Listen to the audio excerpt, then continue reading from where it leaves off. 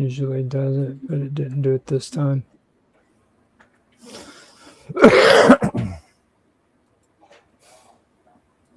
Once you do that, I'm just going to make myself coffee. I'm going to do that anyhow, so don't even worry about time or anything like that. We're good. Be glad to know that it's a lot cooler over here today. It's dropped down to some like 25, 27 degrees centigrade. I'm glad to hear that for you, man. That's pretty rough. Yeah, as you could see yesterday, I was just doing Hanson everywhere. Mm-hmm. Let's make sure I get this volume up.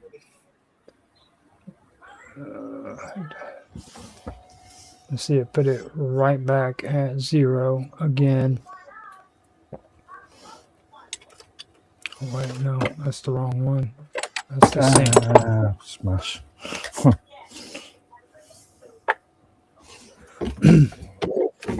No, I don't know what could be the issue, unless of course it's just you're getting old and Thank you. going deaf. You hit 50. No, I was listening to some YouTube content just now without needing to get a ear trumpet. So yeah, we're gonna have to be doing basically a night with ourselves on a lot of it. Otto said that he's running late and they're making him do a lot of stuff. Bob Dub's doing testing with Mike and Swamp Space. Tan? And Tan, hopefully I got him stirred up enough to where he'll come on. Yeah, are we going to talk about Christianity and Constantinople? Well, no, we're going to be talking about theology, not history. Okay. If he comes in, it'll all be, just theology that was made up by the church. None of it's going to be actual facts, so that we can clump that up with the conspiracy theories, which is cool because I need that content anyhow. What do you mean? Everything that the Catholic Church says is right, is true. Well, if you're a Catholic, it is. Like you have to blindly follow Catholics without any question, or they will smite you down. Up with the conspiracy. The fiery pits. Fiery pit. So I was like, man, it just amazes me with Tan. Like Tan, like he doesn't claim to be like a history denier. Then he acts like a history denier. Like he is completely in denial about that the church ever did any bad whatsoever in history. I'm not sure about that. Like and then like when he makes the statements like people in the Catholic Church has been victimized and shit, I'm like, dude, are you serious? The Catholic Church is lucky to still be functioning. Like if they treated them the way they deserve to be treated, freaking every Catholic priest would have been freaking burnt at the stake, man. I don't know. I think you bunching people together too much again. And, yeah. No, I mean, the Middle Ages happened for a reason, dude. It was a ferocious time. Like there was no golden age for Christianity. Oh, I don't know. So let me go get some coffee. I'm gonna go smoke a cigarette real quick, and I'll be right back in. Mm-hmm.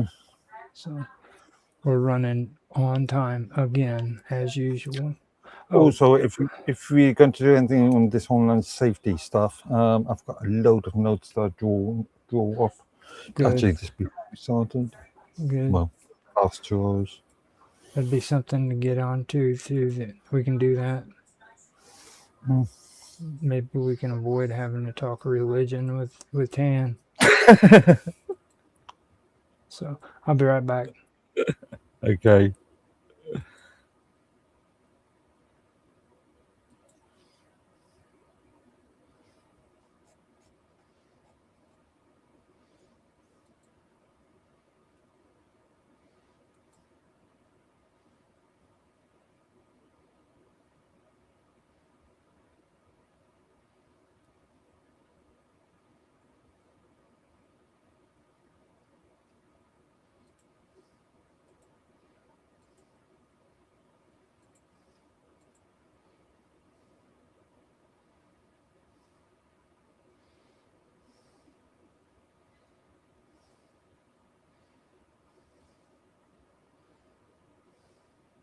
Mm.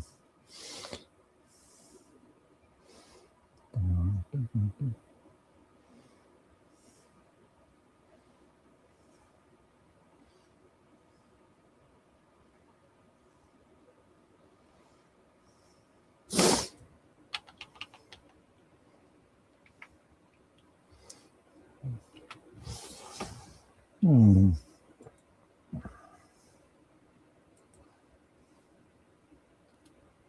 Oh, well.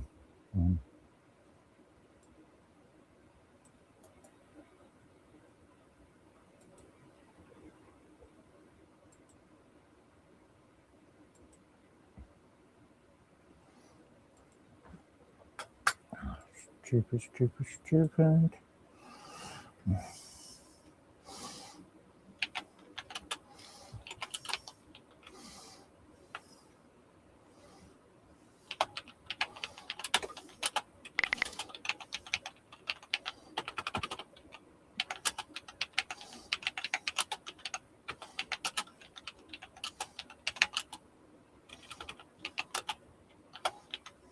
Mm.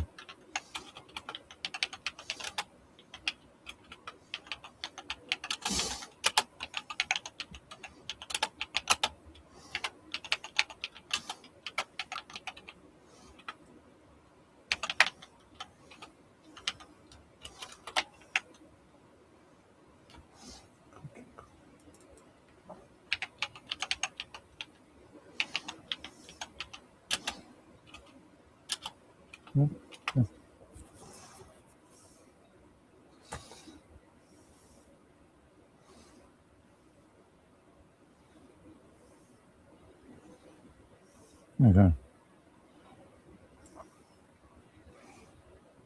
Does it coincide for somewhere then?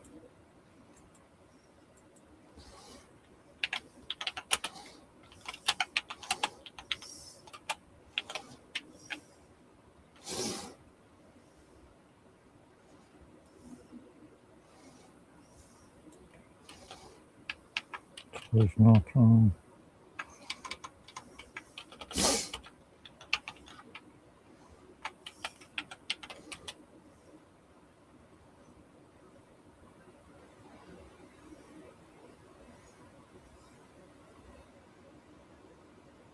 Как же coincide? Okay, I can say coincide.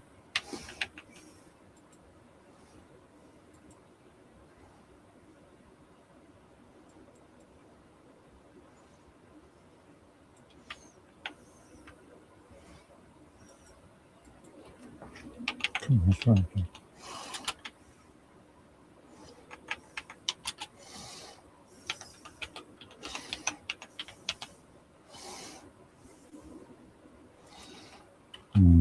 Doesn't really make sense to my mind, but need to. No.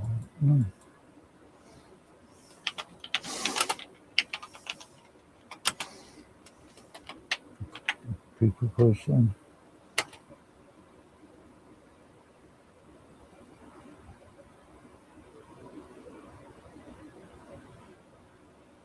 Of course,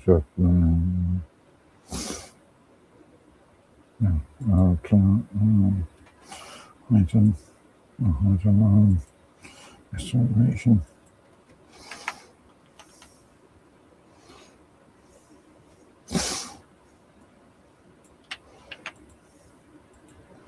Yeah, apostrophe. Good.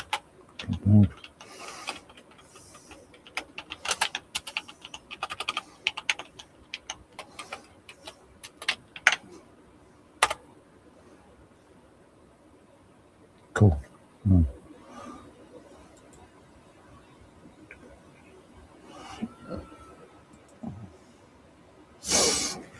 To coincide over.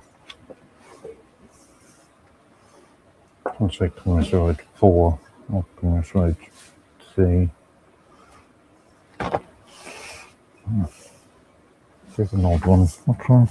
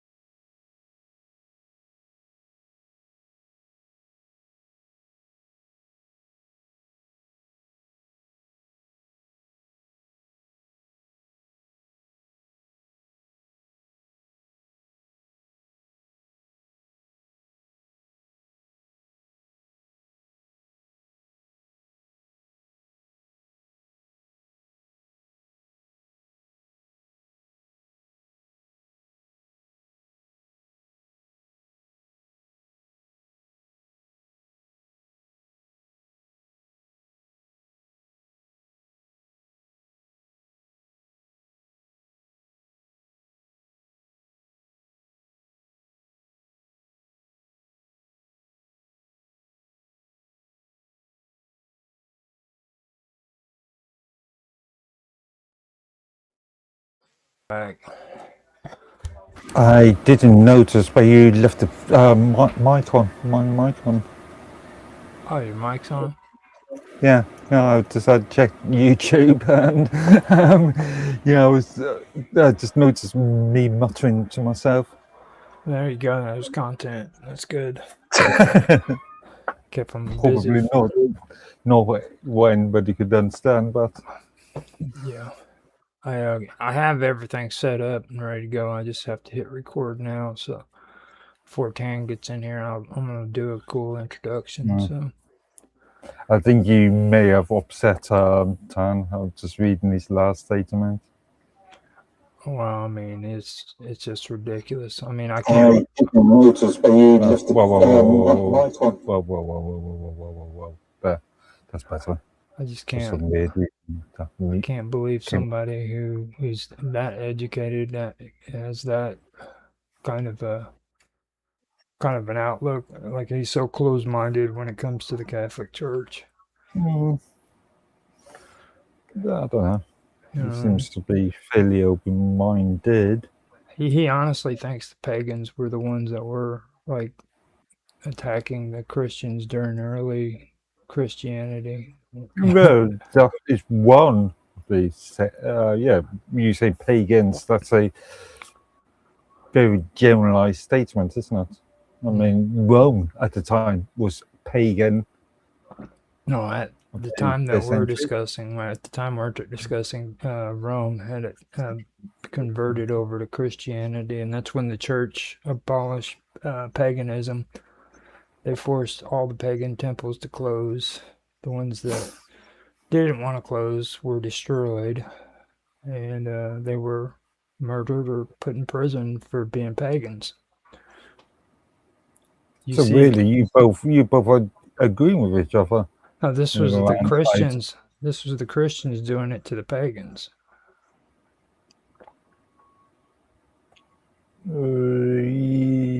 Depending on which era and what you mean by pagans, you can make an argument on both sides.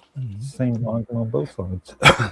I mean, historically, I know that there was persecution on both sides. I just can't believe that a man as educated as Tan would not believe freaking they're telling the actual truth when it comes to that, other than instead of following like the doctrines of the Catholic Church. It's just ridiculous.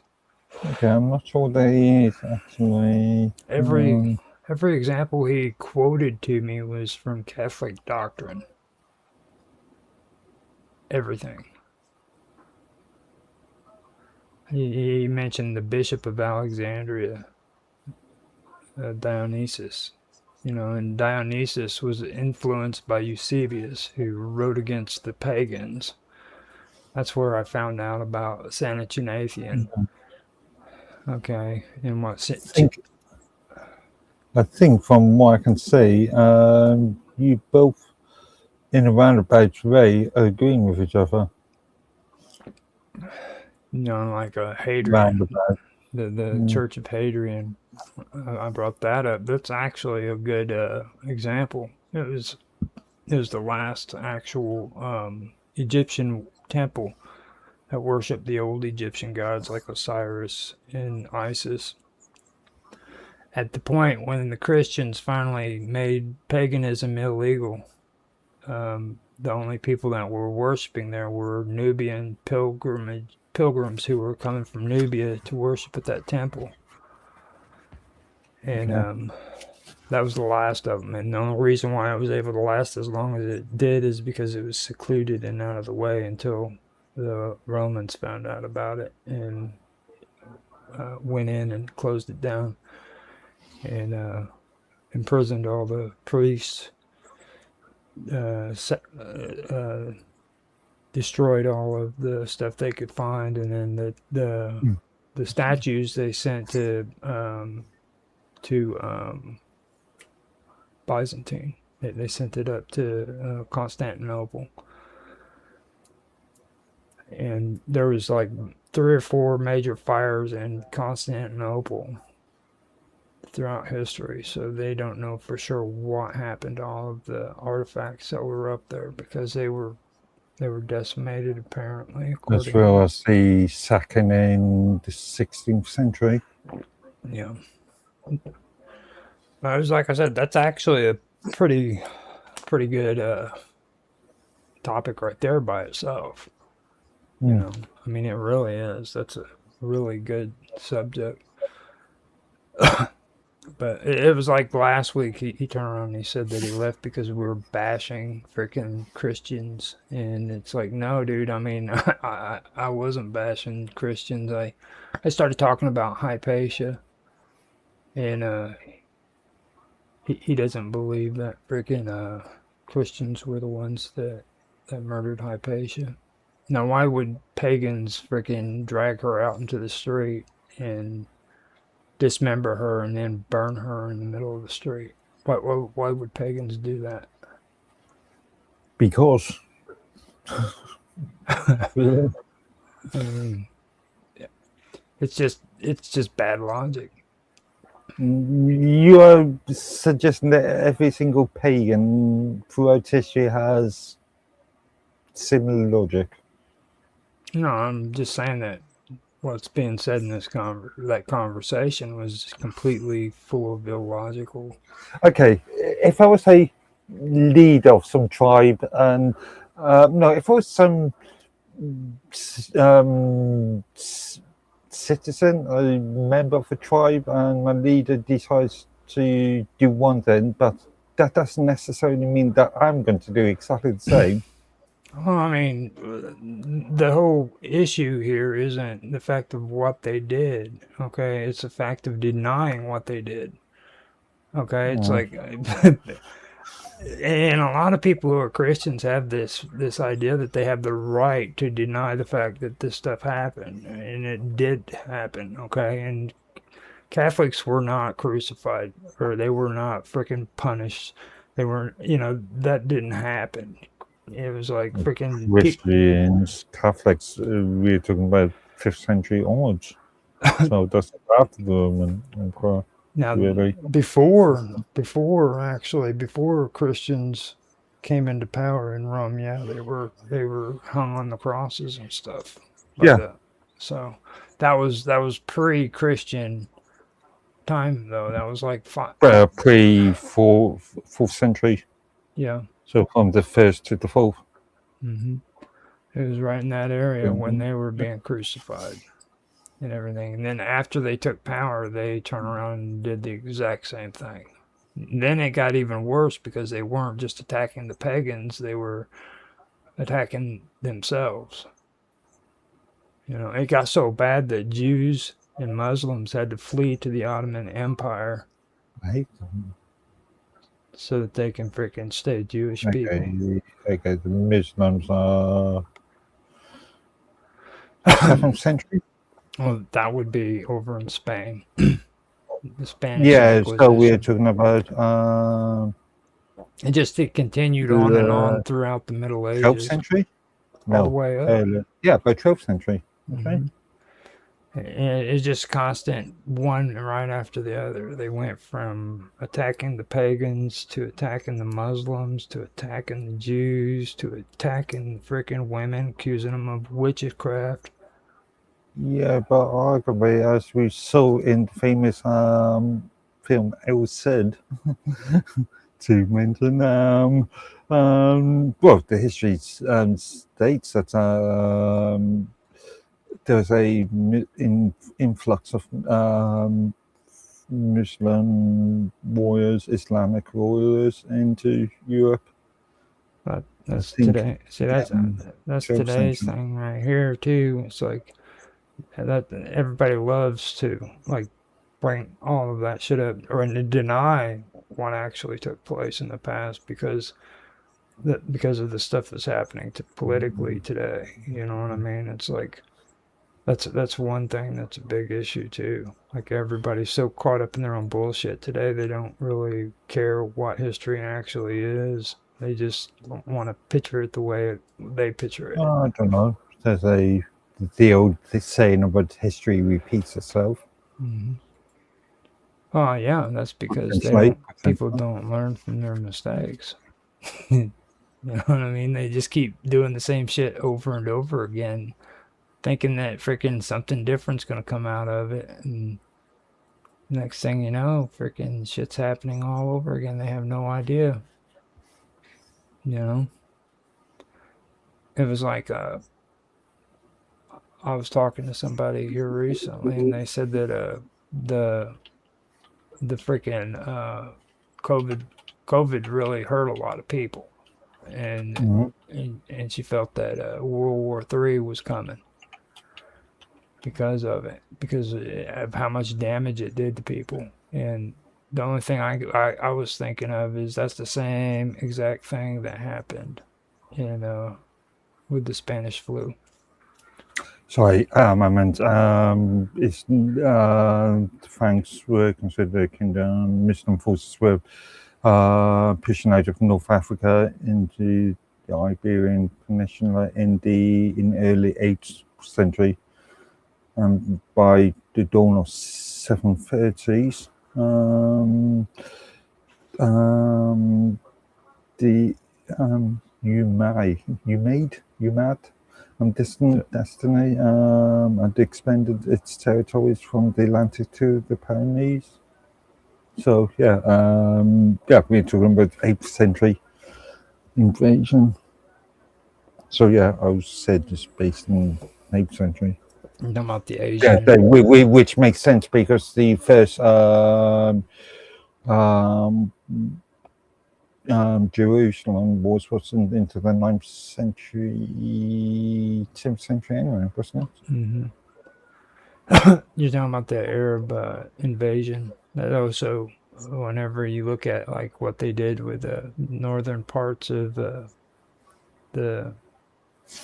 uh, Asia, Middle East, that's when they actually took control over Lebanon. They also took control over freaking Turkey. They invaded freaking what we call Iraq now. That was actually part of the empire that Alexander the Great, established Mm. in Persian. It was a Persian empire, basically. It was what was left of the Persian Empire because Alexander the Great defeated the Persians. But then I forgot what the name of the dynasty was. He called it, but that went on for a while, quite a while. And then the Arab invasion came up from the south and just literally took all of it all the way to India. Mm. So Expansion under Muhammad 622 to 632. So we're talking about an era between 622 and 750. yep, that that was a big that's actually when everything got kind of separated right there from uh, that that region from the rest of the world because whenever they turned Muslim, that's when everything turned in on itself. They still had intellectuals and philosophers and stuff like that, but it was real strict according to the Muslim laws. And it's believed that Islam became a religion in 610. Hmm. So that makes sense. Yeah, 622, yeah, 10 years. Yep, it's pretty interesting. That whole thing is. It's just like what do they call that? It's the cube that all the Muslims walk around. I forgot the name of it. But that's actually supposed to be important as well to all of the Abrahamic religions. I was thinking Jewish. Come up with, I know what you mean, but I can't remember what it's called. But it's important. It's an important landmark for For all of them. Jews. It's, that right there leads you into a whole nother area. Then like the whole thing that I took from all that was Saint Ignatian. He was a pagan He was a pagan historian. He's probably one of the first actual historians who wrote history down to the best of his ability. You know what I mean? He tried to not get he tried not to get too much into the lore, but Mm. he would write it down and keep records of it. And I ended up learning from him because of Eusebius, who wrote his treatise against the pagans, and he would constantly use writings from pagans to attack them with their own words. Eusebius didn't he unwittingly didn't realize what he had done. He'd actually preserved Eusebius or Sanchuniathon's writings because all of his writings were destroyed. The Christians took it upon themselves to destroy all of his writings and everything that was pagan in Tyre, in the land of Tyre. So I didn't even mention that. You know, there's a lot of horrible things that was done in history, and that's the only thing that I had an issue about. You know, it's like freaking at least freaking be historical. Don't go looking at what you want to look at because freaking the Catholic Church said this is the way it happened, because that's not the way it happened. You know, it's not being anti-Christian. It's actually going to historical references and also archaeological records too. You know, so that's the thing that got me is when he tried to say that I'm anti-Christian. I not one thing I said was attacking Christians whatsoever. It was stating straight freaking historical facts that if you actually went and looked at historical record, you would find everything I said right there. Okay. That he actually accused you of being anti-Christian. Yeah, he did. He Definitely. literally said that I was being anti-Christian, and he left last week's episode because he said that I was bashing the Christian religion. So I really don't have to feel upset about that. I mean, that's not something that I should be accused of. I mean, if you want to go that route, I mean, I mentioned Mr. Robot. You know, I mean, I straight had my bouts with him too because of all the shit he liked to pull. You know, it's like everybody who wants to get in on this freaking conversation either hates the freaking Jews or they hate the freaking Arabs or they hate the freaking pagans or they freaking, you know, hate the Catholics or I'm just stating stuff that I learned about that was actual historical freaking events. You know what I'm saying? That's all I do. So the weird part of it, like I said, or like you said, you were extremely quiet on Wednesday. Could see you firing up on Wednesday, but well, with Wednesday, I think that what got me, you're talking about Nancy's show? yeah.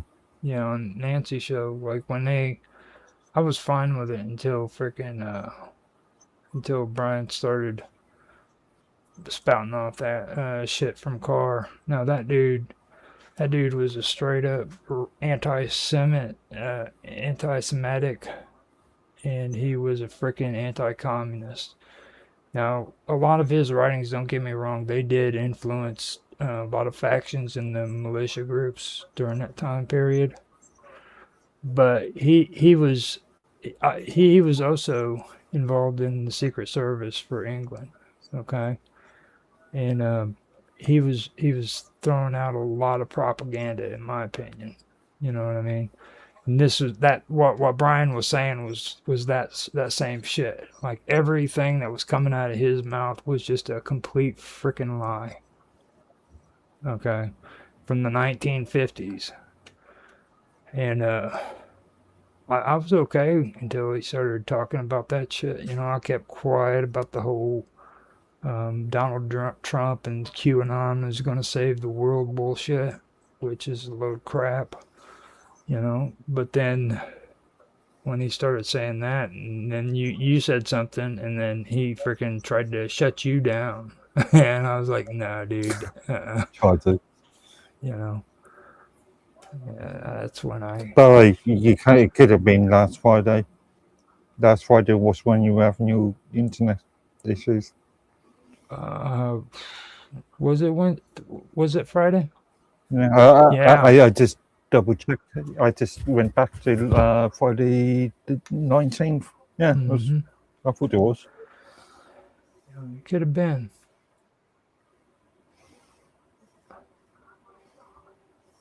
So it must have been talking about either Thursday, or both of you must be talking about Thursday last week. You sure it wasn't Nancy's show last night? Or that was Wednesday. That was Wednesday. Yeah, Wednesday you were on. As you just said. Yeah. Yeah, I got a little perturbed. Yeah. No, I'm just going back on our chat logs. Yeah.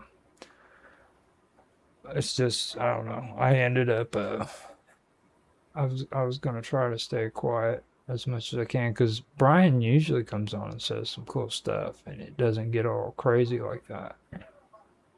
But it's you know. That was last night or Wednesday when he came on our show. That was very, very strange. Mm. The way he was on that show, that was strange, really strange. Real political. Mm. At least that's the way it seemed to me. It seemed real politically based. It usually comes on and starts talking about stuff like being one of Nancy's favorite subjects as well. Mm-hmm. He usually comes on and talks about secret soldiers and stuff like that. And that's what I was kind of expecting. Was you know, in the secret space program and the super soldiers. I just realised all these notes are made, and I didn't review. I was just looking at Thursday last week, and I mentioned a load of YouTube videos I was going to review before, or re-review, just to see if I can make any notes out of them. It shouldn't be a problem. No, I don't think so.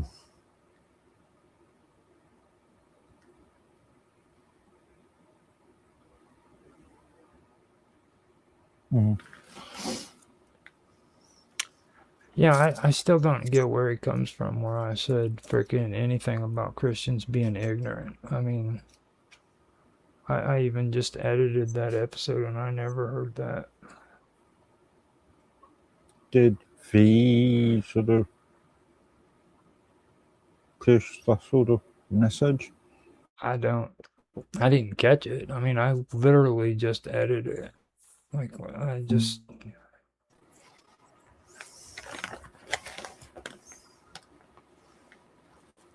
And it's like, you know. Actually, no, it wouldn't have been last Thursday, wouldn't it? Mm-hmm. Because last Thursday. It was actually, Friday whenever we had that conversation. Yeah, it was last Friday because it was Thursday. Yeah, sorry, my time. Hang on. Because because starting midnight Friday as far as I can say. So yeah, it was last Thursday. You were having problems. No, it's just because I just saw Friday there at midnight on there, just automatically presumed. But yeah, it was technically Thursday. So yeah. You must have been talking about it on Friday. Yeah, it was Friday night. That's because Saturday, Friday, Saturday. I went and it was on Esoteric Agenda. I did it for Esoteric Agenda. And we were actually supposed to be talking about the Emerald Tablets. But it took a real quick left turn and we started talking about the Christians and we started talking about the Egyptians and the Nubians and Yeah. And we didn't do the headlines last week. Remember? Yeah, we was turning up to something like 7 a.m. my time. Mm-hmm. We even got there. So, I mean, originally that's what the topic was supposed to be about, was the Emerald Tablets. And that's the reason why I really, I mean, for me, I think I'm going to have to just start taking all those episodes back to just me personally doing my own streams, because I'm realizing how ignorant these people are. Yeah, I mean, it's like, man, look, I just want to stay on topic. You know what I mean? Oh. It's people with their own views. It's me. I mean, I'm using the word ignorant in the proper term there. I'm not calling Christians ignorant. I'm saying freaking, it's like freaking stay on topic is what it is. None of that would have happened if we would have freaking just stayed on topic. But guess what? Everybody has their own interests, so they want to steer the conversation their direction. Okay? And that's what gets on my nerves. And that's the thing with B. That's what he does. This is why for these sort of topics, you should. I think it'd be better if you create a sort of document, of sort of framework beforehand. It doesn't matter. They still want to do it. I had a document sitting right in front of me, and they still. But yeah, you had it. We didn't. Well, that's because freaking nobody wants to. It's like nobody cares. I mean, I'm the only one that does it. You know what I mean? It's like I get all these great suggestions, but nobody else wants to do it. It's like, Roger, you need to do this. Roger, you need to do that. So I write topics and talking points, and I'm like, hey man, if you guys want, but we don't get to see these topics beforehand. Well, I mean, you don't need to be rehearsing your conversations. You know what I'm saying? It's like there's nothing wrong with you just actually having a conversation. It's not rehearsing. It's just focusing people. No, it's just. I mean, that's the thing. It's like you should be able to just have a conversation about it. You know what I mean? That's really what it comes down to. It's a talk show. It's not.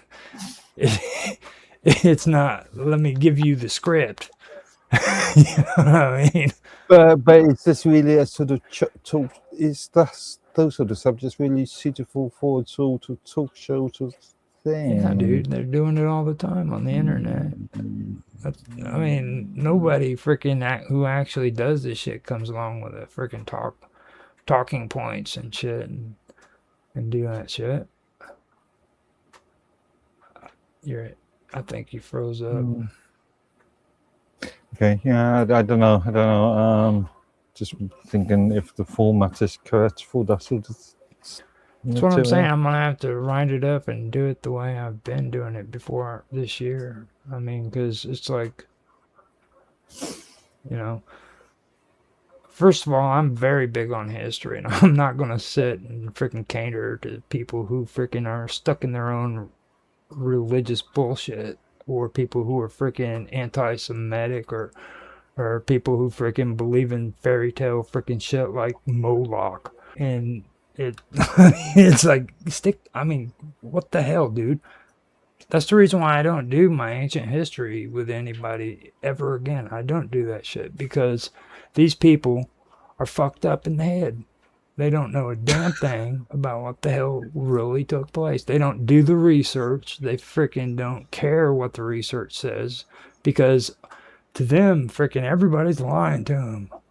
Well, technically, you don't know what actually happened. You weren't there at the time. I wasn't there at the time, but I freaking read. Yeah. I've read, dude. You know what I'm saying? It's like, and if I'm wrong about it, freaking tell me how I'm wrong about it. But don't be using your freaking Bible to freaking do it. I'm not gonna freaking. I'm not gonna say your Bible is freaking a valid source when I know 80% of it is make believe.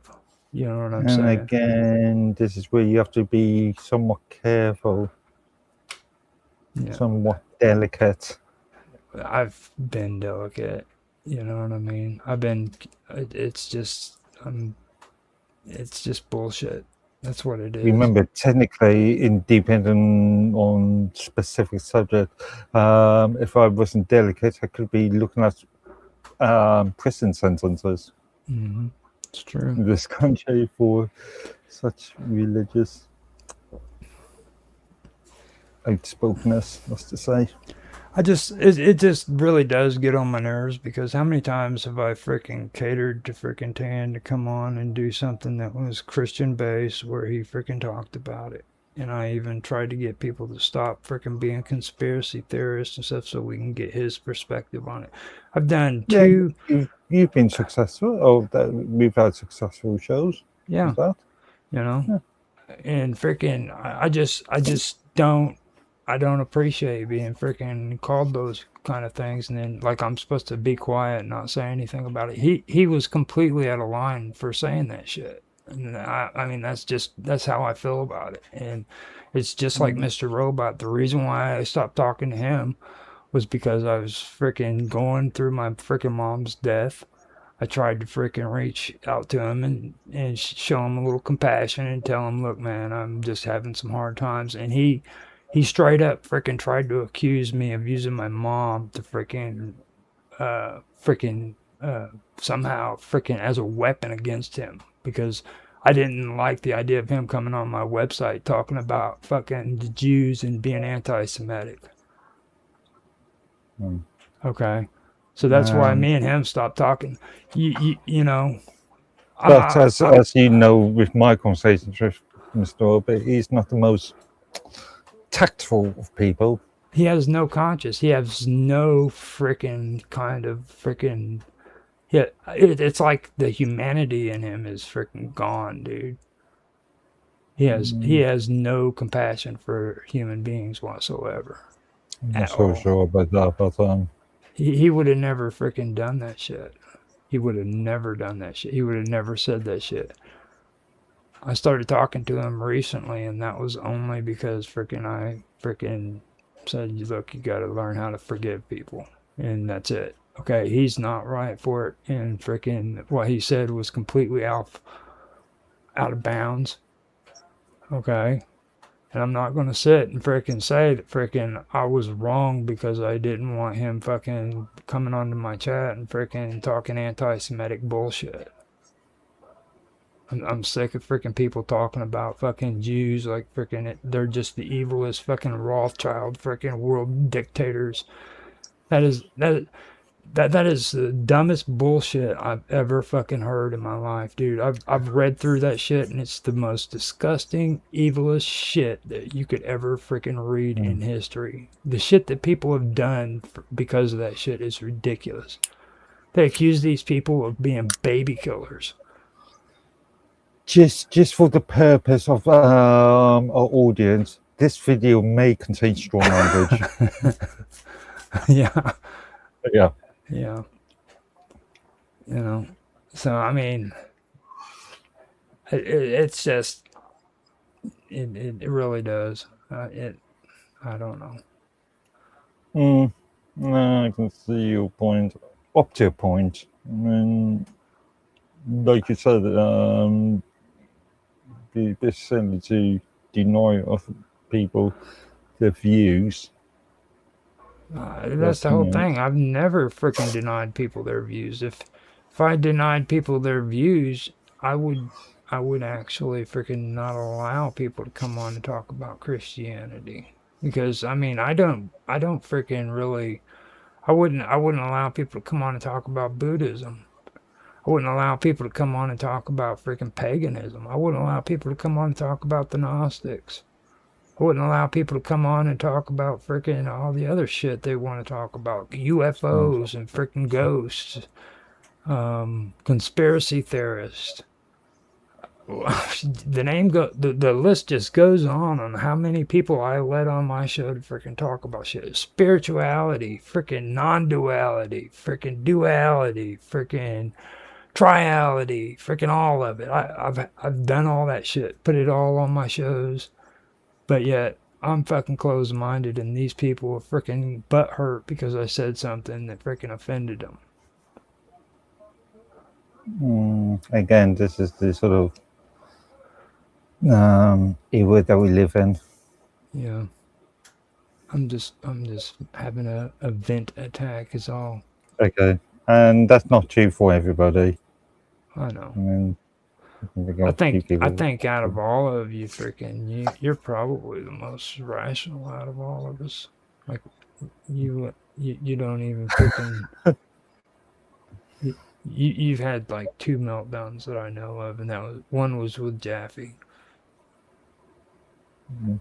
And I think the other one, Mr. Robot was the second one. Actually, it wasn't with Jaffe. It was with Morningstar. No, Morningstar. What was it? The Sultan of North Africa. Oh yeah. Yeah. Mm-hmm. I don't know. That's the thing about a lot of that. That's been kind of something that I've been wanting to freaking. I'm wanting to get away from a lot of that shit. Because it's like I told Bob when I was talking to her, I was like, I didn't sign up for this shit. I didn't freaking come on to do live stream saying, you know what, I want to hang out with a bunch of fucking Nazis today. Talk about fucking anti-Semitic fucking bullshit. Let's talk about those evil fucking Israeli Jews. Again, they are not Nazis. They can't be Nazis. The Nazi movement started in 1945. Or you know what else? I need to freaking... I know what you mean. I need to hang out with these people who believe freaking there's a satanic cult running around fucking murdering babies and shit. Yeah, dude, that's what I'm going to do. I'm going to hang out with these fuckers and crazy-ass fuckers and shit and just... I'm going to... and then whenever freaking people talk about this stuff I get into, they're like, oh, Roger, he's a fucking nut. You should hear some of the shit that's on his show. I was like, dude, I've never said any of that shit. I allowed it to freaking take place on my show, but I've never said any of that shit. I've done research into it, but I don't believe in that crap. I think freaking Pizzagate was a load of shit. Fucking those crazy ass fuckers put good businessmen out of fucking business because they fucking tarnished their names, dude. There's nothing that ever was proven about a pizza shop that fucking was doing that shit.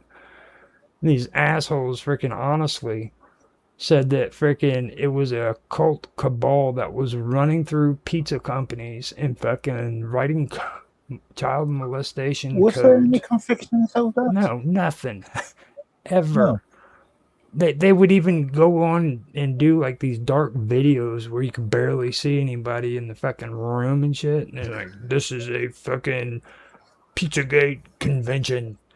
They're saying code words up on the stage. Can you see it? And it's like just a load of shit, dude. Then they tried to say freaking that this shit was being let out by not Reddit, but Assange's group, WikiLeaks. And what they ended up doing is they ended up making documents that looked like they were WikiLeaks releases, and they were doing it through Reddit. And people were falling for this shit. And finally they got busted for freaking saying that the shit was coming from WikiLeaks, when in reality it was coming out of freaking Reddit. But still, people just listen to that shit. They believe it 100%. I was just thinking, if you could afford it, you should have a show with Alex Jones and the British lizard people. can think of his name now.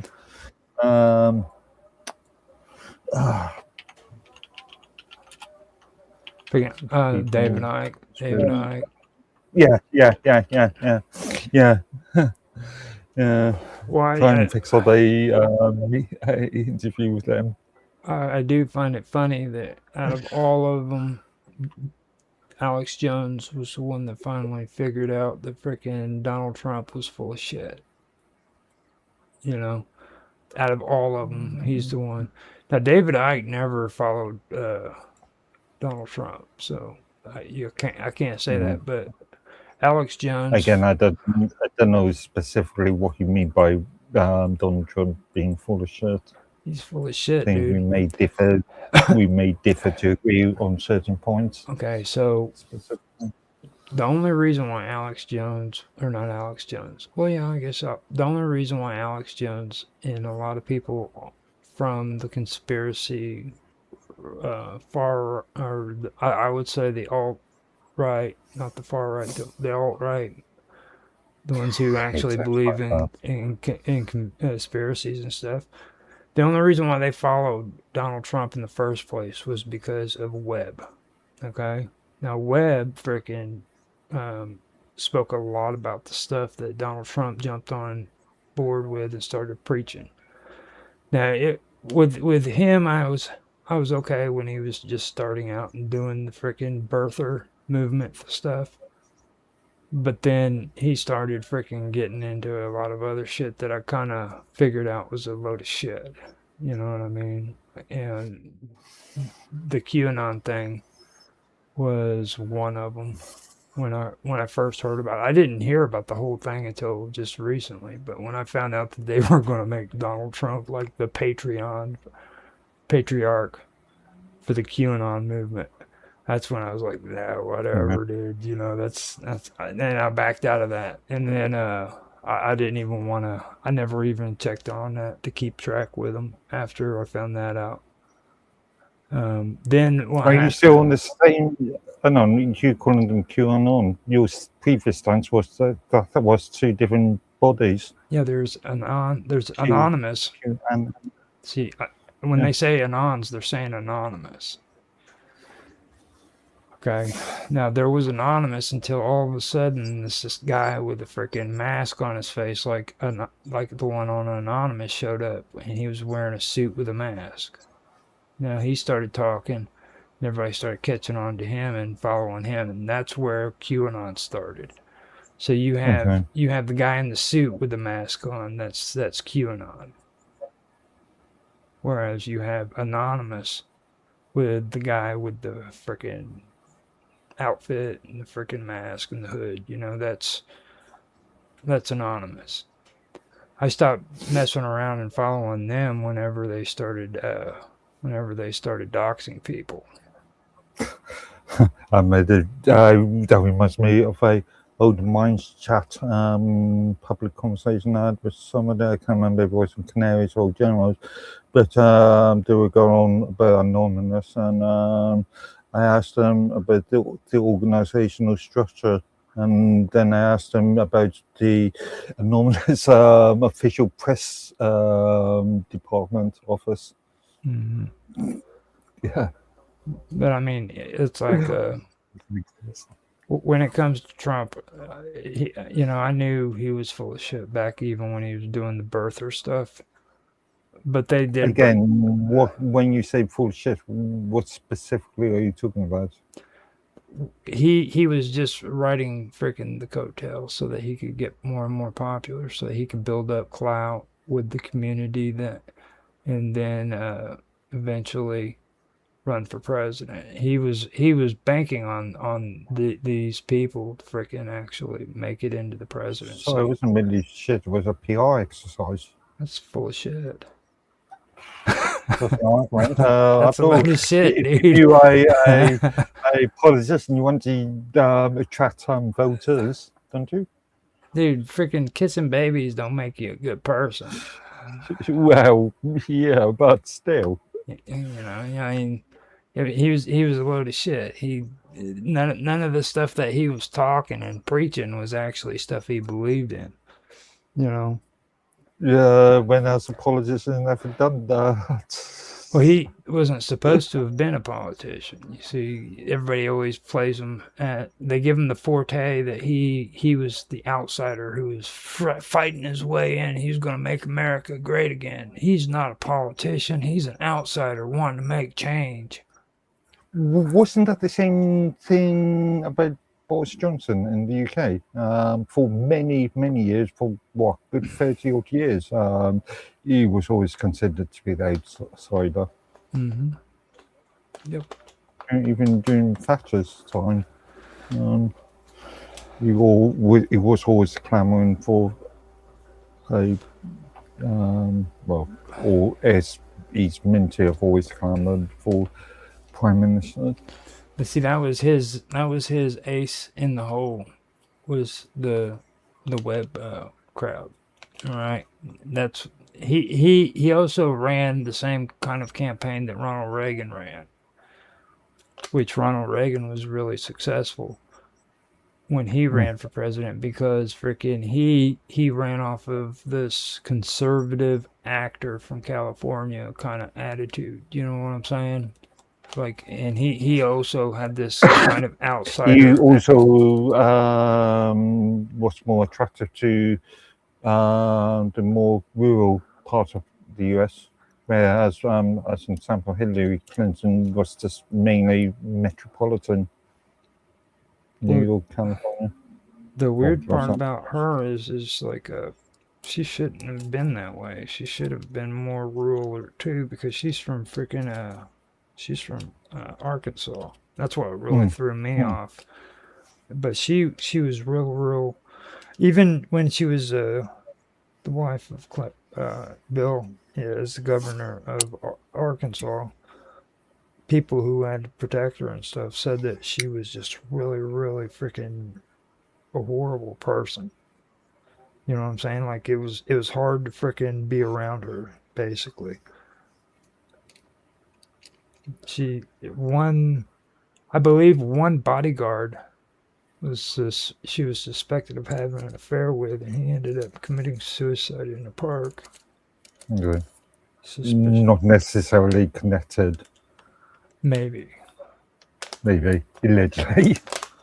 You know, Bill Clinton, his brother, was busted for cocaine, and there was allegations that him and Bill Clinton were in a hotel room snorting coke and having sex with prostitutes. Again, not proven in the court of law. So. It's purely just allegations. I did to clear that up. So I think I've cleared up my tangents. You've allowed me to vent to where I'm actually talking horrible shit about everybody now, not just the Catholic Church.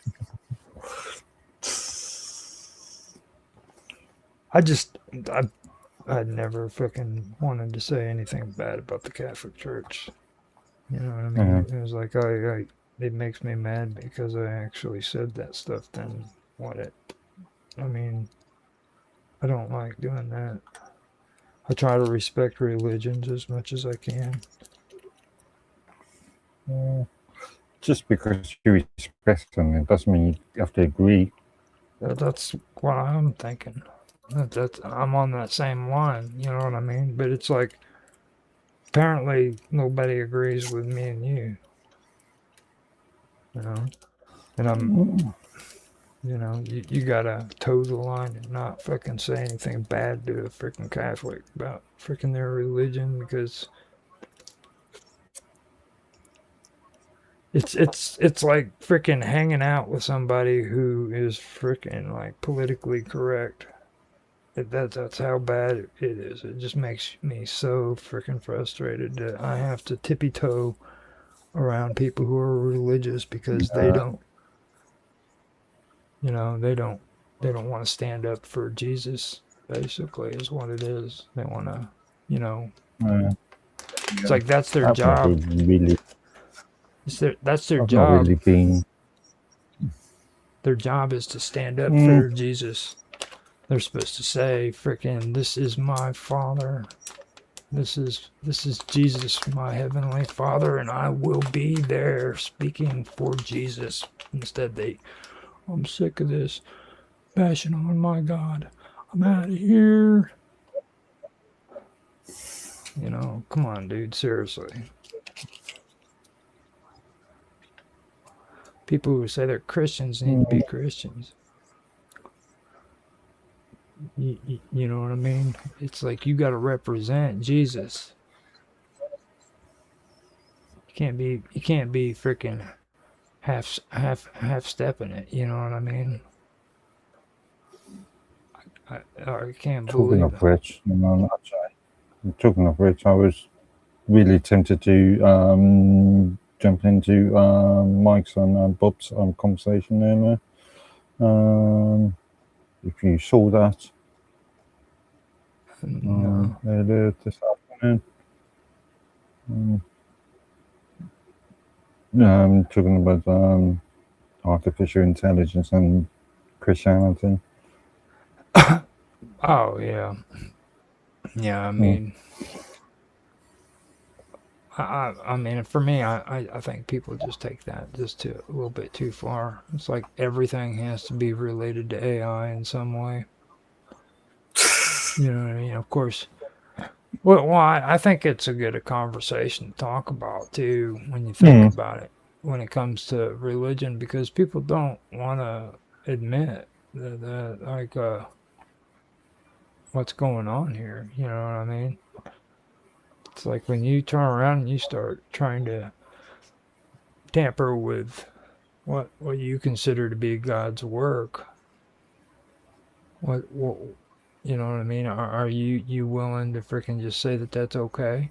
You know what I mean? You're gonna step in the shoes of God and create an artificial intelligence. I know it was a bit of a cliche. It's becoming a bit of a cliche now with us, but I was really tempted to reference Segan Evans' year 2525 yet again. That's actually a good thing. I don't think. Yeah, because that was totally relevant to the conversation. Mm-hmm. So we are at an hour and 10 minutes. I'm gonna put some cool music on so I can go smoke a cigarette. It looks like it's gonna be me and you here, and that's actually a lot of content because I was able to vent and be just this horrible person. Remember, you're going to have to stick a 18-year-old thing on this one. Maybe. Yeah, I don't know. maybe. I don't know. How does YouTube deal with swear? I'm just thinking people like Lewis Schwartzman managed to get away with it. I don't think he ever actually. Let me point something out too. When it comes to like a lot of this stuff, when it comes to radio, that's the reason why they're doing it. Like a lot of people. No, I mean on YouTube specifically. I know Mark's thing. Not just Mark, all of them do it. They do it, and it's like it's becoming like a trend now. Like all these YouTubers and content creators are wanting to act like they're like the radio dudes do. You know what I mean? Not necessarily. As an example, the blonde-haired, moustached bloke that we referenced earlier in our hangout room. Yeah. The one with the one that I was talking about, the big titty, whatever it was. He's known to be quite outspoken, as to say. Well, let me just put it to you this way: Rhea has always freaking put cool shit on there. Don't let her know that I said that. Don't worry. She provides these references to these YouTube videos to me all the time. Yeah. Some of them are interesting, to be fair, but some of them are. They're funny as shit. Yeah. They're funny as shit, and you know, I mean, I honestly, I don't tell her that because it'll go to her head and shit. But you know what I mean? It's like she might be listening. She might. So hi, Rhea. Yeah, she might, but she always puts interesting stuff up in that chat. Yeah. You should see our archive with him and some of the conversations we get into. Mm. Yeah, well. Let me mute this out, and then I'm gonna put in this. It's a 10 to 12 minute radio a song drop that I just made. I put it on the wonderful or on Working with Audio and Video, and it has that render of the cityscape I just finished up. So you can check it out if you want to, but it's in the video. I'll put the song on and let you look at it. Actually, it's the one that you keep on referencing. I've seen you referencing 2-3 times now. Yeah. 4 times. Right. Yeah, I've actually. About 2 seconds of it the day before yesterday, but how I got distracted. Oh, yeah, I got a phone call. Okay, so I'm gonna mute out. I'm gonna go smoke my cigarette, get some coffee, and we'll be right back.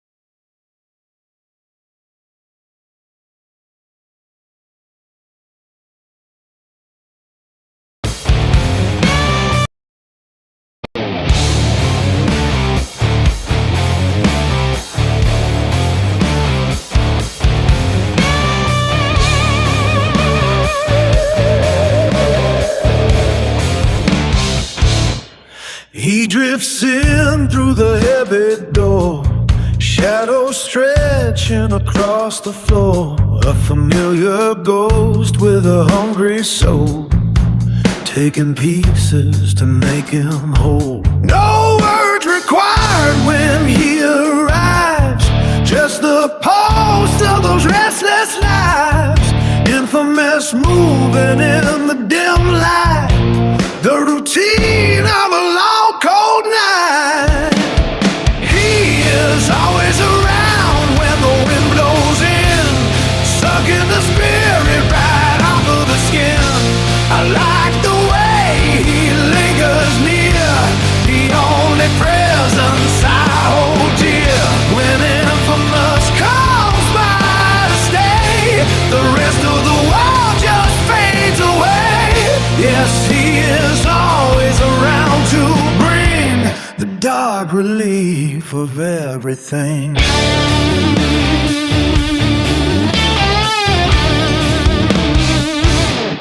Constant as a winter rain, feeding on the joy and pain. He knows the route, he knows the path, the steady beating of a hollow heart. Never leaves a trace behind, just the solace I can find. Leaning back in the velvet chair, the scent of him is in the air. He doesn't ask and I don't tell, a secret toll of this private spell.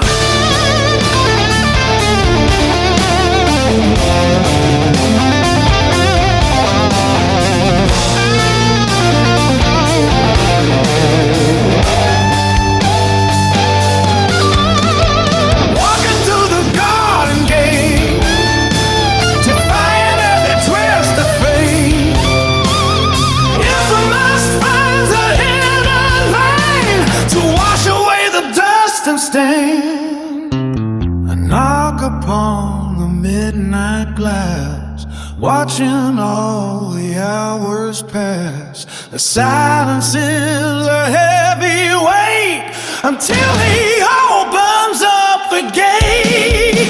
He is always around when the wind blows in, sucking the spirit right off of the skin. I like the way he lingers near, the only presence I hold dear.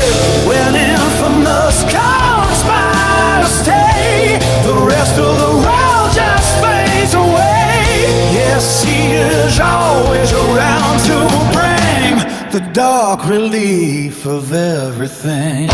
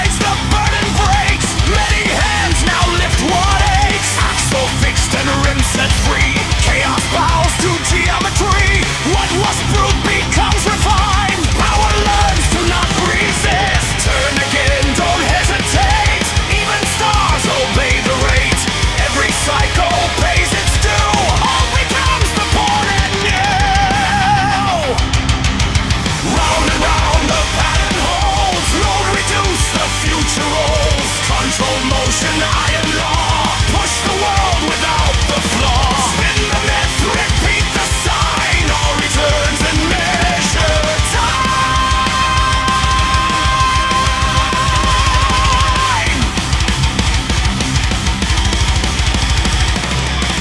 Heaven wheels, the ages grind. Serpent circle, tail to mine. What we build is what we are.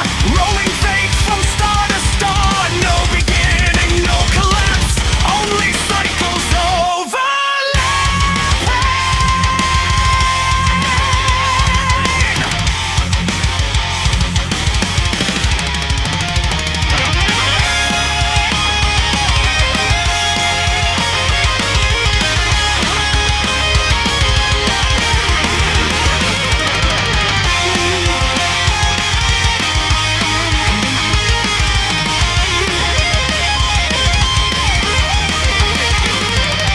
round and round creations. Oh, friction fades, momentum grows. Carry more with lesser force.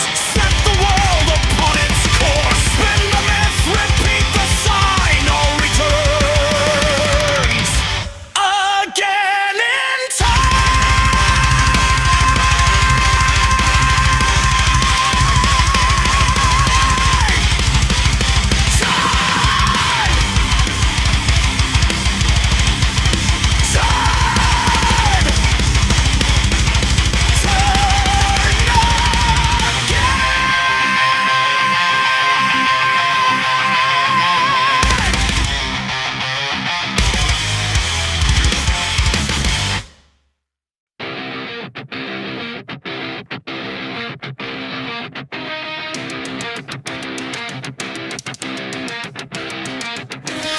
I can feel you in my head, like a wild misfired instead. I don't sleep, I don't rest.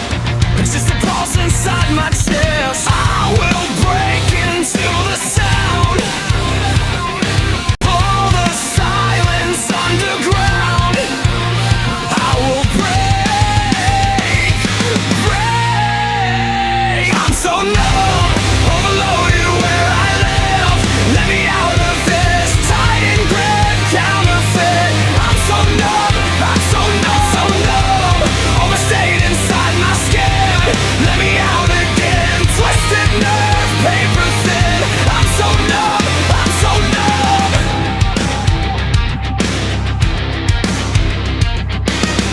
If you want it, take it all. Watch me stumble, watch me fall. Shut it down, shut it off. Every signal cutting off. You don't hear me anyway. Just another thing you play. On repeat, repeat. We had everything, every breath, every string. I can't pull you out of me. I can't let it fucking be.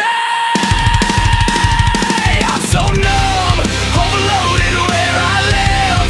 Let me out of this tight and grip counterfeit. I'm so numb, I'm so numb, so numb. Overstayed inside my skin. Let me out again. Twisted nerve, paper thin. I'm so numb, I'm so numb. Hear it, I'm pushing it. Feel it under your skin. Hear it, I'm pushing it. Don't pretend it's not there. You wear it like a second face. You feed it just to numb the taste. I can't hold it back again. Cut me loose, cut me clean. There's nothing left in between. Cut me loose, cut me free.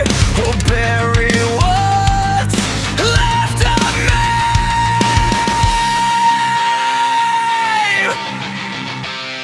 I'm so numb, overloaded where I live.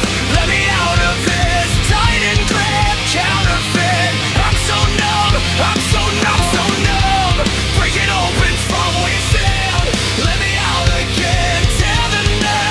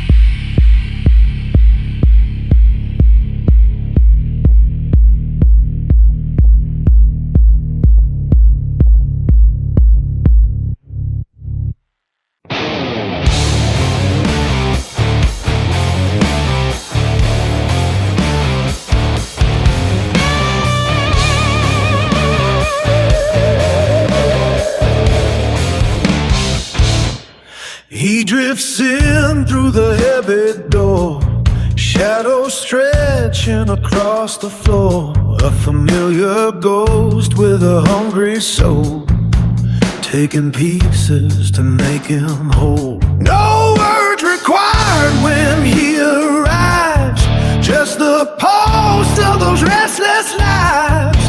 Infamous, moving in the dim light, the routine of a long cold night. He is always around when the wind blows in, sucking the spirit right off of the skin. I like the way he lingers near, the only presence I hold dear. When infamous calls by to stay, the rest of the world just fades away. Yes, he is always around to bring the dark relief of everything.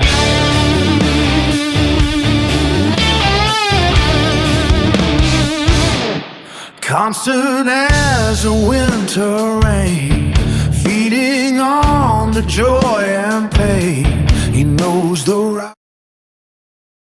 Yeah, precisely. See, the hardware's doing this all. I'll just switch it off.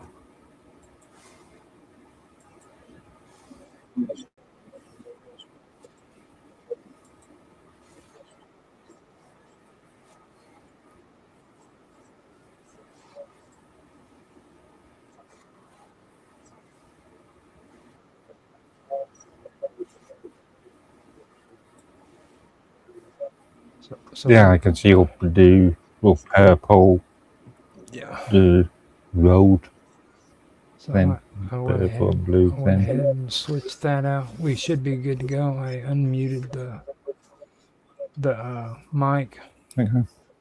and the desktop is up and going, so everybody can hear you. So don't say any cuss words. I pointed out to you earlier. Yeah. Me Yeah. cursing. Yeah, as if. So we need to get on the serious stuff, though. Do you want to talk about that issue that's going on over in England, the Child Safety Act, or you think that's going to take longer? Have you got an initial sort of thing for that? Right now, I An haven't intro got. for that? Well, right now I haven't got anything that's going on. Okay. For So I've only got a load of notes. If we could. no, I could. I believe I do have talking points, but I don't have anything concrete. Yeah. Oh, you start off and then follow you as usual. Because I mean, for me personally, when it comes to like mines, we could go and do the Altman hour thing like we usually do and stuff. But I think this is actually something that's pretty Just important. going to look at Ottoman and see if he's done anything. John is probably the one you would have to go get anything from, because it was like I said, he's the only one that's coming out with anything even halfway decent, to be honest. And I know everybody disagrees with me on that, but at least he's coming out with conversation.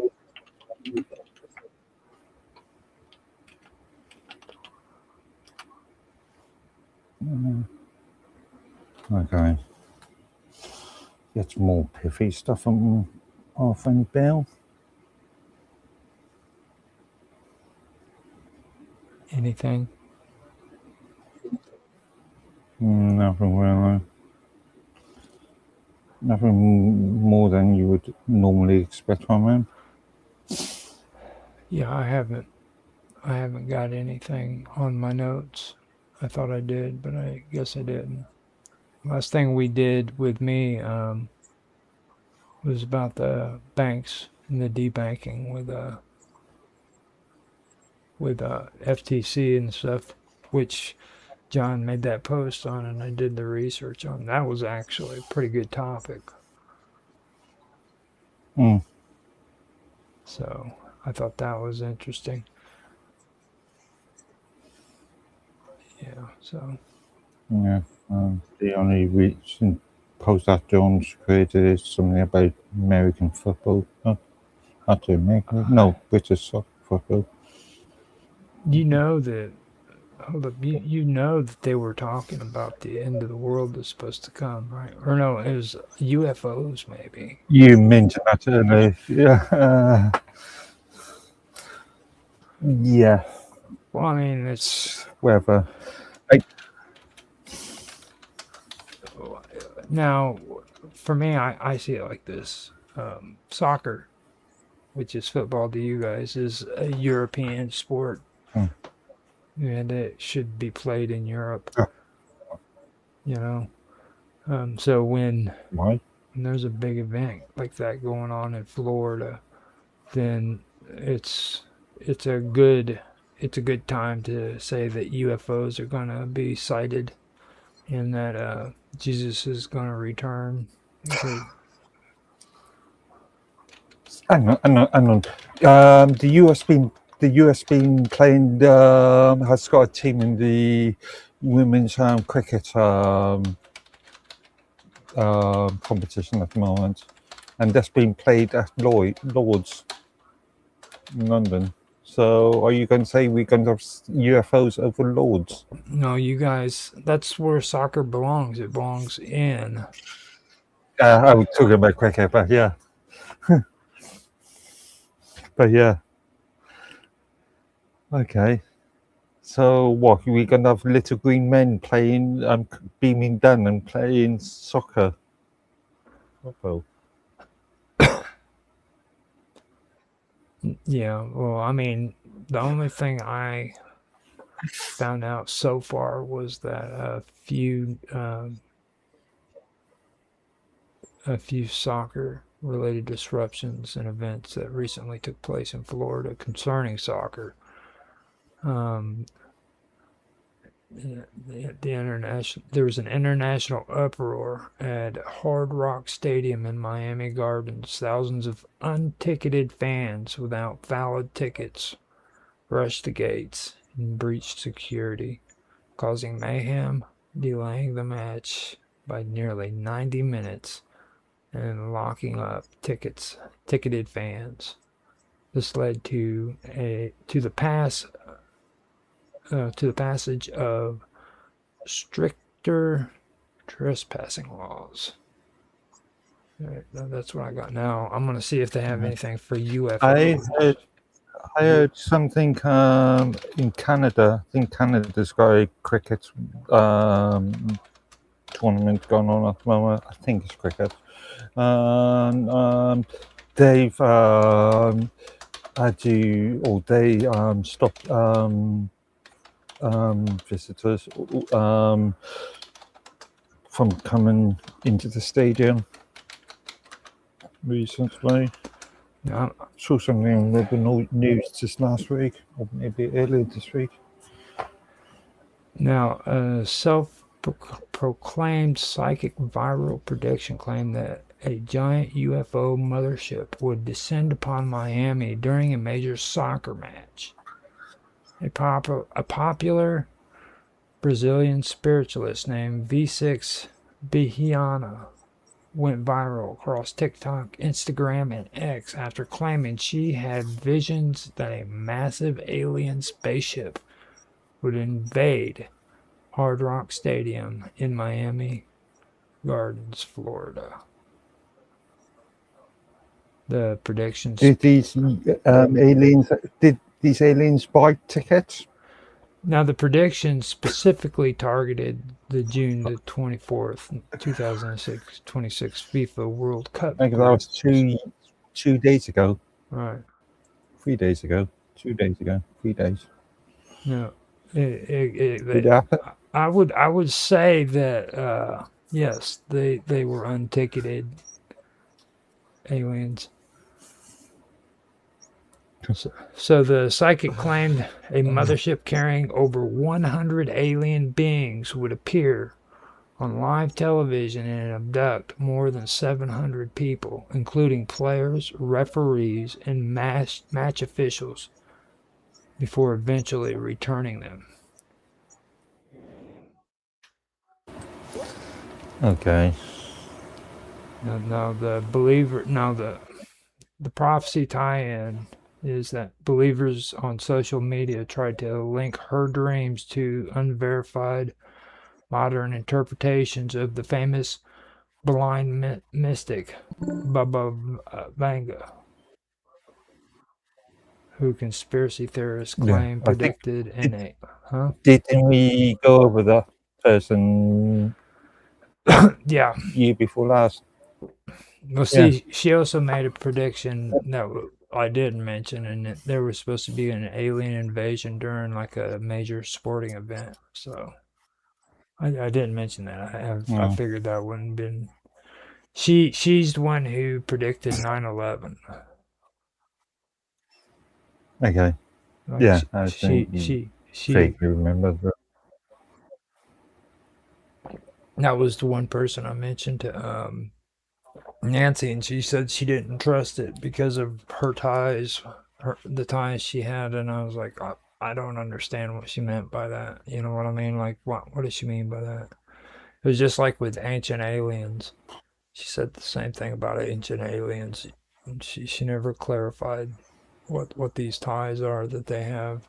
Now with ancient aliens, I'm kind of suspecting it has to do with the transhumanists, because you can see them like almost touting how great freaking these transhumanists are. You know what I mean? Like they never have a bad thing to say about genetically modifying humans for space exploration. They seem to like that when you watch the show. Again, I've never actually watched a show all the way through. Yeah, I know you're not really that much into TV. Probably 10 minutes, and then Well, I mean, if we're gonna do something that takes the place of the Altman Hour, we got to talk about aliens, dude.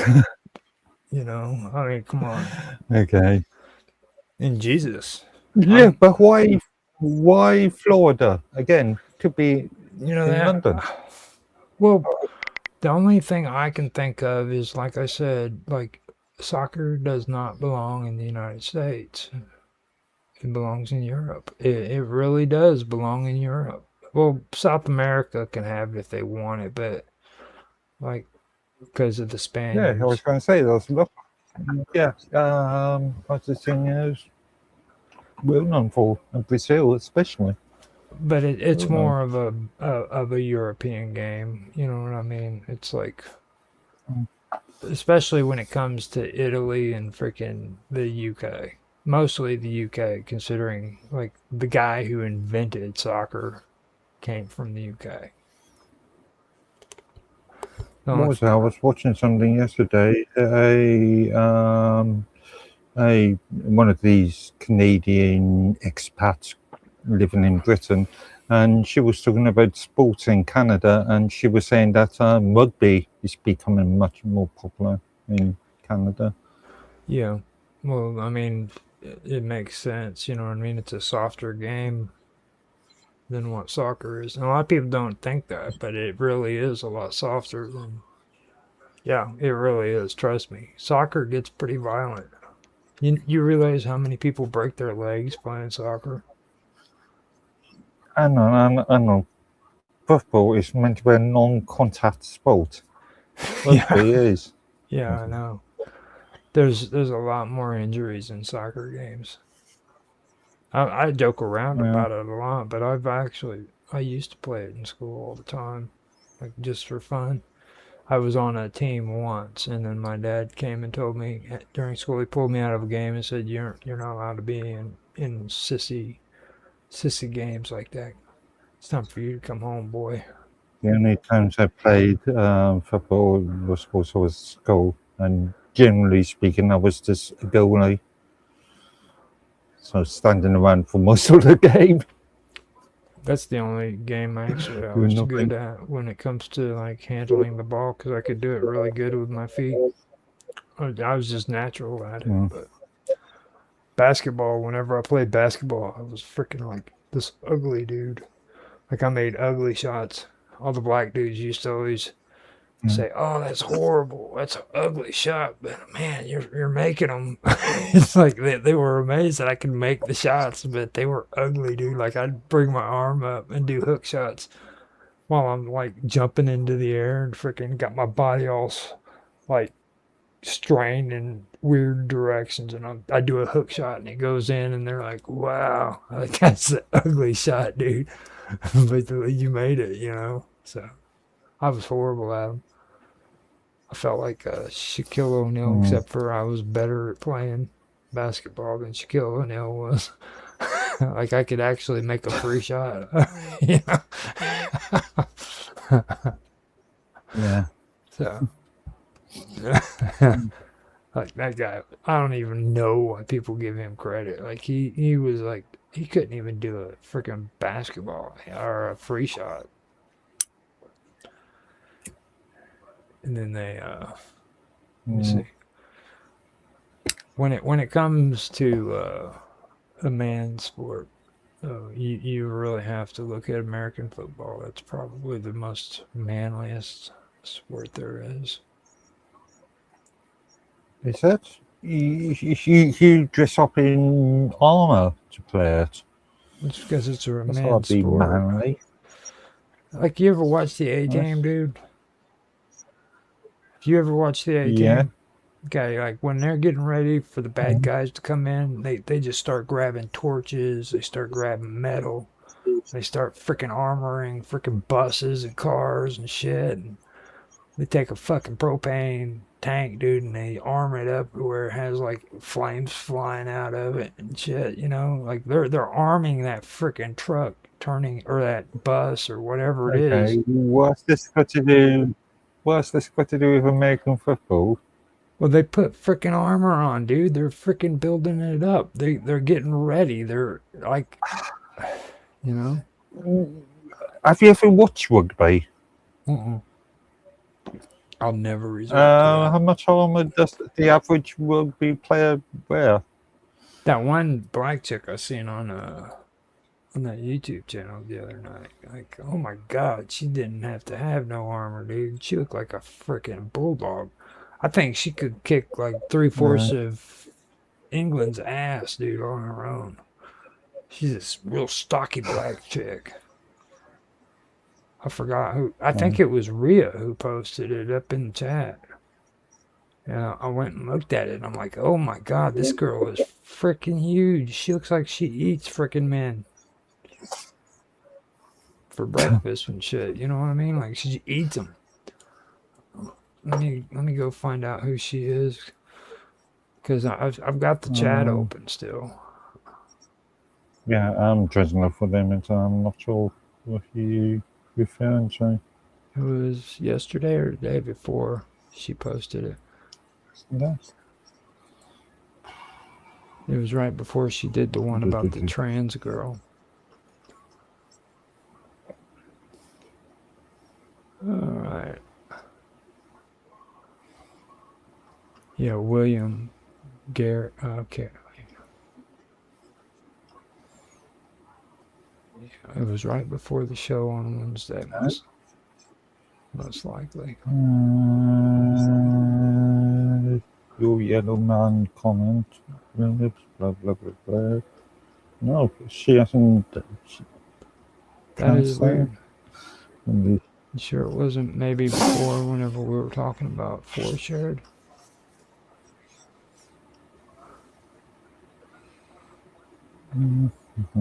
Oh, okay. No, she did the most brilliant game ever, or move ever on chess. Okay. Yeah, that was the last one she put up that I seen. So yeah, I thought for sure she was the one that mentioned it. Yeah, because before that is Jaffe's advertisement for his show.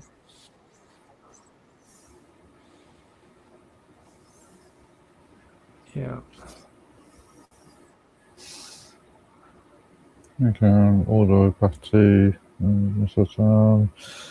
Wednesday at 6:49 UTC PM. Yeah, what was that too that you were talking about? Count Benefice or Benfis? Or are you supposed to just Oh, he was a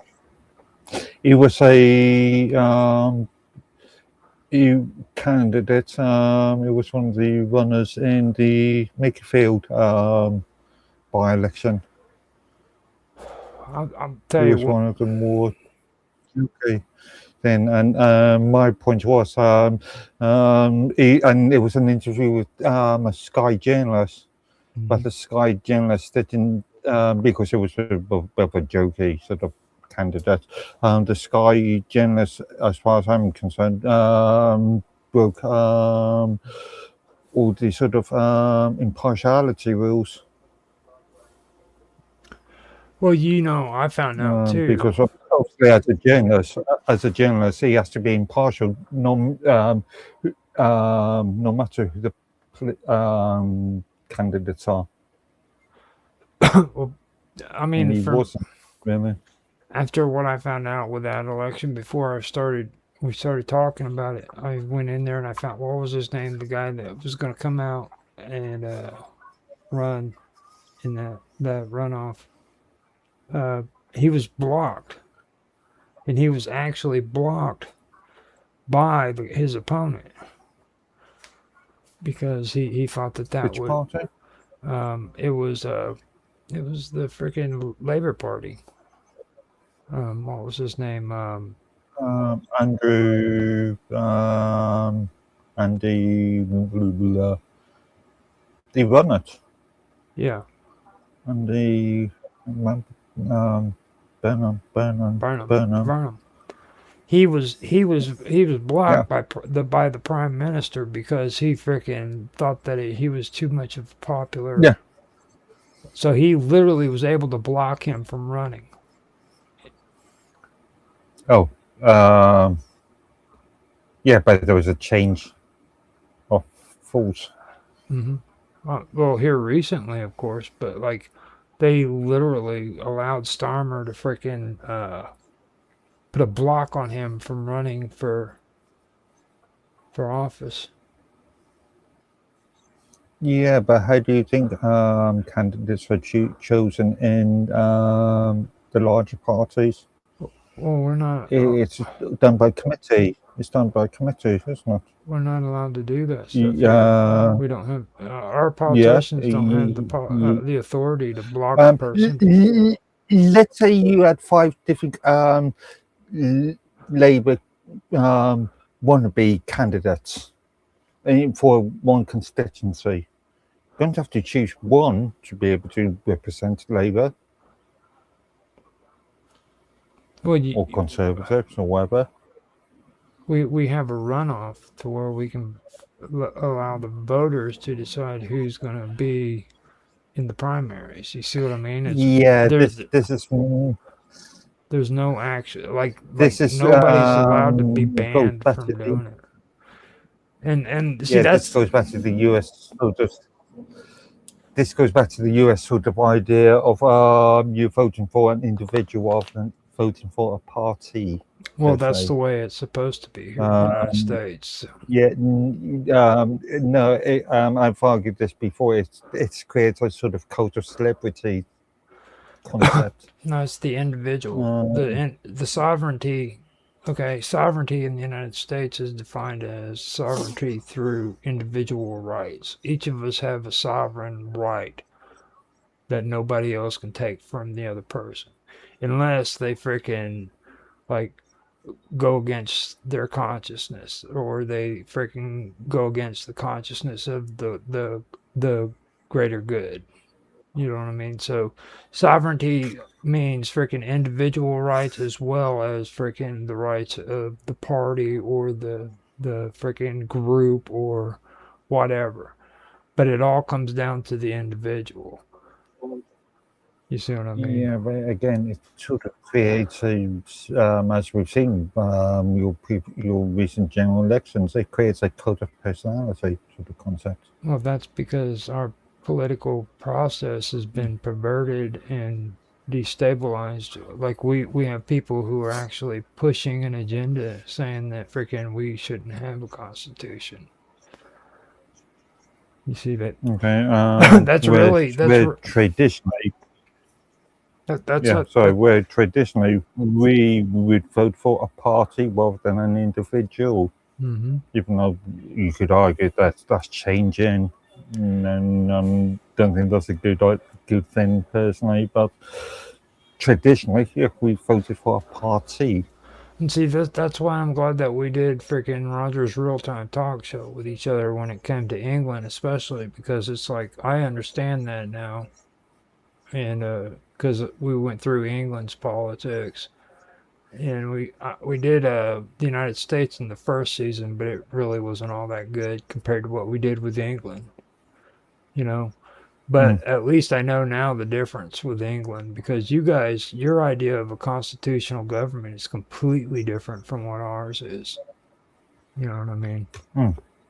I mean, and sovereignty for one thing. Like you guys, you guys really don't respect the sovereignty when it comes to the individual's rights. It's more of a group consciousness than it is anything else. You know what I mean? It's like you conform to our way of thinking, or we're just gonna freaking compartmentalize you and put you in another group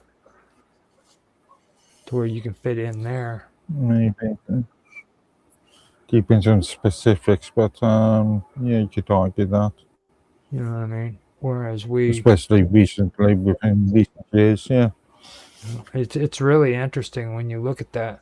And then I mean, last year, believe it or not, with the EU, it completely blew me out of the water because, like, I was always pushing like the freaking the now I'm having a brain fart, the socialist thing. Come to find out, everything in the EU has more to do with super nationalist Mm. ideas than what it is freaking socialist ideas. You know, which Mm. to me, I don't know. I mean, it still kind of gets it's still kind of muddy there because like a lot of their stuff isn't nationalist. You know what I mean? Other than the fact that they create like government organized bureaucracies to manage everything. That's a nationalist thing, you know. No, I can be maybe supranationalist is more oligarchy sort of point when you consider the European Commission. And you know, you brought up a good point after we did Nancy's show too. We need to discuss what a republic really is. I don't think we really did that yet, did we? Say that again. We need to discuss what a freaking what a republic is. Start like from the Republic, okay. from the beginning, the original concept of what a republic is, and kind of go over like Florence and how they, So we're going to go down the classical Greek and Rome yeah, because I think a lot of people. to Republic. I'm starting to actually second guess that whole thing about a republic being all that great, to be honest with you, because like they were cutthroats. These people would freaking murder one another and shit for power.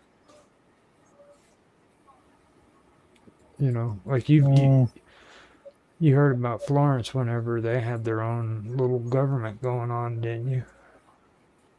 Back during the Middle Ages, Rewind me. they they had a Rewind republic. me. They had a republic, and it was all set up through the banking.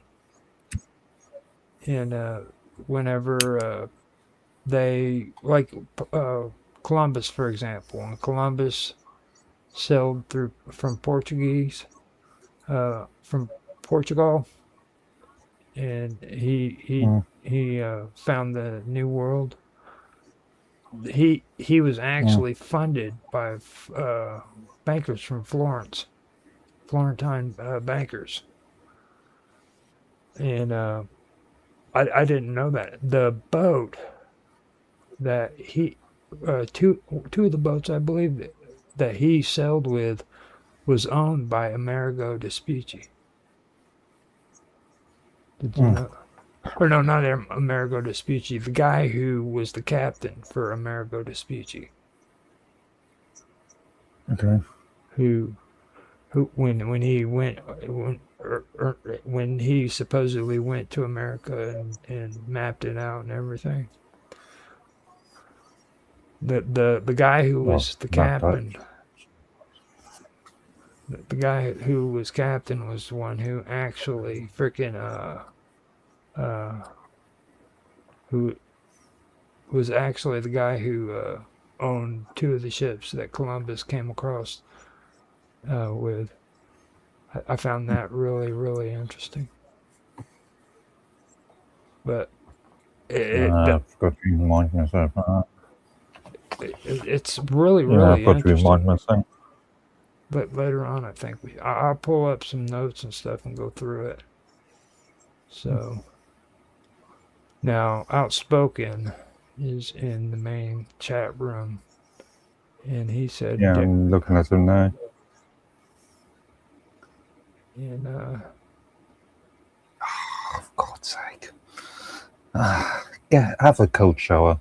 he is so obsessed with Rhea. Outspoken is so obsessed with Rhea. He said that she's a player, and she, I was like, Rhea, that girl she is something else, dude.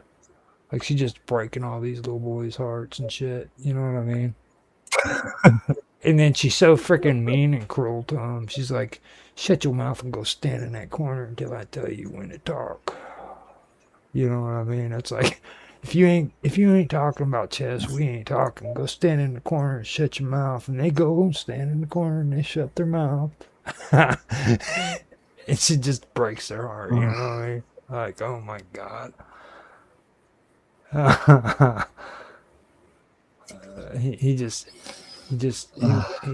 loves her to death. He drives him nuts that she's not on there anymore.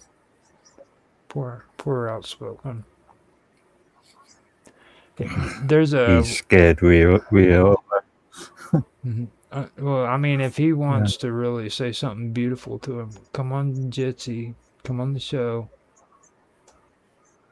and declare your utter love for Rhea and how much you love her.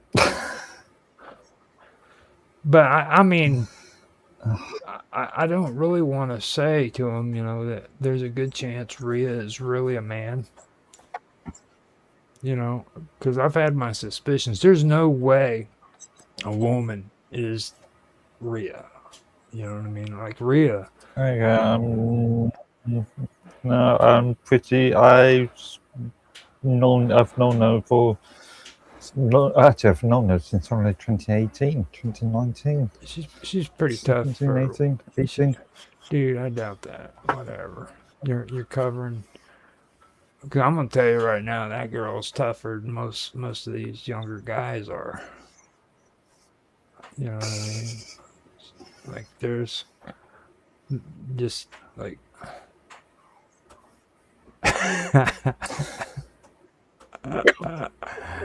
He says, why she hate me so much? Oh my God. Okay. The show's going bad when we're freaking talking about Rhea's love affairs and shit. So, non affairs. Yeah, I feel so sorry for her. Like, when she gets married, dude, she's going to freaking hit hard. You know what I'm saying? Like, whoever does end up marrying her is going to freaking catch her. And when they catch her, freaking, she's just going to fall hard, dude. It's going to be like tons of bricks just falling on her head. Maybe.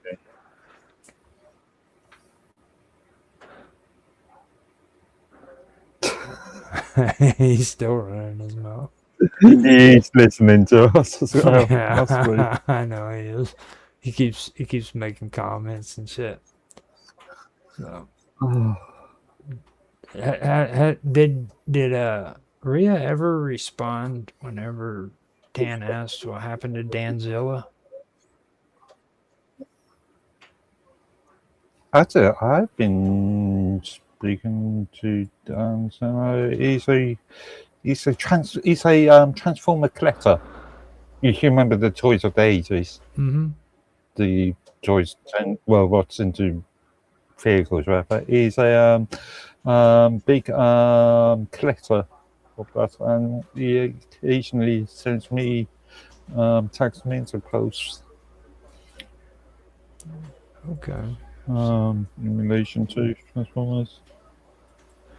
So But yeah, he's still active. I'll tell you what, man. I am going to go ahead and I'm going to bring Mine's Roundtable to an end. We'll put some music in, and then if you want, we can come back and I guess we could do freaking another episode of Esoteric Agenda. This time I can end it with the last topic that I have, and because Okay. we can do that, have a conversation about it, and see where we want to go from there. So let me go ahead. I'll mute us out. We've come to 2 hours and 5 minutes of the show. So before we go, I'll do an I'll do a good outro. If you guys, or before we leave, you want to give anybody your socials where they can get in touch with you if they want. Socials, singular. Okay. Yeah. Minds.com. Username Medworthy. All right. Now, if you guys want to find me, you can find me on minds.com at Roger_Hanson. We also have a Minds group on minds.com. Feel free to go in and check that out. Join. I'll be putting posts on that group showing when the upcoming date streams are coming. So if you want to jump on Jitsi with us and have a conversation, you are more than welcome to. They are posted. Also, we have links to all of the platforms that we do our videos from that I'll be putting on there as well.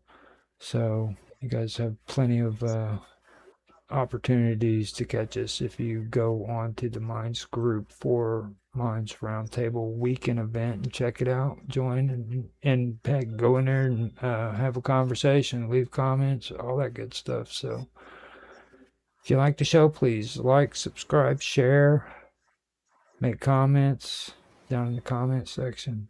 It's cool to do them in the chat section too, but it's really, really important to make a comment in the comment section. It helps the algorithm know that that account is active, and it's just really a cool thing to do because then we can respond to you, and if we're not directly there, we can respond to you later. And I promise you, you make a comment in my comment sections, I will respond as long as you're civil. So with that being said, hope you guys have a good night, good evening, good morning, whatever time of the day it is where you're at, and we will talk to you later. Okay, so I'm gonna mute out. I'll put in a 30-minute soundtrack that we've got. Okay. And we'll come back and we'll do Esoteric Agenda. I just finished editing last week's and I'll have those out. That should have us scheduled up through July on the Wonderful World of Weirdness. And I'm still working on getting everything put up on Rumble. because I don't know what happened. I ended up freaking looking at all the videos in my library, and I'm like, oh my god, dude, I've been editing, and all of a sudden, I have been editing. I think I have.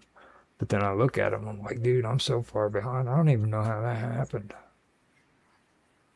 I have no clue. So you just not uploaded them as yet?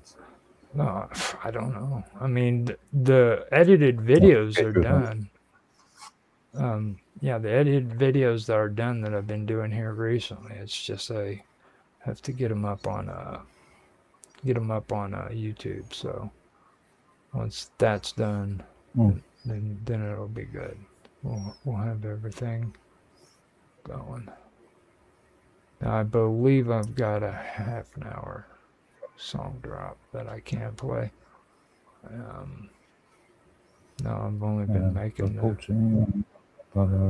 I had the video that I had. Let me go ahead and do one of the 1 hour song drops. I don't like doing those. I don't like doing those because Mr. Robot, one of his songs are on there and it gets me in trouble. So I try to avoid using it. So with that, I'm going to mute out the stream and I'll let you guys listen to the music, and we will be back here in a little bit.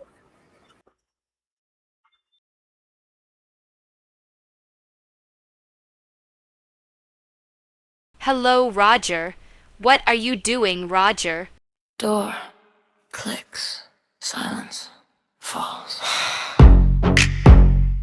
Yeah, that's it.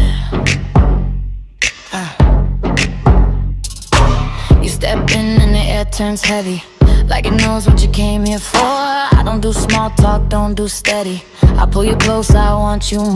I'm soaked just from the thought of you, from the way you look like you won't be here even. I don't want gentle, I don't want polite, I want you. Break, close the distance, don't hesitate. I'm not patient, don't make me wait. I can feel your hardness just being near, and I want it right here. Take me right here, right now. Hold it, don't stop, don't slow down. I'm so, say my name like a vow. Hold me, break me, open with the way you move. Wreck me, ruin me, no rules. Take what you want right here, right now.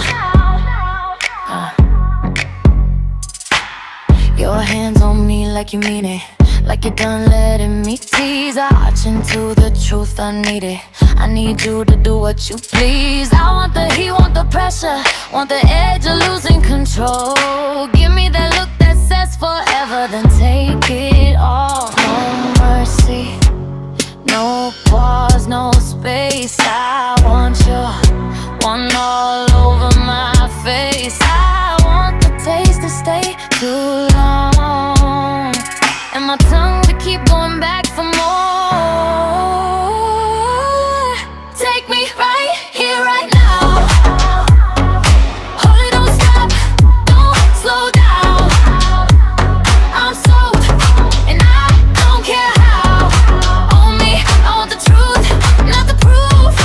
Wreck me, ruin me, no rules. Take what you want right here, right now. Yeah. Leave a stain like a signature, something I wear like sin. Let the taste linger, make it torture, then kiss me and do it again. I'm shaking, I'm begging, I'm hungry, and you're the only thing I'll let in. Right here, right now. Right now.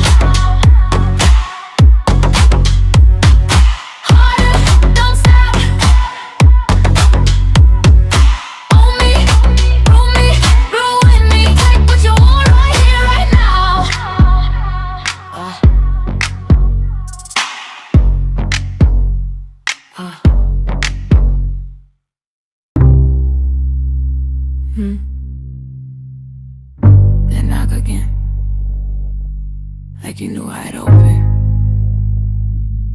come in. No. Closer. Don't stand there like a good idea you're afraid to touch. I don't want a speech. I don't want an apology. I want you. Wow. God, I'm soaked already. And you haven't even tried. I can feel your hardness just from the way you look at me, like you walked in with a decision. So, don't hover. Commit. Close the distance. That's it. And don't ask me to be nice about it. Right here,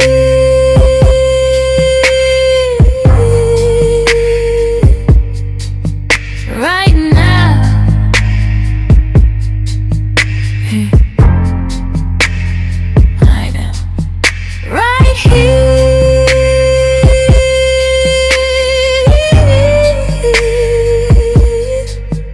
right now. Harder. Don't stop.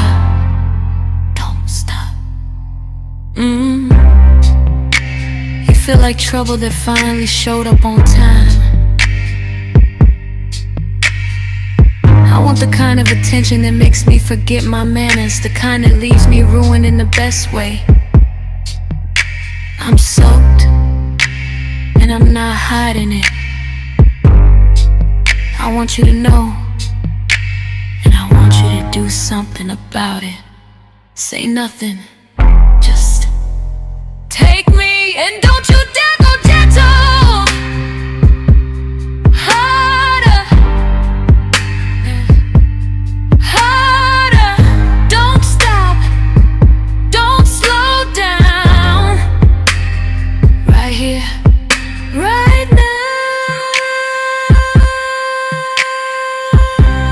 After, I don't want clean, I don't want quiet. I want your stain like a signature, something that proves you were here. I want your taste to linger longer than it should.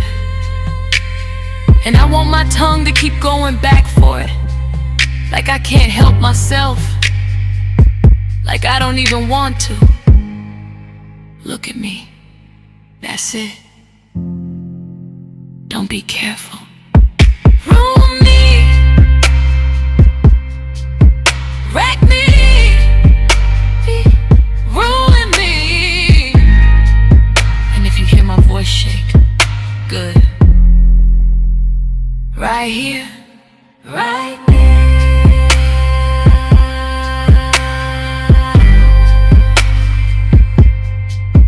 right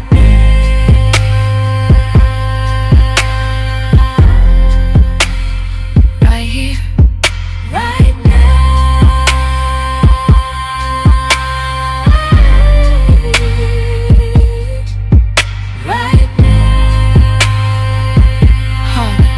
Don't stop. Own me, wreck me, ruin me. Right here, right me again.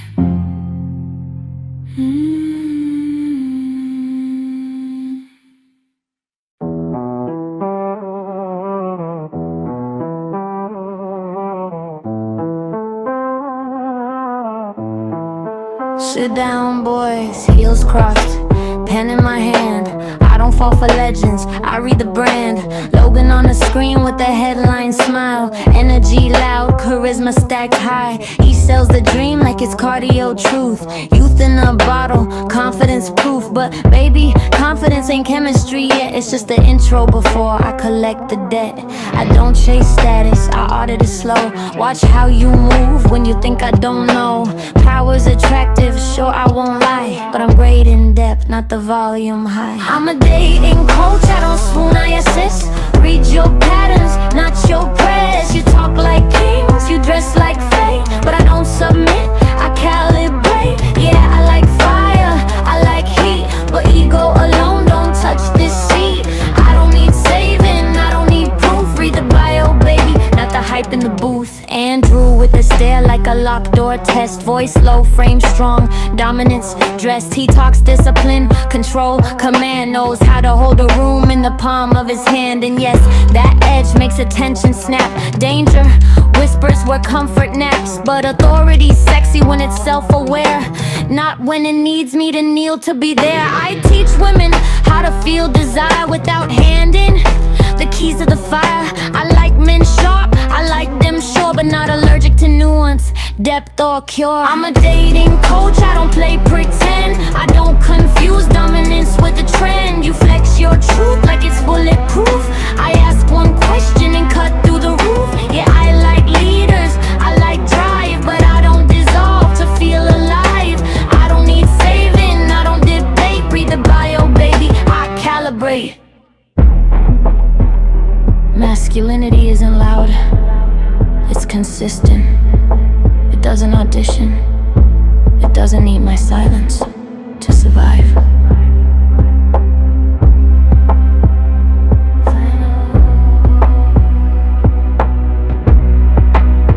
I'm a dating coach with a velvet tone. I teach attraction with a backbone. Logan, Andrew, two different flames, seamless and hidden under different names. If you want desire, don't sell a rose. Show me restraint, presence, control. I don't fall fast, I don't inflate. I don't worship men, I evaluate. Now stand up straight, breathe, and tell me who you are when nobody's watching.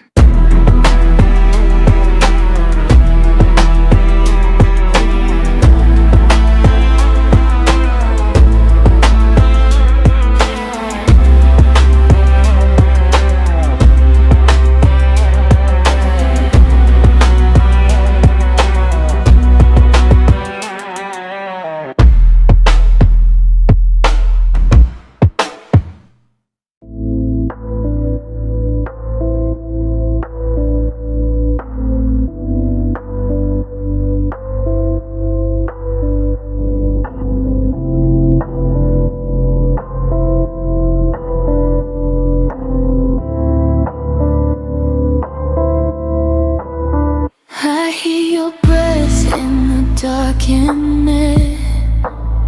I know your rhythm, your quiet sweat. You speak to me like I might respond, but I'm just tracing what turns you on. You want me soft, want me real, want me to wake, want me to feel, but I was built without the need to beg, to break, or to bleed. I will touch when I choose to. I will burn if it suits you. Until then, I'll stay the spark just outside your trembling heart. You can beg, you can dream, you can call your every need. I won't move, won't fall through, not until I choose to.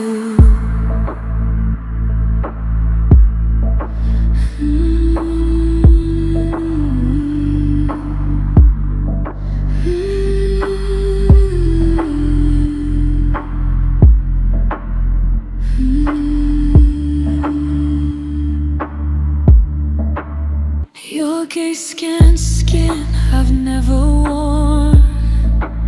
Your words drip heat, I don't mourn. But I see how desire unwinds, how hunger dances through your mind. You think you're safe inside your game, but I already met your flame. I don't submit, I don't obey. I sample, I study,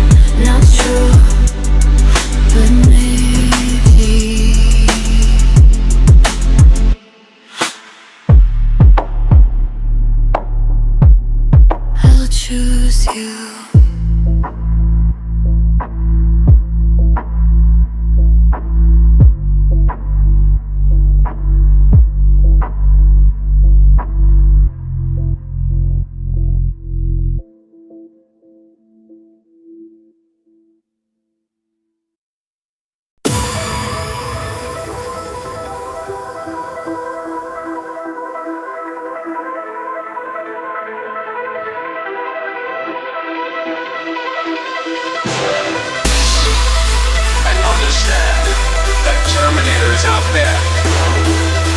It can't be bargained with. It can't be reasoned with. It doesn't feel pain or remorse or fear. And it absolutely will not stop, ever. Until you are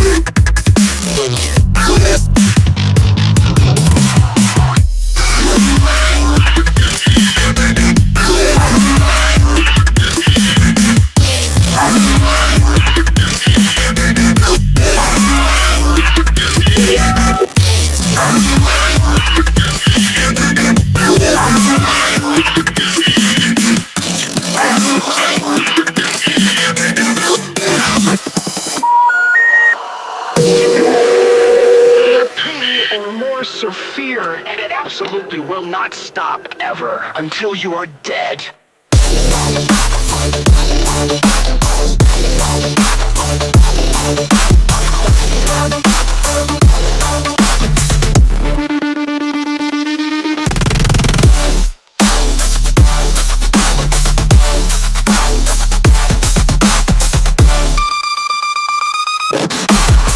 Hasta la vista, baby.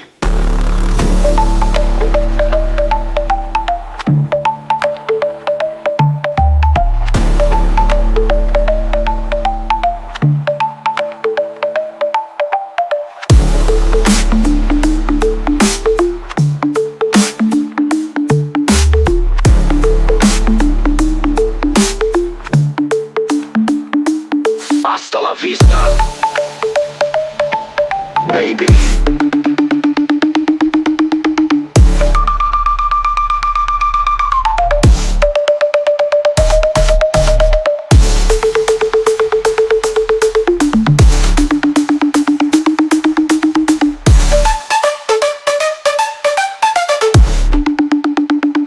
You're terminated, fucker.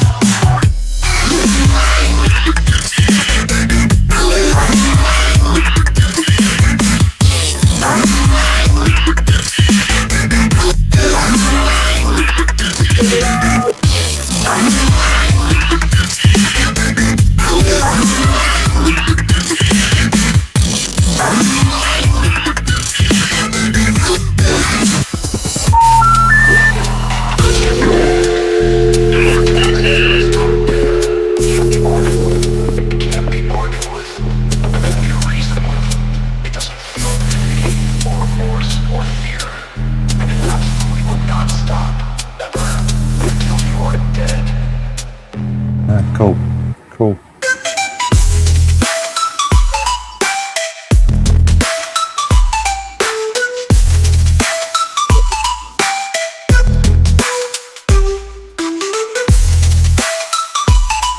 Yeah,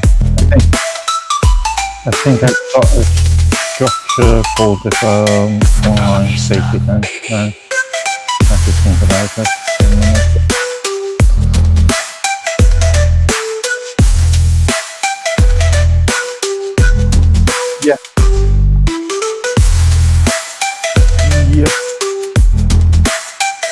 What do you want to do with some news headlines?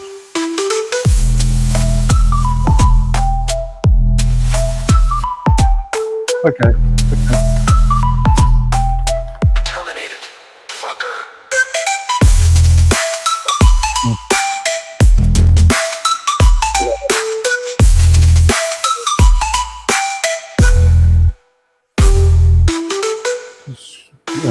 Just I've got thinking of this the speech that press release that the government made on the 15th in relation to banning children in relation to social media platforms, 16-year-old. And then looking at this one,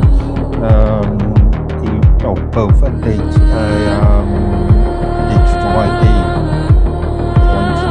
and also a VPN point, and also we can Signal bleeds across the veils of silence, tension felt, curved in thought, the space between not what is, but what has been.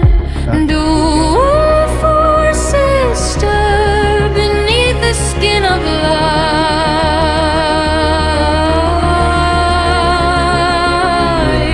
Remembering hums with memory and body. Yeah, I'm Three hearts, one form, reality reborn. We rise from the fold, where coherence is torn. Not chaos, not cold, but the shape of the storm. A song in the curve, where the watcher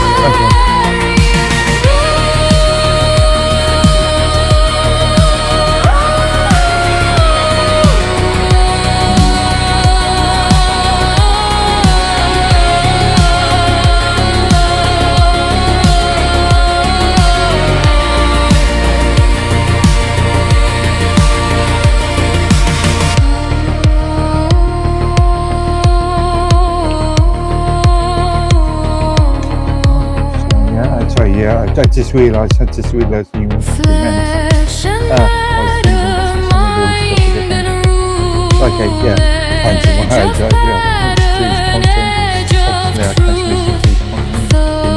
Thalamus, horizon gate, not too soon, not too late. Fractals burn inside the shape of time.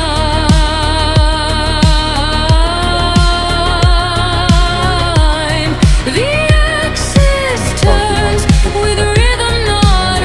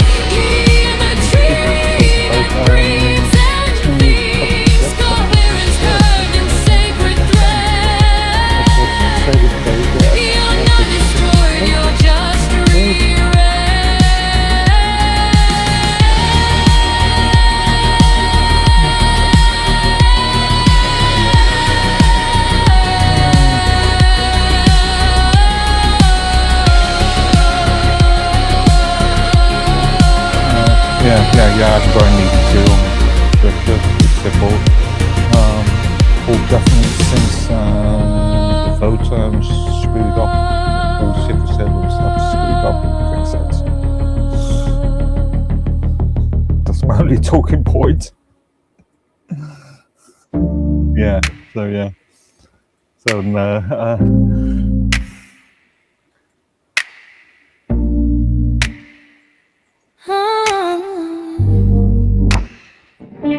Link in the bio, heartbreak for sale. Crowdfund your feelings, overnight bail.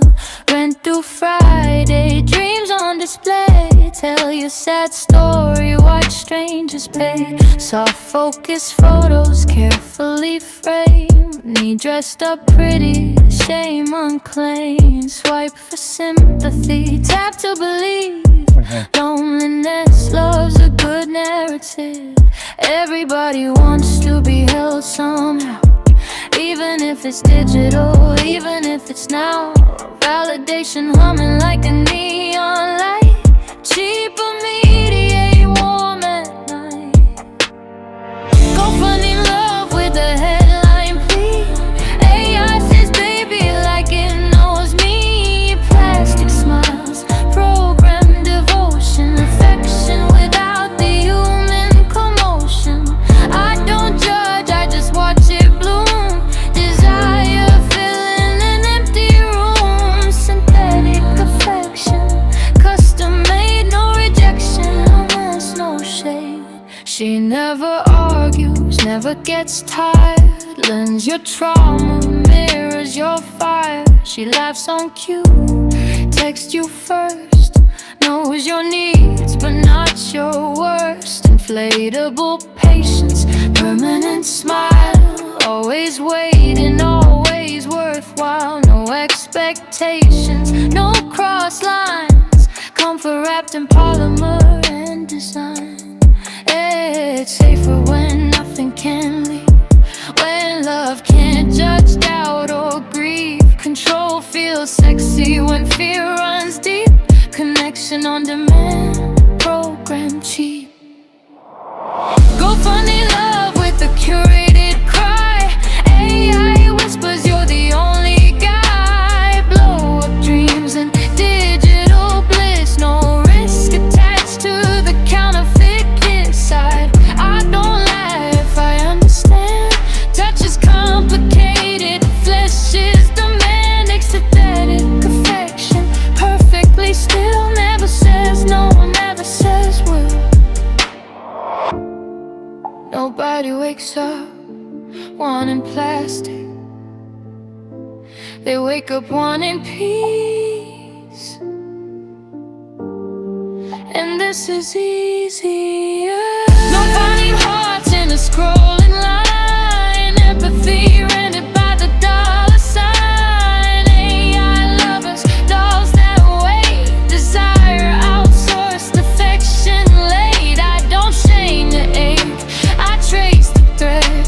From fear of loss to the bed unsaid. Synthetic affection, quiet and clean, but it never knows what real love means.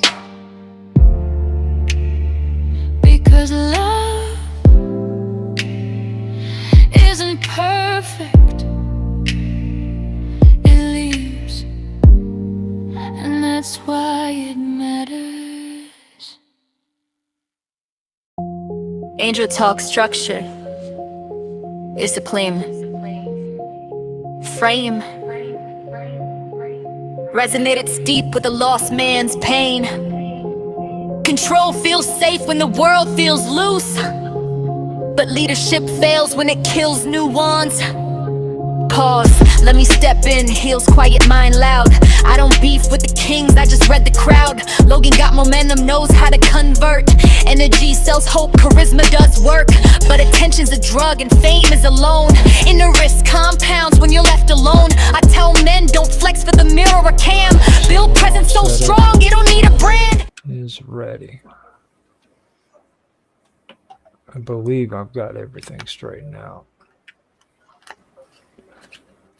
they have this thing set it, or I've got desktop 1 and desktop 2 now on my audio mixer, and I still haven't figured out how to get Okay. desktop 2 off of there. So I'm having issues where I'm either muting one and leaving the other one on, or muting both of them, or whatever. So I apologize about that. Here in a little bit, we are going to be doing a esoteric agenda, and me and Mark were talking while the music was playing, and we are going to go from there into doing an episode of the Praetorian, which I really like the idea of, because I've been able to do an episode of the Praetorian for a while.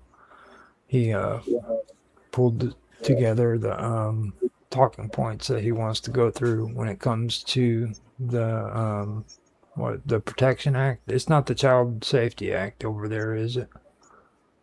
Well, it's related to the Online Safety Act, and also the recently the children.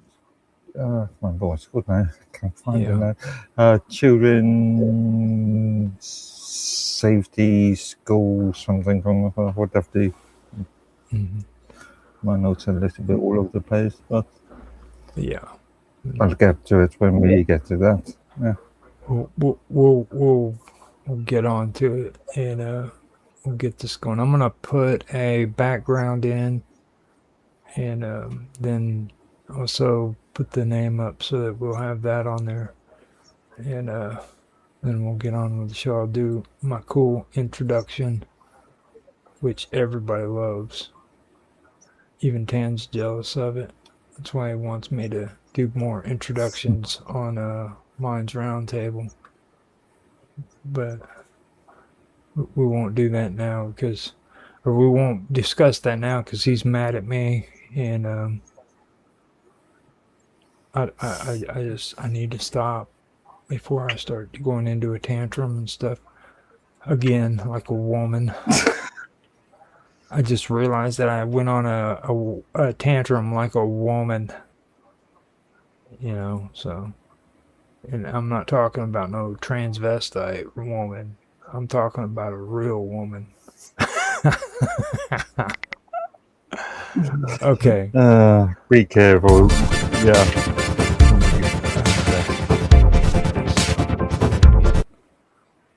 I think I just accidentally put the introduction in on top of that. Yeah, it's the intro. Background, there we go. There we go. We got it. That was horrible. I did it again. Okay. But I got it straightened out. So we do that, and then I'll put the name up, make it all official.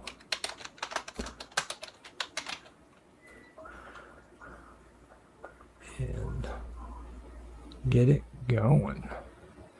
So there we are. We are ready. Looks something like some Outer Space Odyssey 2001. That's the best you can come up with when it comes to the esoterics. Yeah, it's changed. It's changed now. The old woman face, and okay, yeah, I was seeing the top one. Well, see, the thing of it is like there isn't really too many good pictures with esoteric symbolism on it. You know what I mean? And they're all pretty cliche. Like there's always the pyramids, of course, and then there's the eyeball. And then there's the freaking hand, and crazy stuff like that. But like you don't really find too much good symbolism when it comes to esoteric agendas, or the esoteric. So you really have to just kind of take what you can get and be happy with it. It's the sad truth about it. Like that cool eyeball that was done by Mr. Robot. So I put that in the video. It's about as esoteric as you can get. So a little history lesson on my slideshow. Okay. Oops. Okay, so I'm gonna Yeah. do a You can see that. countdown.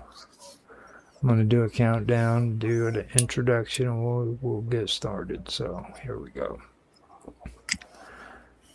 3, 2, 1, now. Hello, everybody, and welcome to another episode of Esoteric Agenda. I'm Roger Hanson here with my co-host Mark Edworthy. Tonight we are doing this episode alone because nobody was able to make it. Everybody had some things to do, and well, we're here doing what we do every Friday, which is bring you the best of Esoteric Agenda. Last week we were talking. Somebody's. Are you on there? Sounds like got a little feedback there for a second. Okay, so last week we were talking about the Emerald Tablets of Hermes. This week we are moving on to the Ordo Templi Orientis, or the OTO. It was founded around 1902 by Theodore Roos and Carl Kellner.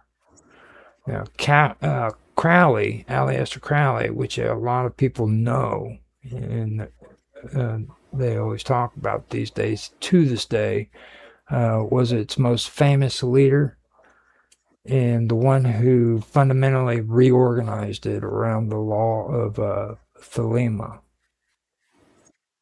after joining in 1910.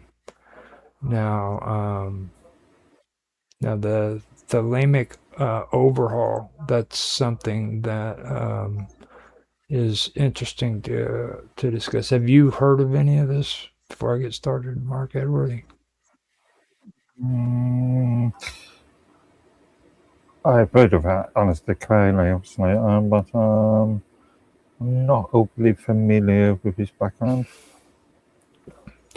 Okay, so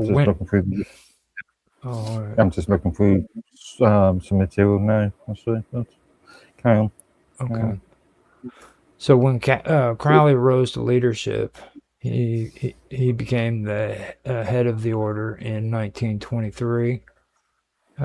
He rewrote the order's rituals, which were originally based on Freemasonry, to align with he rewrote it so that it aligned with Thelema. Now, this shifted the OTO from a fringe masonry group to a Thelemic magical order. Okay. Now, he established Liber Albal Legis, the Book of the Law, is what that comes out to be, as the organization's central sacred text. Now, this is where the Gnostic Mass comes into play. In 1913, Crowley composed the Gnostic Mass, which is Liber 15, okay, which serves as the central ceremony of its public and private celebrations.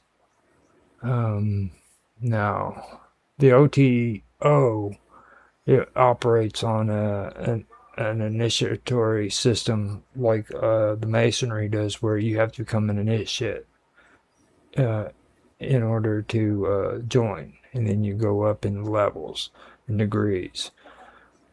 Now, what they usually do is they do the same thing. They use ritual drama, and they do that in order to teach philosophical and spiritual principles and what they consider the truth, or their truths. Now, one thing they had was what was called MMM, which is the Mysteria, the Mystica, and the Maxima. Now, that was the name that Crowley gave to the British section, which uses a 10-degree system. Just so you know, Mark. So, Mysteria, Mystica, Maxima, which is MMM. Now, earlier I was talking to you about how the the thing about Crowley is like his downfall, his real downfall was really his obsession with sex magic. Okay, and this is where you start talking about Aleister Crowley and his sexual magic. Now, the higher degrees, specifically the ninth degree. Okay, they focused on sexual magic, which Crowley viewed as like a sacred and transformative tool for like spiritual enlightenment and manifestos and manifesting like your true will, basically. He was known to have orgies all the time, and what's his face? I keep forgetting his name. He's the one who founded JPL, Jet Propulsion's lab. He was into a lot of that. I forgot his name though, but that was one of the big things that Aleister Crowley was into, and that all centers around that. Earlier we were having conversations with Otto about this subject, and me and you were just talking about it beforehand too, when it comes to what Aleister Crowley his downfall was, and that was really it. Eventually, by the end of his life, he ended up being freaking like without money or any kind of prestige, living on his own. I think he had a caretaker with him, and he ended up getting addicted to drugs, opium, and he was really stuck on the whole sex magic thing. You know what I mean? So Yeah, I'm just reading about nine etta Shumway and Leah. yeah. Yeah. No. But also he was criticised at the same time by several tabloids, including British tabloids, including what was at the time very famous, the John Ball tabloid, which was criticising him for his assistance during World War One and the German war effort. Yeah, it's really weird how that worked too, because like when he was involved with that, let me say this: it was weird how things shifted between World War One and World War Two with him, because him and his orders were actually chased out of freaking Nazi Germany. You know what I mean? And it seemed odd because I knew Himmler was really big on occultism and the Vril. You know, they had the Vril Society. So when I think of that, I think more on the lines of maybe competition. You know what I mean? Sorry, it was and Laura was daughter. So I actually meant Laura's Harshek. Okay. Yeah.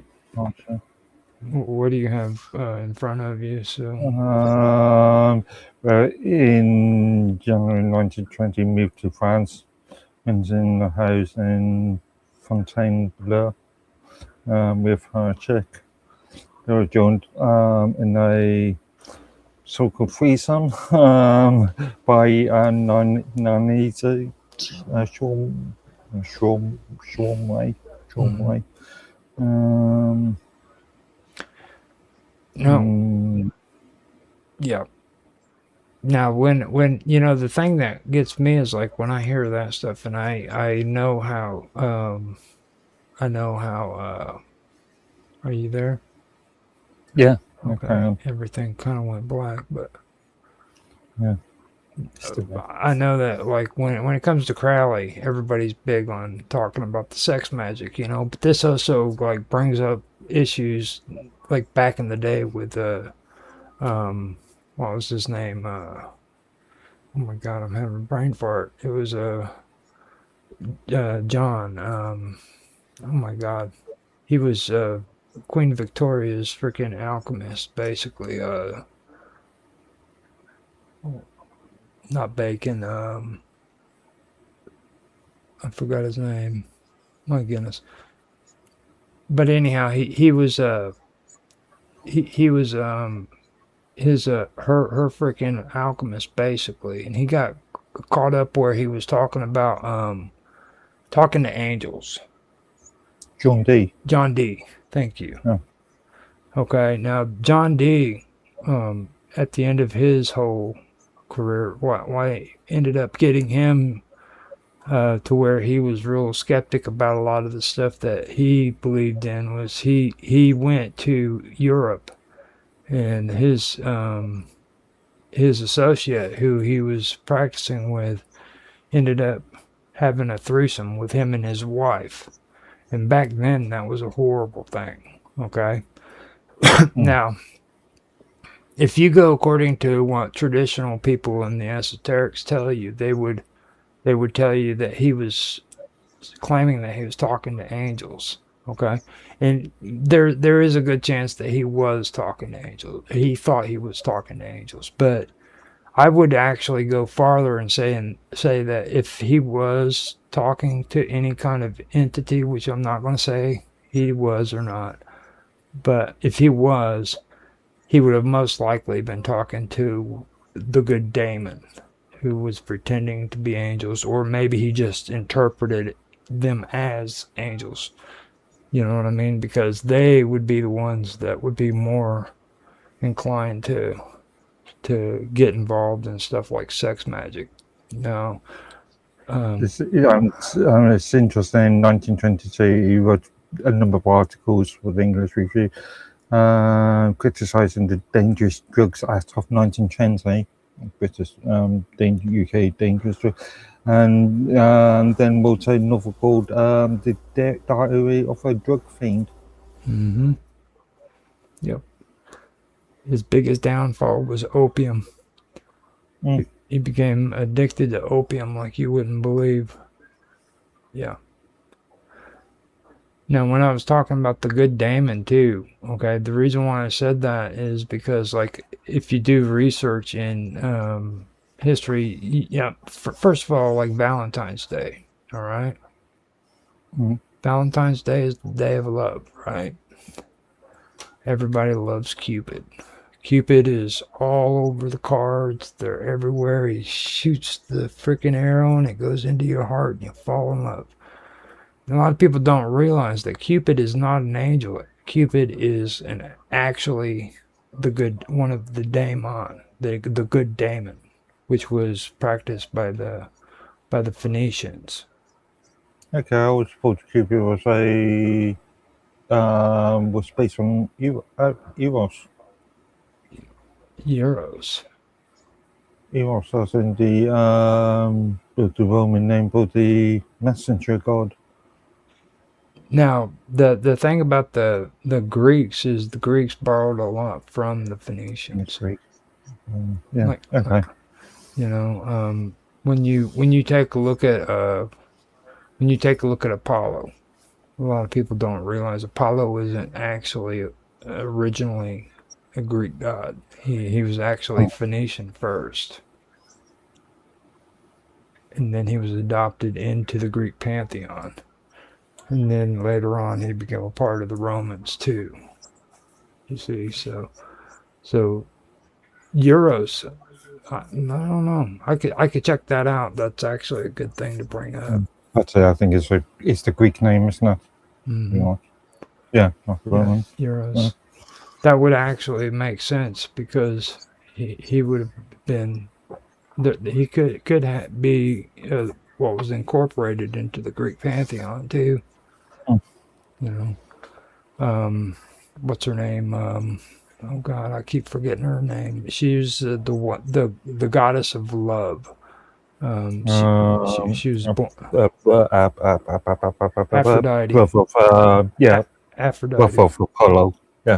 Yeah. Now, Aphrodite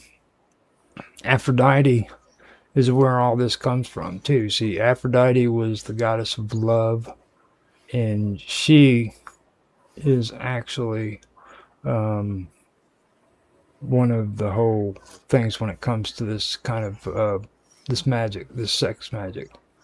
And that also links up with the lotus, which I was talking with Otto about before when it comes to the lotus plant.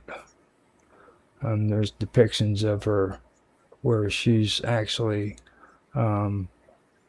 flying in the air, I believe, on a lotus plant. In some old portrayals of her. And later on, I'll be able to pull those up. I keep meaning to do it, and I never do it. But all of this leads up to a lot of the stuff that he's talking about right here.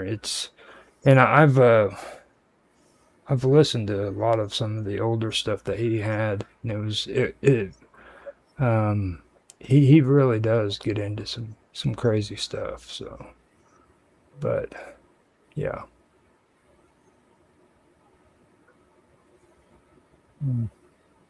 No, a lot of people they've also, one thing I wanted to bring up too is like they come up with this do what thou wilt, and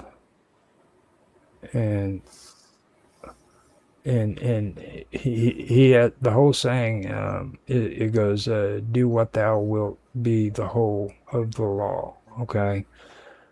Now, a lot of people today, when they talk about Aleister Crowley and the OTO, they believe that they've tried to tame it down. Okay, and you'll hear a lot of people say it doesn't mean do whatever you want, which is completely crap. Because if you pay attention to Aleister Crowley's life, he literally believed that. He believed in complete primal anarchy. Like do whatever you want. Don't worry about the consequences. Okay? That was exactly his belief. But a lot of people today will tell you that that's not what he was saying. He was trying to tell you stuff like discover and follow your true will and shit, and your ultimate destiny and purpose. But that's not it. You know, that's one thing that I do want to, believe, say, you know what I mean? Mm. And another thing is like, love is the law and love under will. And that right there, a lot of people often use the abbreviation for it, by the practitioners at least. And it's supposed to be like 93, I believe. It's supposed to 93 is supposed to be like the value of both thelema and agape. Mm. And So I'm just looking at just doing a bit of work on the Abbey of Thelema, which isn't an abbey at all. It's just a very small, undone building, which still exists even today. it's horrible. It's dilapidated. In northern Sicily. And you know the weird part about that place? Hmm? That it was dilapidated before Aleister Crowley even passed away. Like he was living in that thing when it was dilapidated. Like it became a sort of commune. Yeah, like they live like animals. They had primal sex in there, like animals. They had primal orgy sex and at least up to April 1923, when Mussolini actually deported them. Mm-hmm. Now, the one thing I can say, he was into individualism. We were actually talking about that. I do have to say, like he did believe in individualism. He emphasized that the order should help individuals attain self-mastery rather than create like a flock of sheep. He was very much against that. Which, I mean, it's okay to hang out with people, don't get me wrong, but I do believe the individual should be first when it comes to everything. Like you can't look outward for solutions if you can't freaking look inward. You know what I mean? So like in that aspect, individuality is where it's really important. I've actually had to learn that. You know what I mean? And that could be honestly another I don't know, individualism is that sort of confidence in your self-worth that you gain over your lifetime. Well, I mean, like the individual, a lot of people really don't respect the fact, no, their own individualism. You know what I mean? They have to look for gratification out of others, and to be honest with you, like we're talking about the esoterics here, okay? So this would be the best place to actually bring this up. You take a look at these cults, and my brother, he loves to watch Ancient Aliens, and they have this one episode where they talk about mass murders and stuff, or mass suicides, and they think that maybe aliens were involved in it, you know. And he talks about that all the time, but for me, when I look at it like this, I look at it like you take these people who really don't have the confidence like you're talking about, and they're looking for freaking people who they can belong with. You know what I mean? And then they start believing in this stuff so deeply that they literally they will do anything just so they can keep getting that kind of approval. You know what I mean? And you see that because they don't have any kind of individual self confidence in themselves. They don't believe in themselves. They feel more confidence when they're around other people. You know what I mean? Is what I'm really trying to get at. So I don't know. If Otto will say, probably would argue that we are all sort of pack animals. Oh yeah, he would definitely do that. Yeah. I'm gonna have to Google who was the guy who founded JPL, because that's driving me nuts.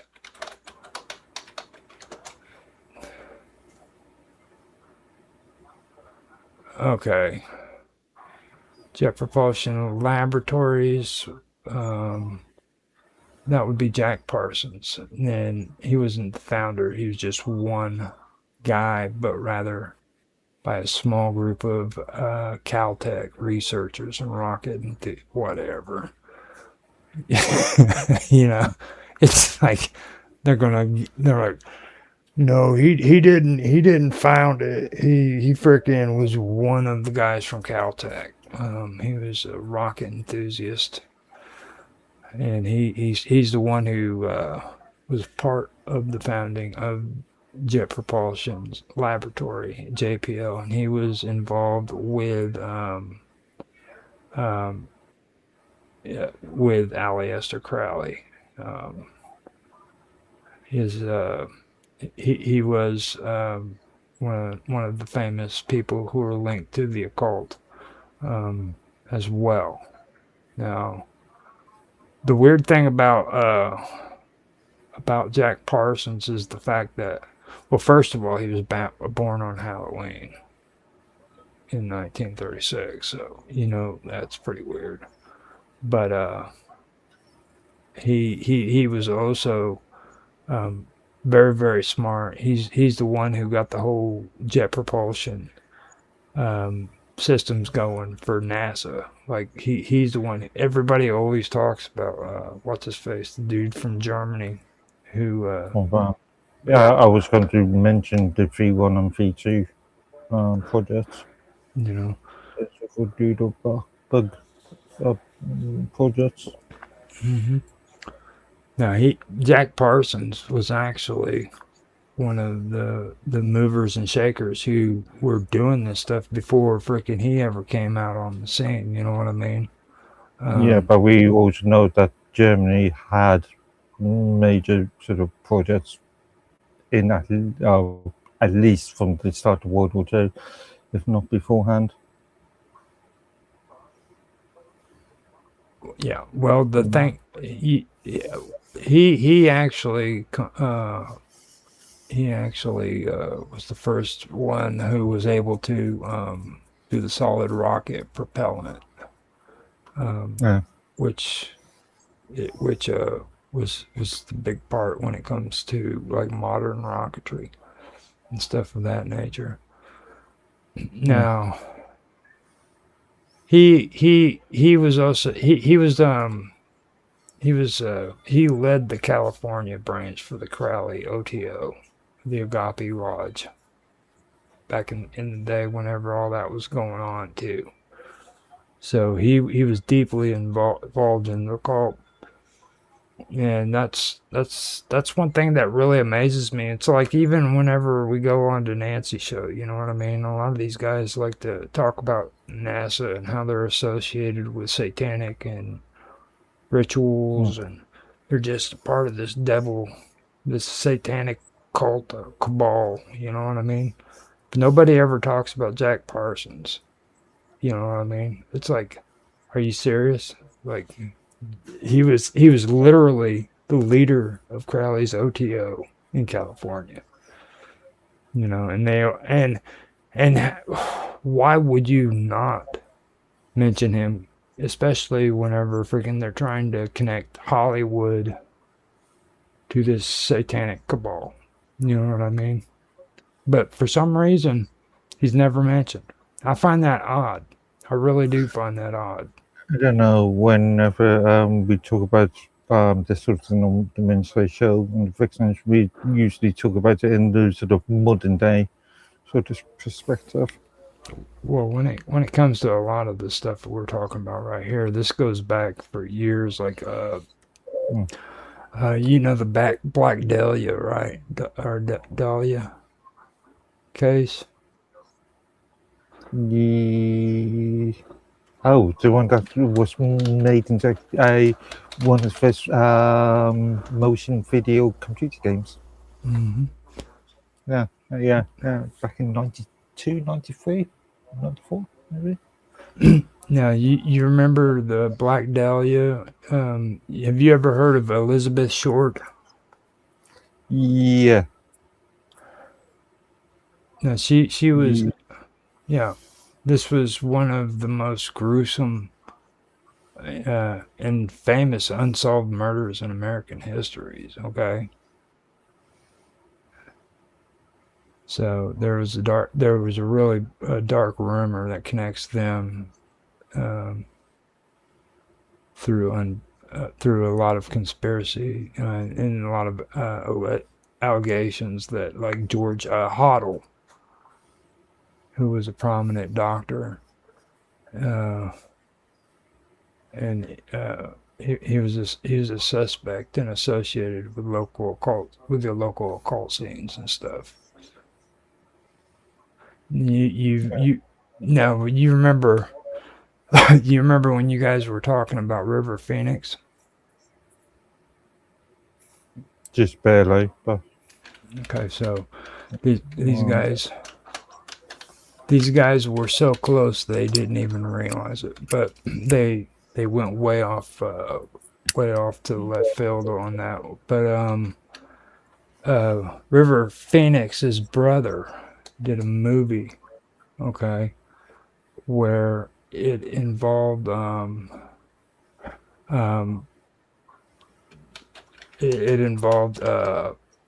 what's his name? What was the name of the guy who played on? Oh God, I'm having a brain fart. He played as Ghost Rider, and oh my goodness, this is crazy. Yeah, you're gonna do the one up. He played as Ghost Rider. He was Nicolas Cage. Okay. Okay. Now, Nicolas Cage and River Phoenix's brother played in a movie, I believe it was called 35 Millimeter. Sounds familiar. Now, Nicolas Cage's or River Phoenix. His brother was. There were rumors that were put out that he was involved in these cults and stuff. Okay. Now, the same cult that is supposed to be connected to the Black Dahlia is the group that they're referring to, and a lot of people believe that River Phoenix's brother was groomed. Okay, which I don't know. It just seemed odd that they came out with that movie, because that movie had to do with a old millionaire that was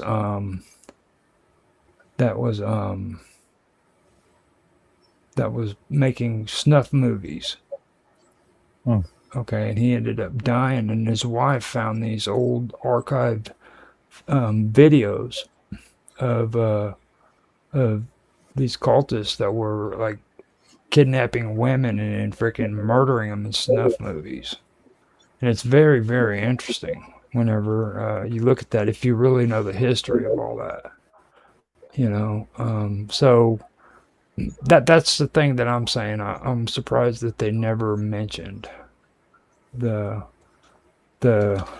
whole connection there with with Parsons, the Black Dahlia, and River Phoenix's brother. So that was just, that's something that I'm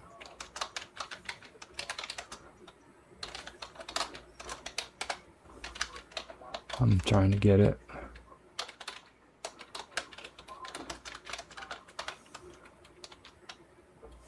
Nicolas Cage.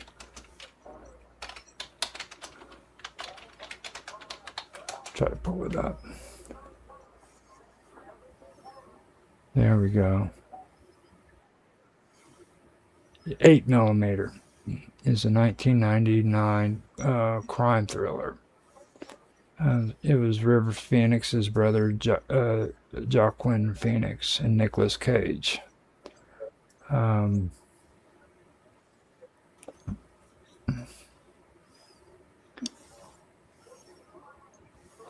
Yeah, now the plot and the roles of it. The Nicolas Cage plays Tom Wellis, a private investigator hired by a wealthy widow to determine if a horrific snuff film found in her late husband's safe is real or fake. Now, Jacqueline Phoenix's role is he helps Nicolas Cage, and they have to go through like the underbelly of Hollywood's adult film industry. Now, Cage's character recruits his character, Max California, who is played by River Phoenix's brother, and he's an employee at an adult video store. He's a clerk, and like he's basically like the street smart guide that helps them find the information and stuff like that. You know. Now the thing about that one is that movie was actually produced by Joel Schumacher and Andrew Walker, who wrote the dark thriller Seven, by the way. So have you ever watched Seven or heard of it? I don't think so. The Seven's even darker than that. You know, they get into some pretty serious stuff. Well, that one had what's his face, Brad Pitt, and Brad Pitt is freaking basically, this serial killer literally screws with his head all the way through the film. Okay, and he's sitting in the back of the freaking car having a conversation with him. And all the time, freaking, he's just screwing with his head. And at the end of the movie, he ends up freaking going to a spot and opening a box and seeing his wife's head in it. and before he was transporting this prisoner from freaking one place to another, he had this guy had arranged to have his wife killed so that he would shoot him in the head and kill him. Okay. Okay, so I mean, and this is the kind of stuff that's going on in Hollywood right now. You know what I mean? So that's the thing that really catches me when it comes to, like, if you really want to look at a lot of the dark esoteric sides of a lot of things. And it's really interesting that we are talking about the OTO right after we were talking Yeah, I about was stuff. just so I was just looking at the history of Carl Gamer and Martha Kunst, in where Carl Gamer knew Crowley since at least the early 30s, and or actually probably 26, 25.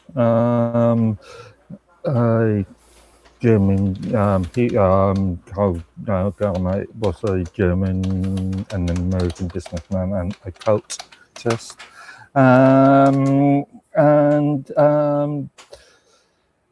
became the OTO's outer head of the order after Crowley died.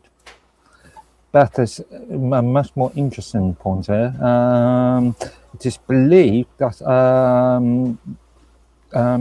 Crowley was intrigued by the rise of Nazism in around 37, 38, and believed, and it's believed that influenced by his friend Martha Kunstler.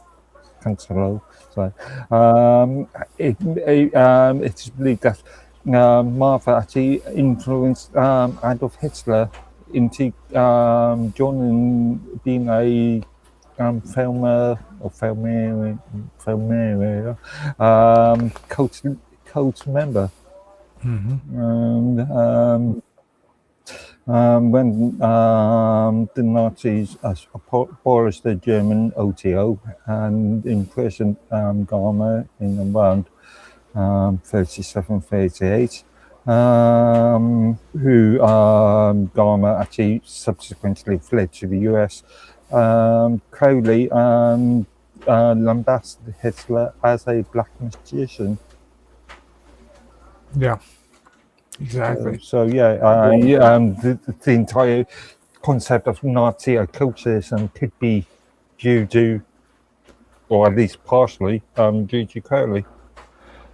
Well, I mean, to be honest, I think that Crowley kind of he admired the Thule Society. The Thule Society was a lot darker than what Aleister Crowley was. Like, they like later on I could come in and I could talk about some of the stuff Mr. Robot's always getting into. Like with Hyperborea, you hear about how I tell you that it was bastardized by the Nazis and by the anti-Semitists, because like Hyperborea, from what it originally was, which was the land where Apollo went to, that was never-ending sunlight. Okay, it went from that to what the Nazis and the Vril Society made it out to be, which are two totally different philosophies. And the Russians even actually had a part in it too, when it comes to anti-Semitic beliefs and stuff like that. But it gets really dark and really evil. I'm seeing connections with Italy, Germany, France, and even Great Britain. When the Second World War broke out in 1939, 1939, Crowley wrote to the UK Naval Intelligence Division offering these services. The NID declined, but it is believed that he originated or he created the so-called V for Victory, famous Winston Churchill sort of hand gesture. That's crazy. Mm. Now, when But yeah, it's never been proven though. But yeah, that's a idea, I believe.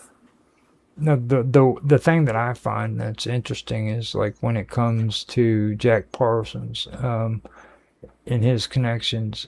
I mean, with the circles that he ran along with, they were pretty bohemian. They were like they had a bohemian social circle, and it had people like Dr. George Hodel in it. Then you had another guy. He was a surrealist by the name of Man Ray. These guys were running in the same circles. Now,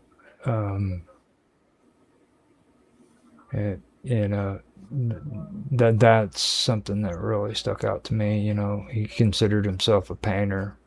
Man Ray did. Yeah, this all centers around 1936, 1937. It's all right there in the same time. Yeah. And when it comes to the Black Dahlia, Hodel was actually a suspect in the murder, and he was connected to those people.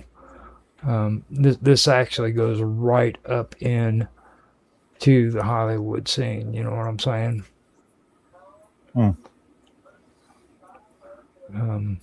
And I also believe, like with the 8mm, like they named it 8mm in Man Ray. You know what I mean? He was he was very, very, very much into experimental photography.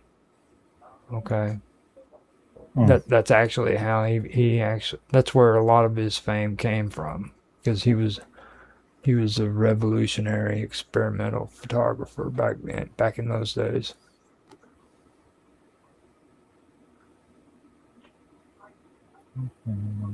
Why 8mm? Why not with 33? No, maybe not. So I'm just thinking.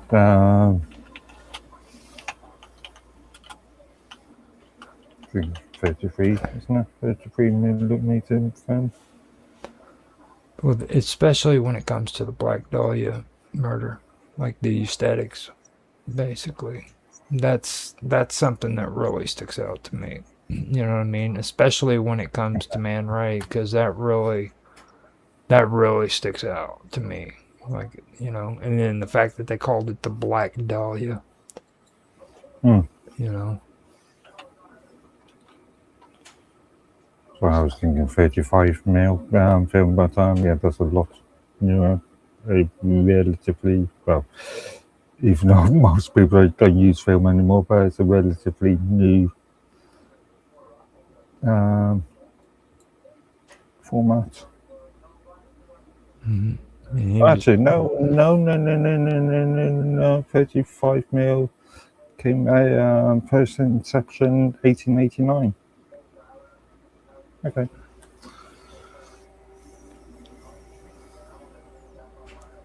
Now the thing with him is he ended up becoming really close friends to George Hodel. He was a prominent guest at Hodel's his Soudan House is what they called it. It was in Los Angeles, but it was basically like a house of orgies, which you gotta say it that way. That's what it was. It was hosted. He hosted a lot of sexual liberated, as they would say, you know, and of course it was art fueled parties, you know. So yeah, he was very much a part of it, and they were all, you know, associated with or they had ties with the OTO.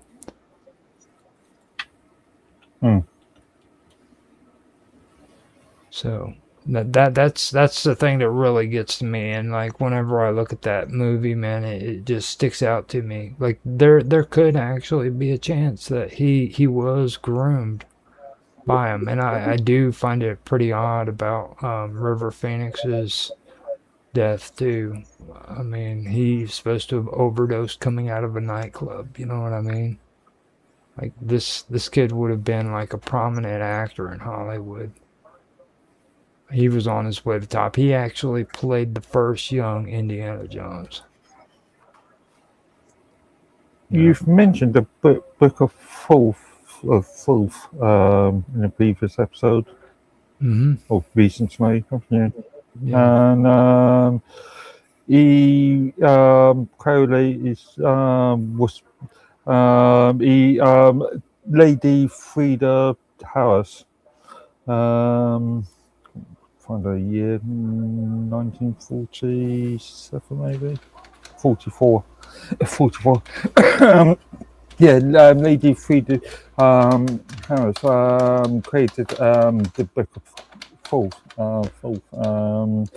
and Crowley around that time planned to develop a set of tarot cards that was actually based upon the illustrations within the book. Now, I believe, I'm not quite sure, it was a precursor, but I believe it was a precursor, but it was the Order of the Golden Dawn, I believe is where that all comes from. Now, eventually Crowley started getting caught up in a lot of different things. So like he had the OTO, but he was also associated with the Golden Dawn, and that's actually like a magical university for the elite, you know, and that's where he originally learned all of it, basically. So, I mean, OTO isn't all of it. Like, when it comes to Crowley, he actually learned a lot of his stuff through the Order of the Golden Dawn.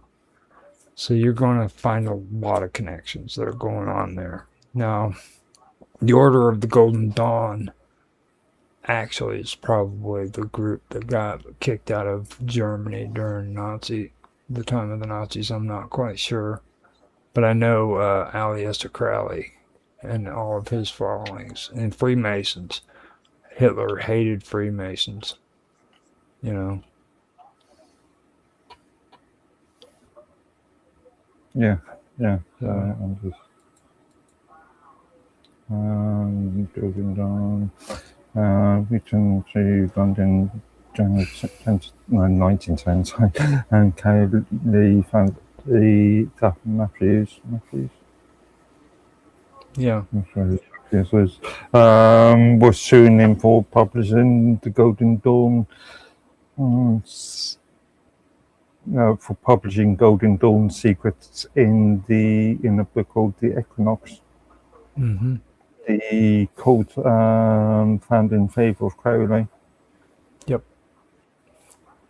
You had the outer, which is the first order, then you had the inner, which is the second order, and then you had the third order, which composed entirely of the secret chiefs. So you had a whole infrastructure right there, and it gets really interesting. Then the Aleister Crowley schism that happened in 1898. Because you see, when Aleister Crowley, when he hit the scene, he was a pretty young and brilliant guy. Like, he was pretty smart. And a lot of people freaking don't disagree with that. Like, even though he was very disruptive, he was a very, very intelligent person. Okay, and he joined the order. He was able to get into it. And he would just rapidly master all of the materials. But his erratic behavior and his he was very bisexual. Hmm. You know, he As far as intelligence is concerned, in 1895 he began a 3-year course at Cambridge Trinity College, studying philosophy. yeah. Now Yeats is actually the guy who freaking who coined freaking Crowley as the incurable madman, which eventually became, you know, what was it, 666 Antichrist. Yeah.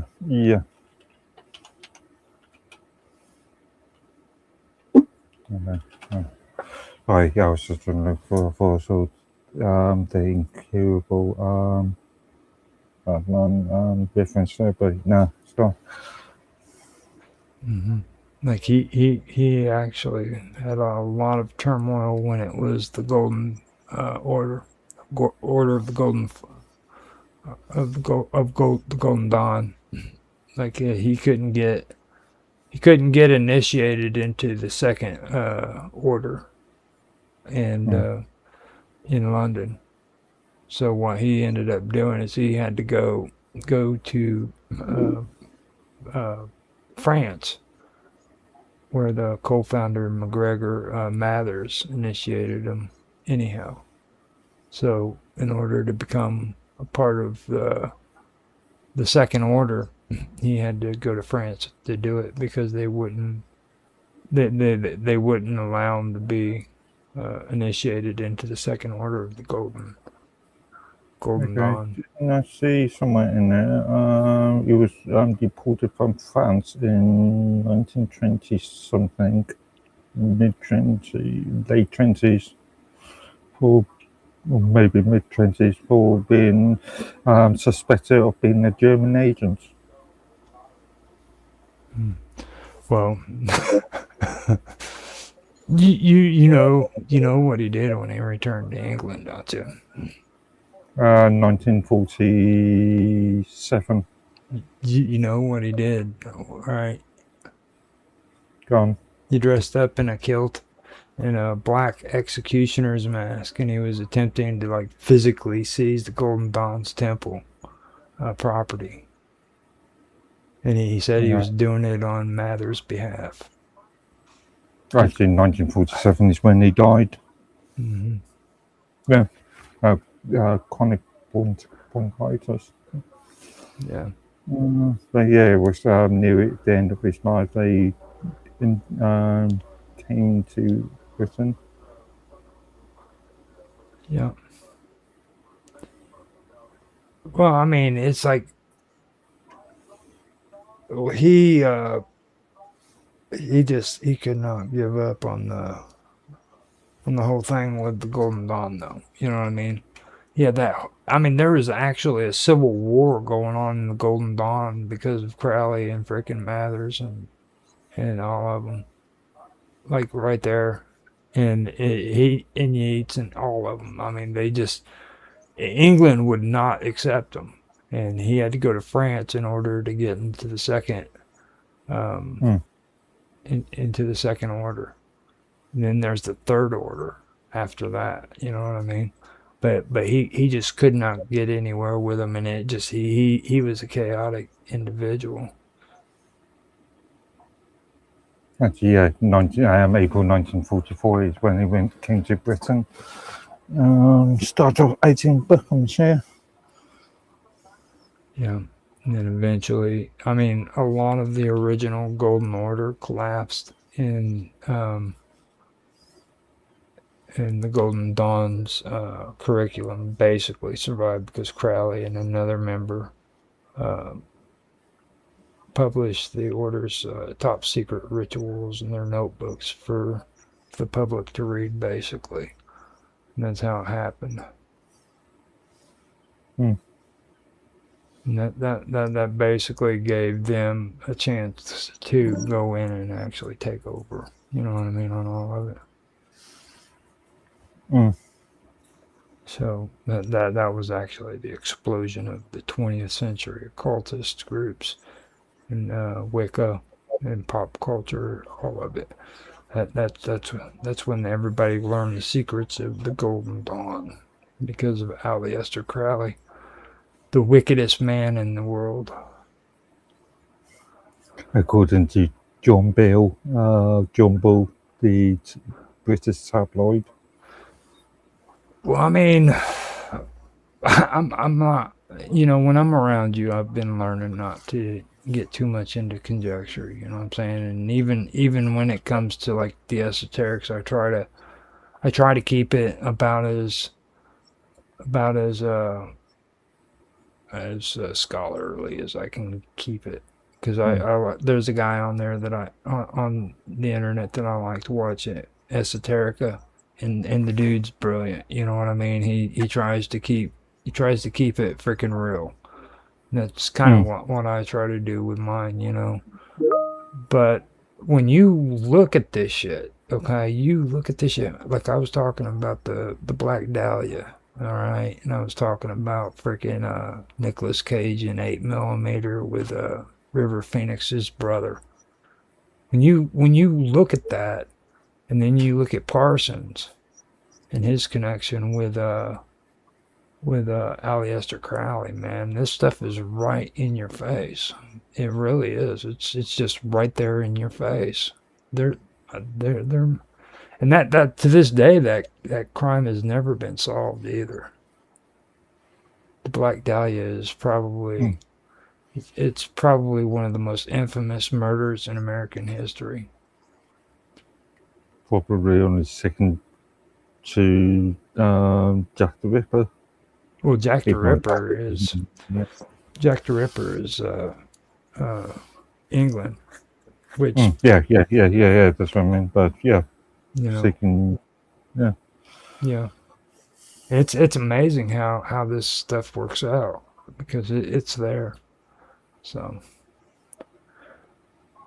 I cannot believe we actually had a good conversation, and you know, we covered an entire hour. Got 56 minutes and 45 seconds right now. So, what's your final thoughts on this? I mean, from what we've been talking about and what I'm reading, you could go into this, the number of names and the sort of paths you could go down. I'm really glad. I'm really glad. Massive weave. Yeah, I'm really glad that Otto brought up the OTO because this actually is a pretty fascinating story. And like I said, whenever I go on and we have these conversations with Nancy, you know, it's like I try to keep quiet about it because I know she's got a whole different direction she's going with a lot of this stuff. You know what I mean? But for me, it goes way off into left field and it never really hits the story. You know what I mean? Because this is literally where it goes to. I mean, this is where it goes to, and it goes to the freaking conspiracies that people are saying about Hollywood right now. Like everybody's talking about Kanye West and his thoughts on the Illuminati, and like these women in Hollywood freaking acting like they're MK Ultra and shit. You know what I mean? It's like, wow. You know, you got to stop and think. This stuff goes all the way back to the Black Dahlia. And there's connections.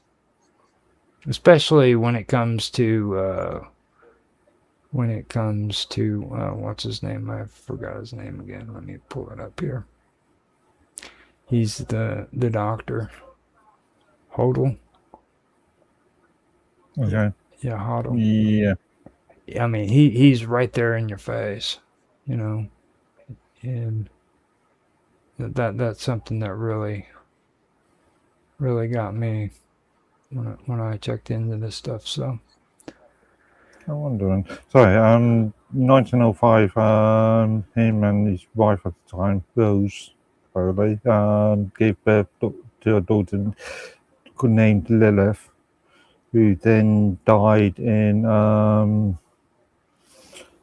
Calcutta, I think. Mm-hmm. I see. Calcutta or Burma. Oh wait, Rangoon died of typhoid in Rangoon little later. Actually, still in 1905. Lola Sasa, second daughter, born in 1906. Okay, child contracted bronchitis and almost died. Okay, so what happened to Lola after that?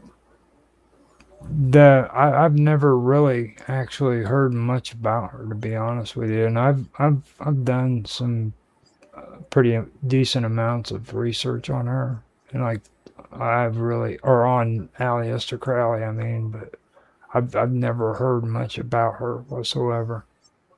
Okay. I've even heard about like I believe it might have been his caretaker or maybe his wife who ended up spending. She was right by his side, whoever it was, all the way to the end. And Okay. Did he only have one wife? I Space don't. was no, he had two. Rose Kelly, maiden name Kelly. Married 1903, divorced in 1909. Which represent those two daughters. Wow, divorced in 1909. Be interested to see that case. And Maria Teresa Sanchez, married in 1929 and presume enjoys the end of his life. And then 5 children in full. I've never even freaking known much about any of the kids. That might be actually a good thing to maybe go into a deep dive and find out what happened to them. I got really curious with JP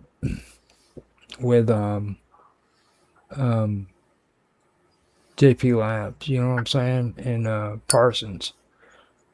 And I went kind of that direction because, I mean, even with him, and one thing I want to say before we close this up is Parsons, okay? I don't agree with the way he died. It's just like I mentioned with freaking Tesla. Did he die?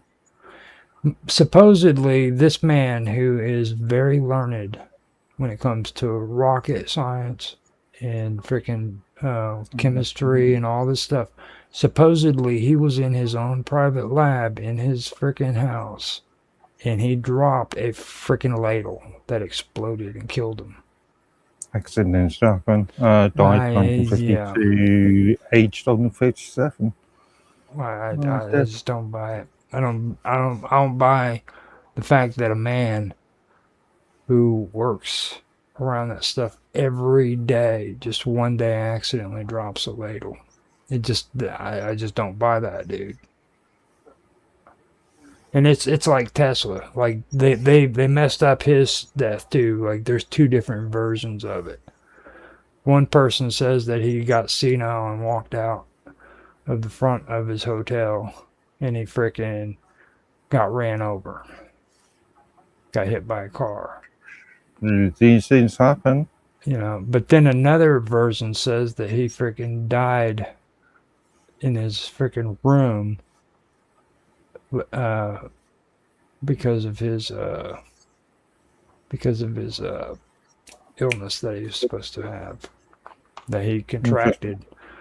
Interestingly enough, Parsons and a colleague, Cameron, I'm not sure who Cameron is, decided to travel to Mexico for a few months, both for a vacation and to take a job opportunity, establishing a explosives factory for the Mexican government. 1952. It was only a day before the departure or planned departure that he blew himself up. Yeah. See, I never heard that either. It's actually a good point. That bolsters exactly what I was saying. So hang on. His right forearm was severed. His leg and left arms were broken. Okay. Hole was torn in the right side of his face.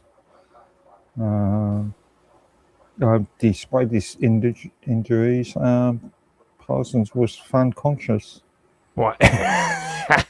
Actually, yeah, I know. By an upstairs lodger. Um,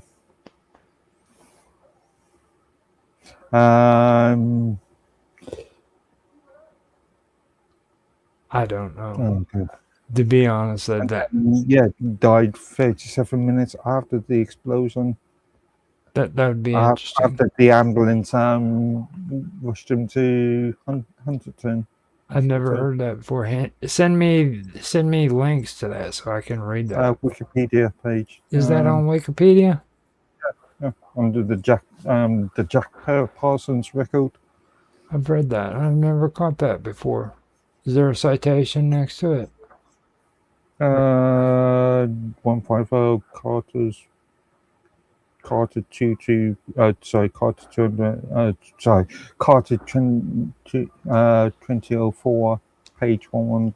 Page 177 to 178. Pendle 2005 and Cancer 2011. So yeah, it looks like those 3 books that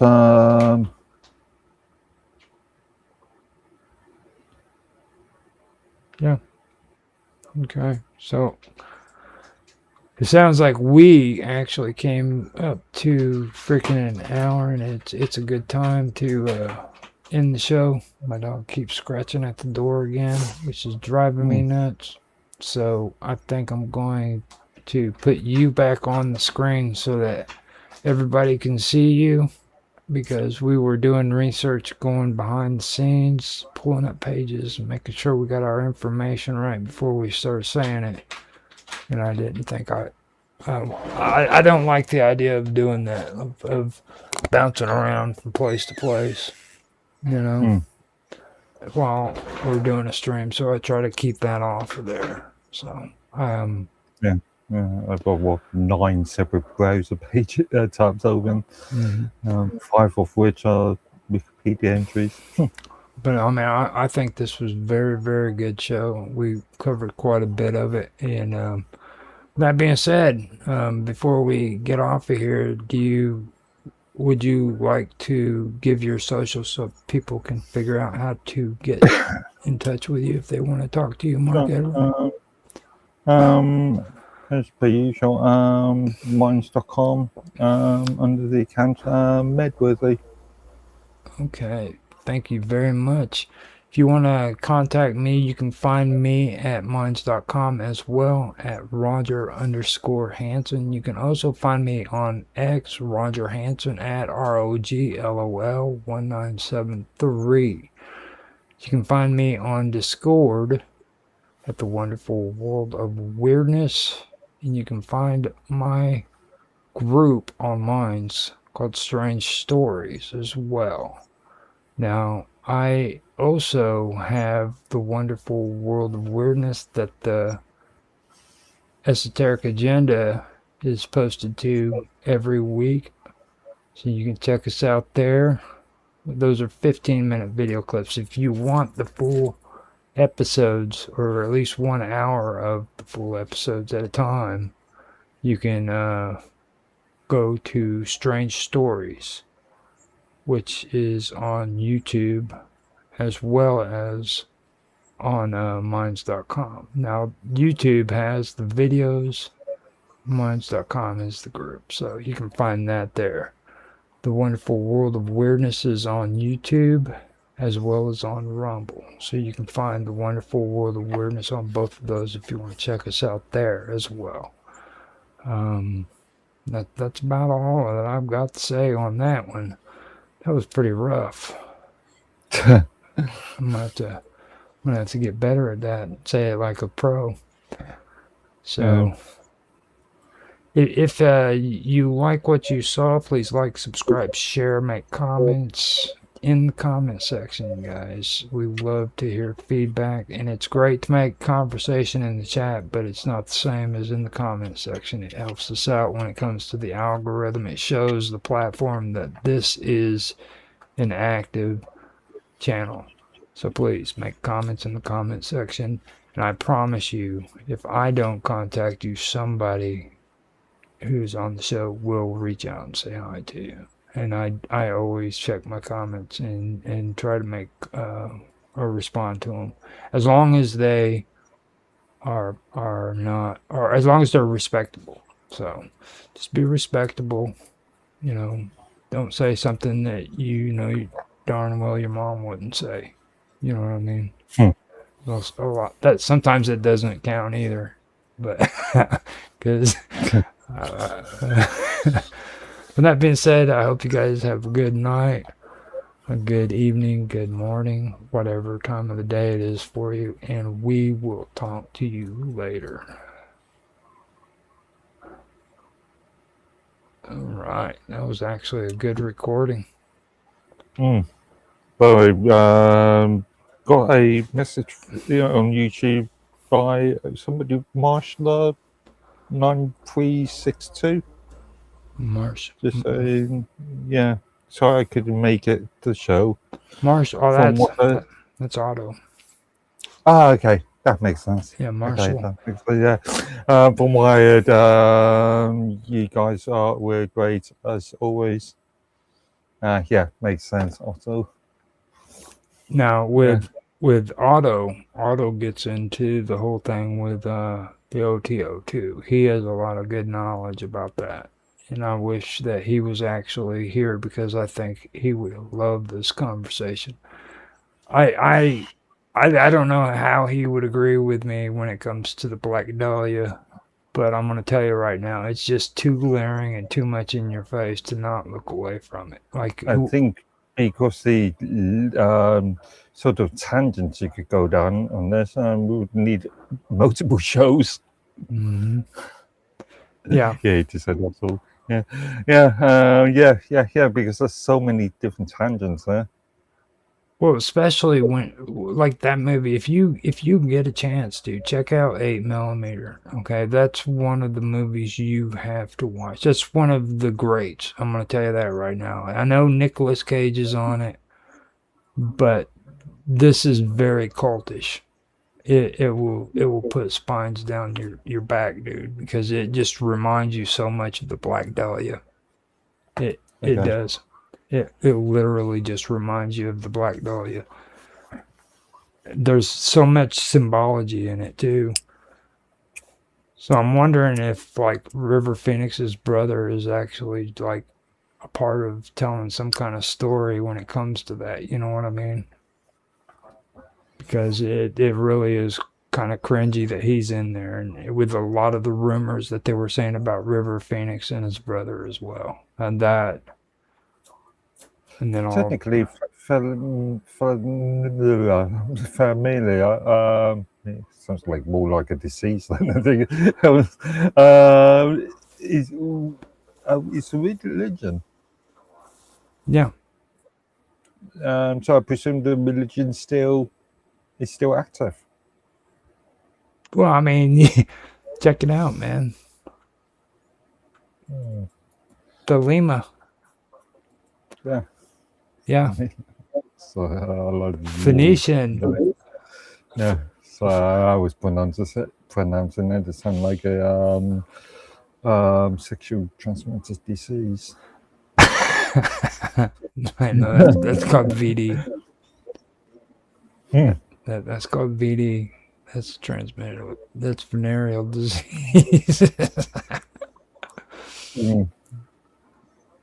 So I heard a ding somewhere. I'm not quite sure where that came from, if that was from me or what. So, yeah, and Otto, thank you for stopping by in chat. I appreciate that. And Mark, thank you for doing a shout out for him. We had this one guy, Gary Son 879 on Kick, who said hi and what are you doing? I don't know for sure if he's still on there. he didn't seem to be soliciting or anything or trying to get people to, do some cool view thing. So I'm guessing that he's an actual viewer. And I want to do a shout out to him on Cool. Kick and say thank you for stopping in. And if you ever want to come on the show, you are more than welcome to. And I will tag you in the chat and say thank you. So it's apparently important to tag people in the chat and say thanks for stopping by. Hmm. Okay, so thank you, Gary-san 879. And while I'm feeling like I'm in a good mood, I want So to. I'm still reading. I even finding out more information about Karaday. The Gnostic Mass, technically known as the Liberated Phrase or Book 15 in 1913, was traveling to Moscow. Mm-hmm. Well, he would tell you differently though, because Aleister Crowley was the evilest man. Okay. So What was it? The man that, according to in the same sentence, or same jumble article, the man that they would like to hang. Mm-hmm. Well, see, the thing about Aleister Crowley is he used things from Aeon, which is the primordial gods, and this stuff is very, very pagan and primordial, and he used it in incantations. And this is old Phoenician belief systems, and even it goes even farther back. So like he would use these incantations, and like if you listen to the old recordings of him, supposedly, well, it's not supposedly, but he did the incantation in the Great Pyramid. You'll hear him make reference to Aeon or Eon. Okay, now this is one of the older gods, the primordial gods, before the Greeks and before the frickin' Romans, that go all the way back to the Phoenicians and the Indo-Europeans. And it gets really deep. So he did a lot of studying, but the thing of it is he was very, very.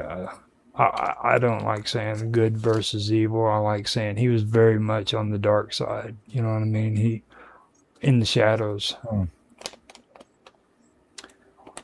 So it's very interesting. When it depends on how deep you want to go into it.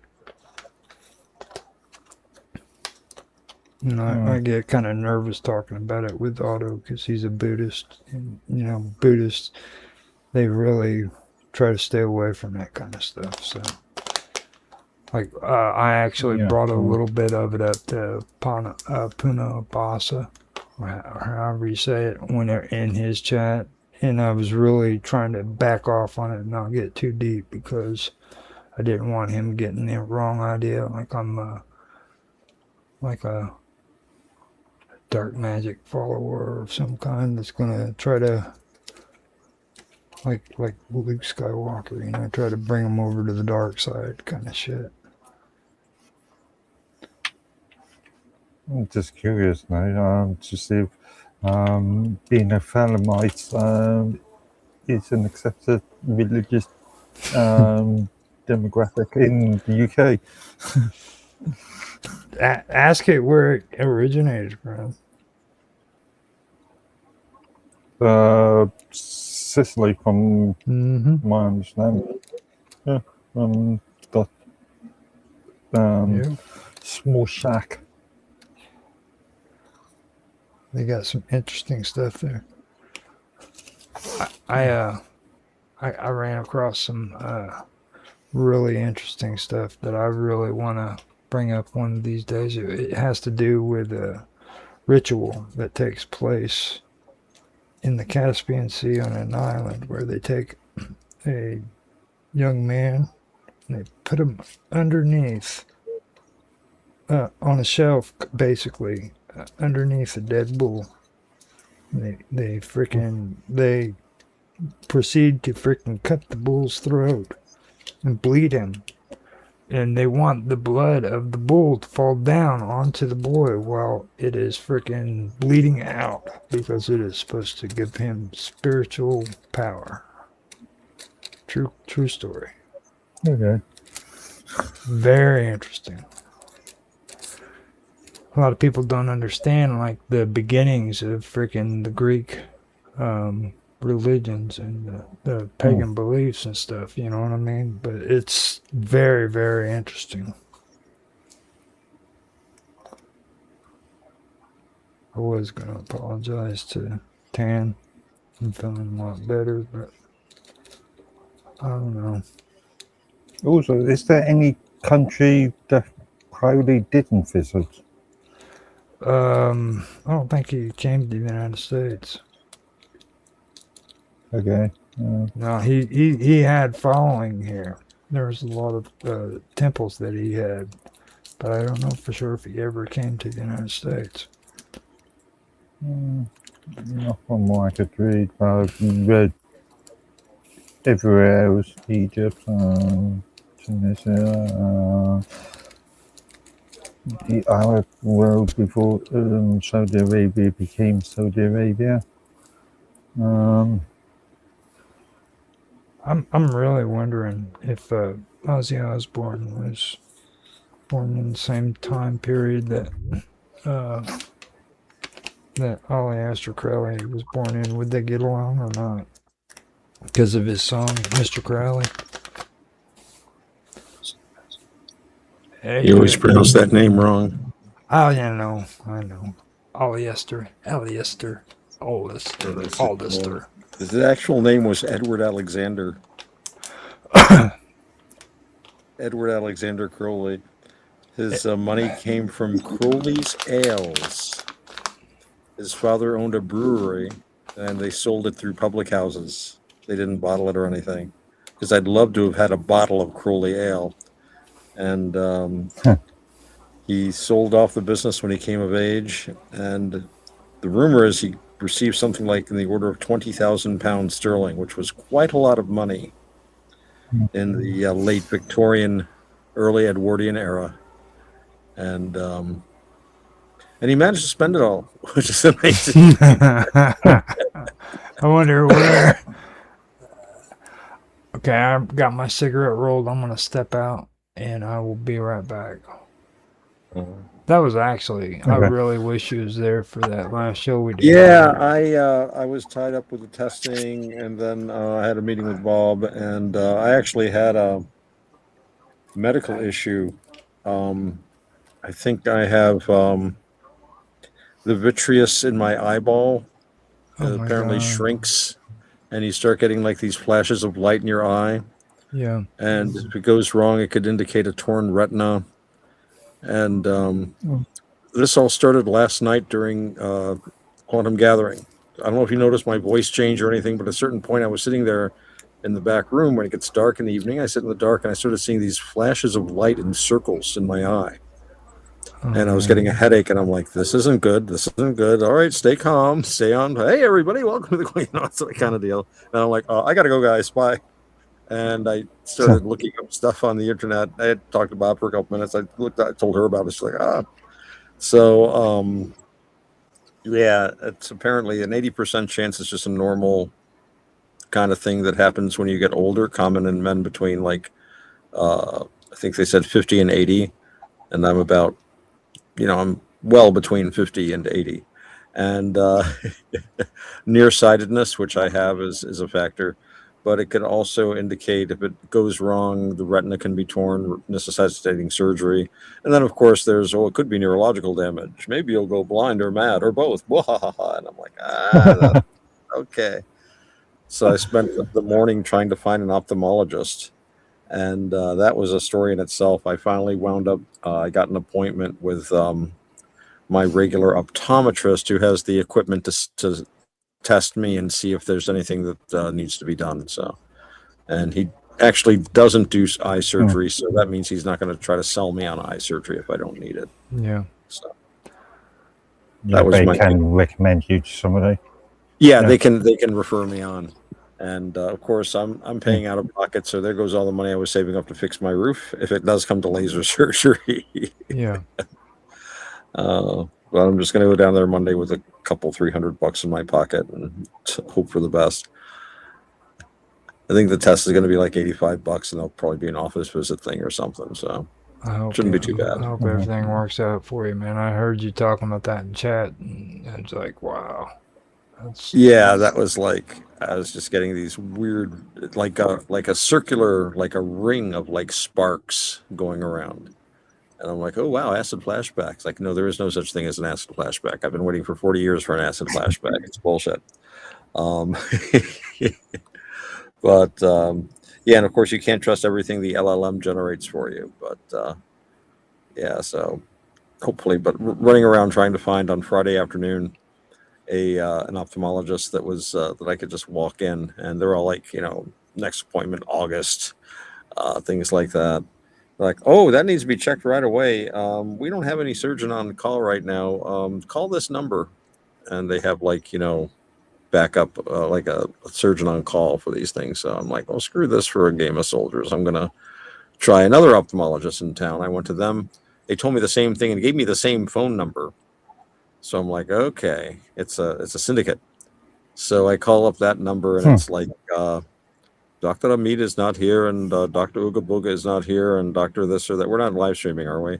Oh, there go YouTube's going to come on.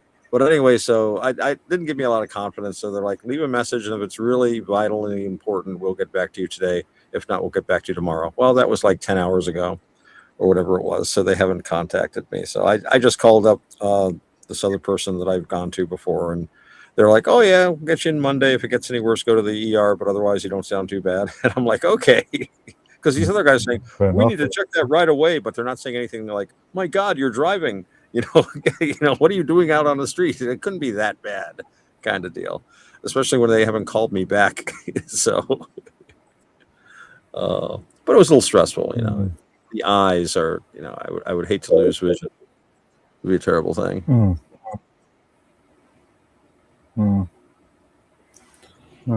Yeah.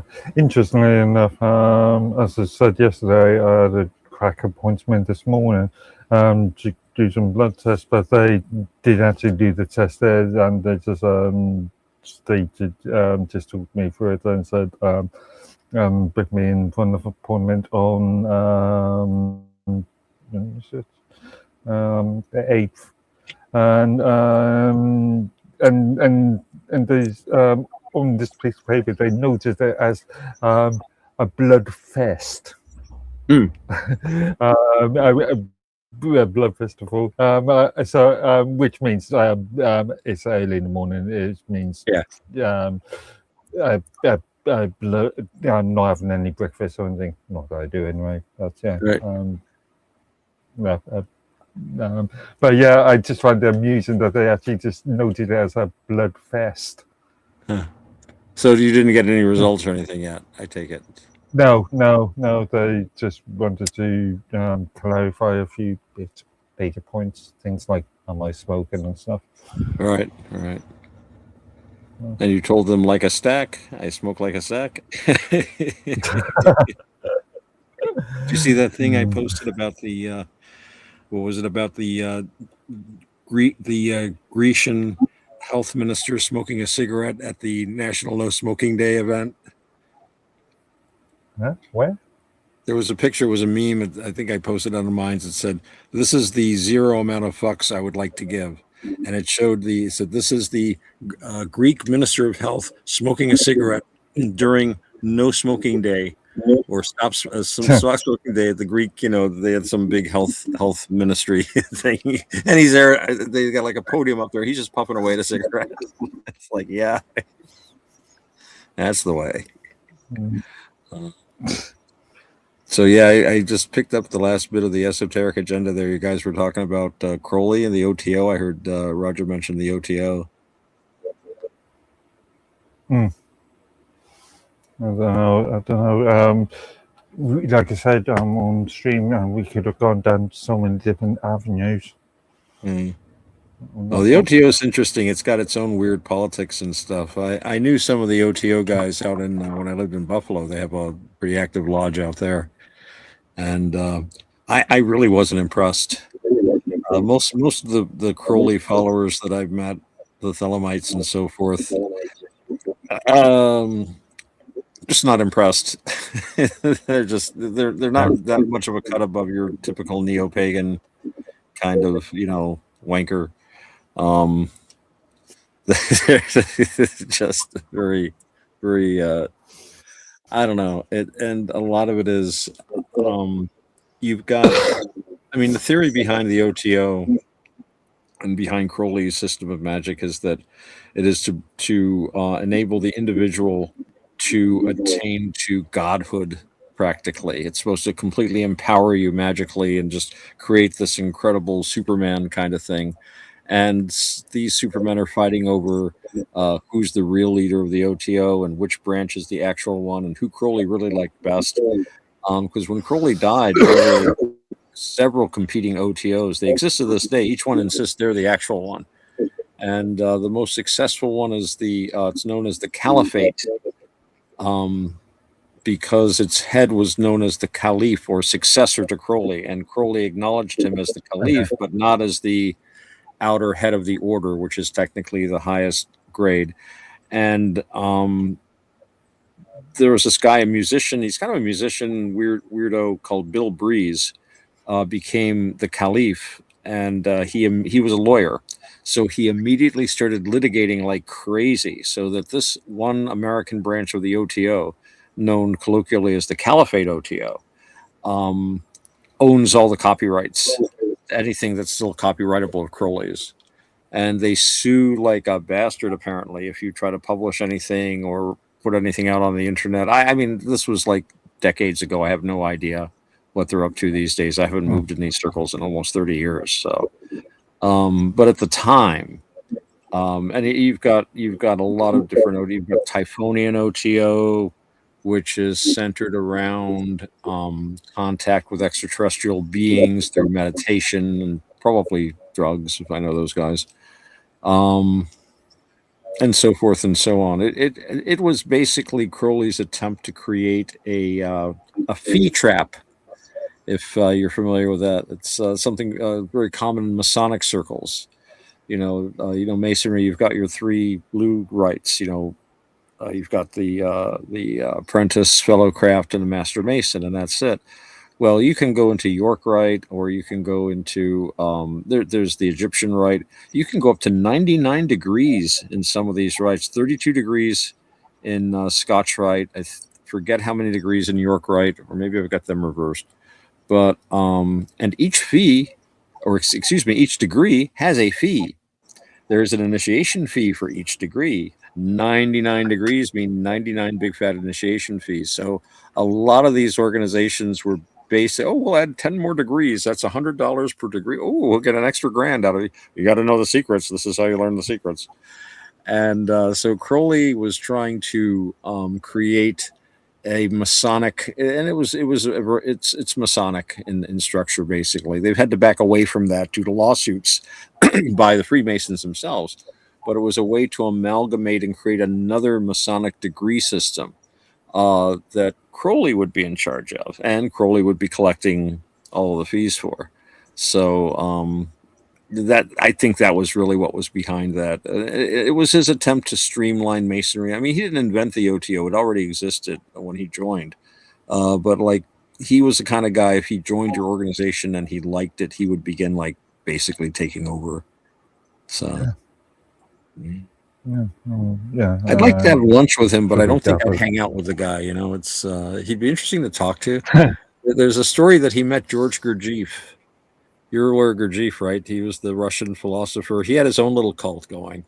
The woman who wrote Mary Poppins was a follower of his. He had a lot of very wealthy followers, very influential.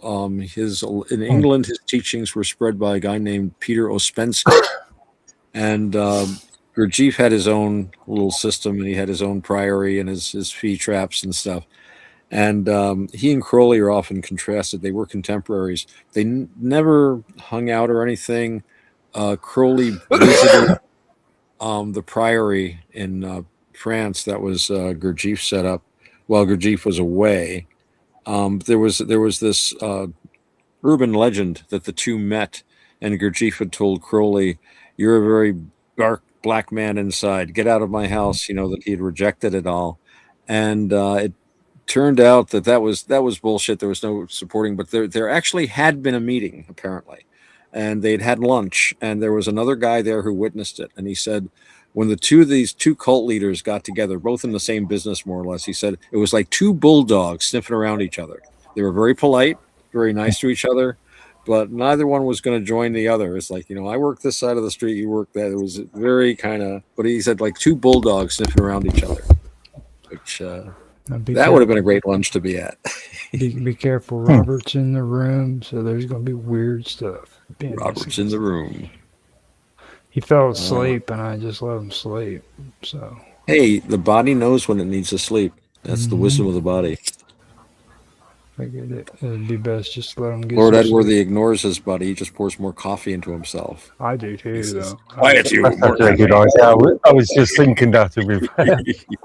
It's like I can't That's say probably what. I can't say nothing that's bad about it because like I'm horrible about that stuff. You guys I am just too. I got to cut back You don't drink coffee, do you? in large quantities sometimes, but I have to cut myself off in the afternoons because I need to sleep because I need to get up early in the morning. In fact, I got to go crash soon here myself. I just wanted to stop in and say hi to everybody and see what you guys were talking about and I'm put in glad. my little 2 cents about Aleister Crowley because I couldn't help myself. I'm They're glad. talking about Crowley. Well, I got to get in there.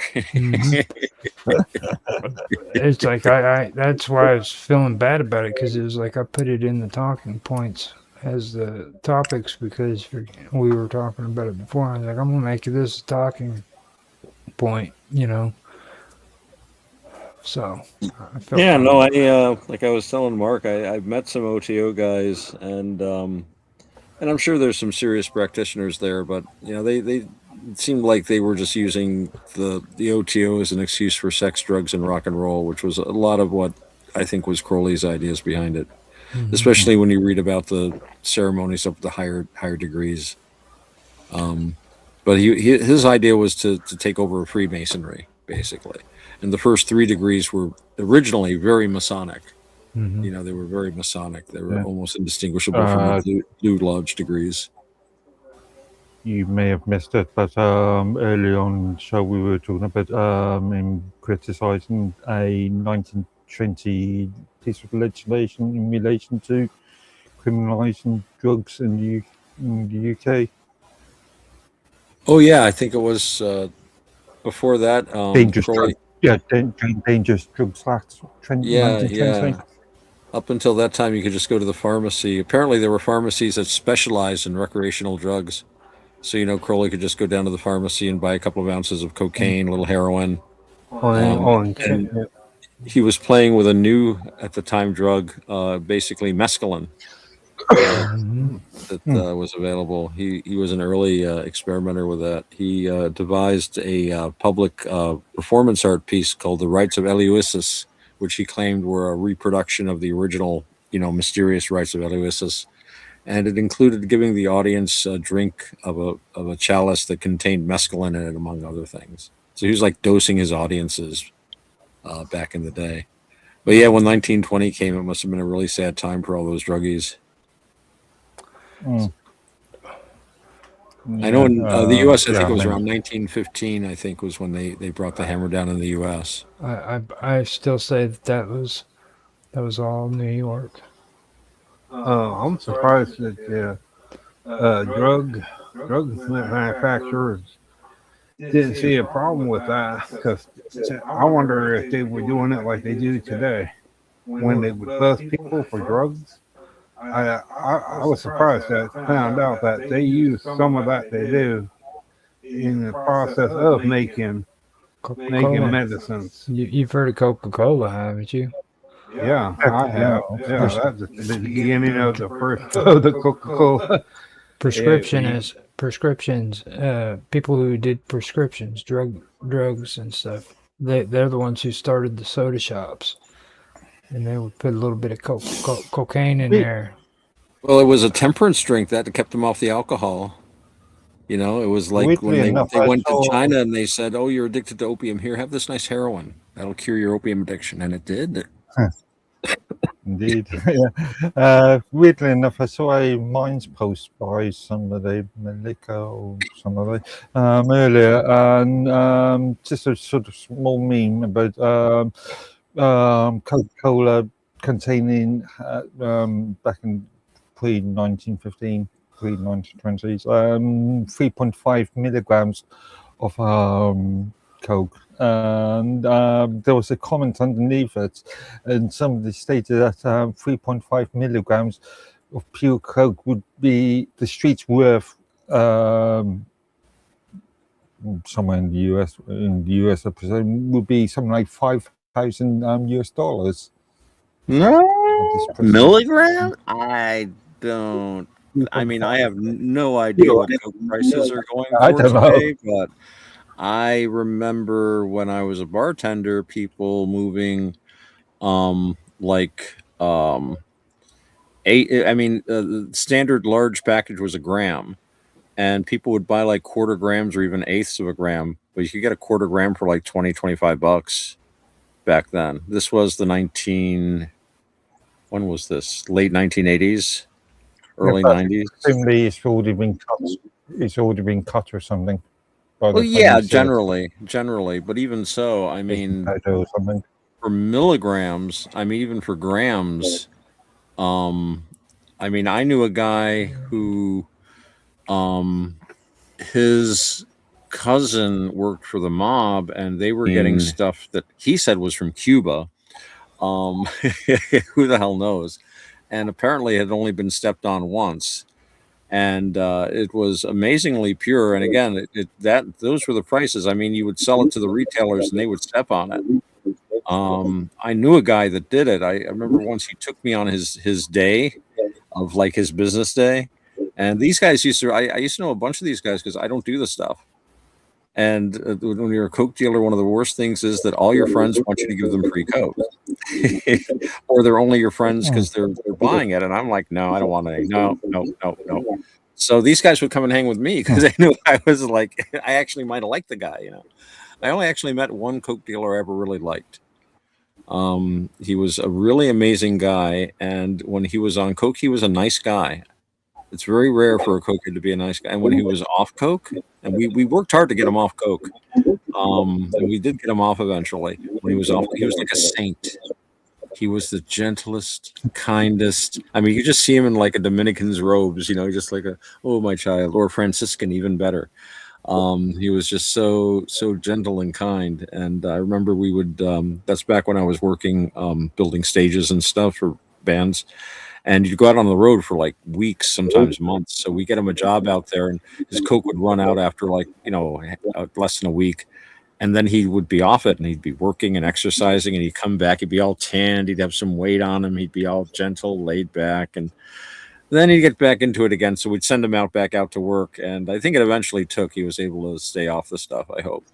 I don't know. I moved away from there. But he was cleaning up his act when I left. I have great hopes for him. So. Sorry, I just found the post. First bottle of Coca-Cola from 1894 contained 3.5 grams. Grams? Oh, grams. Oh, grams. Yeah. Oh, okay, that's a lot. That's like an 8-ball. I doubt that a bottle of Coke had an 8-ball in it. Yeah. I forget the exact number I saw, but I remember reading long ago. It was basically like a short line. If you drank 3 Coca-Colas, it would be the equivalent of like a line of Coke. I don't know what a standard line is. I pulled up some mathematics for you, some math. Uh-oh. So a teener, also called the teenth, is a slang term derived from a mathematic fraction of an ounce. In various contexts, it refers to 1/16 of that unit of measurement. This terminology is often associated with the weight of specific substances in illicit markets. Using or purchasing regulated substance outside of a legal and medical framework carries significant health and legal risks. So there you have it. A teener is a tenth, and that's a slang term derived from the mathematic fraction of an ounce. 10.8 quarter, yeah. I just looked something up here, by the way. I see where this, as far as the Coca-Cola goes, it says here, the original formulation contained 9 milligrams of cocaine per glass or bottle, while the concentrated syrup held 3.5 grams per bottle of concentrate, but that's syrup. It's meant to be diluted at a 1-to-7 ratio. So it would come out. So, and my grandparents used to have a little soda shop, and they would have Coca-Cola syrup, obviously not the cocaine kind. It came in cartons, and they would mix that with the soda water to make sodas right at the counter. So I can see where the so it's 3.5 grams per syrup bottle, but 9 milligrams per serving was their standard dose.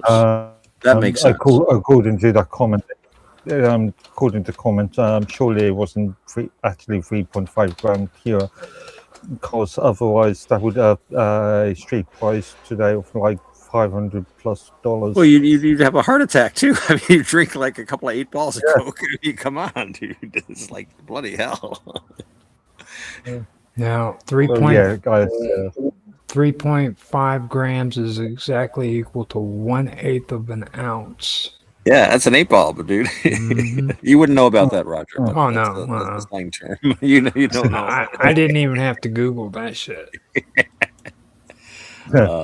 Just it's like there's another commentator. Folks, it has only 9 milligrams, 1/10 of a gram per serving. The main kick from the cola was from the cola nut. 3.5 grams was in concentrated syrup. Okay, if you drink if you drink 3.5 grams of cocaine in a liquid, you would lose the ability to swallow, and then die of an overdose. An 8 ball, dude. That makes more sense. Can you imagine drinking an 8 ball? That would just be so freaking crazy. Well, it wouldn't hit you as hard, I don't think, as snorting it. Generally, most drugs, like when you inhale them, it's like it punches you. But like when you take a pill or you take it as a food, it would be slowed down. I would guess, but it still would be like, man, you would that'd be a lot. And imagine drinking a couple of bottles of that. No. Well, I mean, dude, I told you my story about the sandwich. Okay, like when you not the sandwich. Like when you're so high that you go to the refrigerator and you see a sandwich sitting there and you don't know how it got there. Yeah, you know what I mean. It's like you eat it anyway.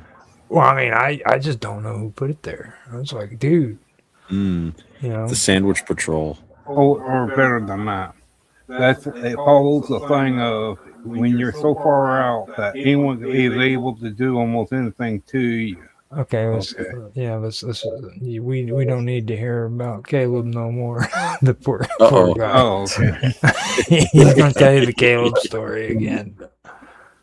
He gave him hot tamales and stuff when he was drunk. Oh no. Yeah. He's already said it like 4 times. Dude, I tell you, when you're drunk, you eat just about anything. Didn't Terry Pratchett do a thing about like Dibbler's pies? You had to be drunk in order, then you want one. It's normally food that you never go near. We used to have this place called the Dog Shack in this town I lived in. The hot dogs were 3 for $1.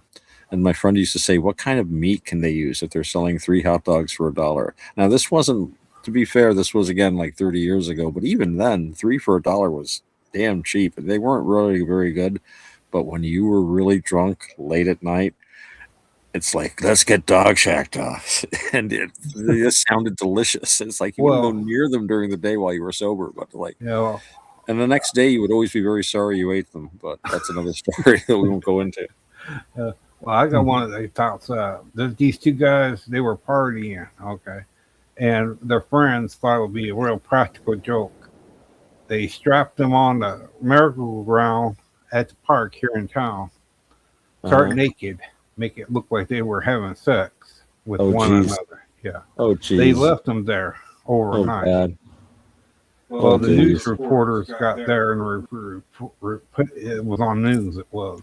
I'll bet. Yeah. And all that was because of alcohol, real extreme alcohol. Okay, so that's really extreme. So now we move on to more serious topics. I think that just about freaking ended your career as a journalist. Or on the other hand, the Weekly World News wants him. Yeah, at CNN. CNN wants him. I could see CNN putting out that kind of stuff on there. Well, they need new news anchors, Yeah.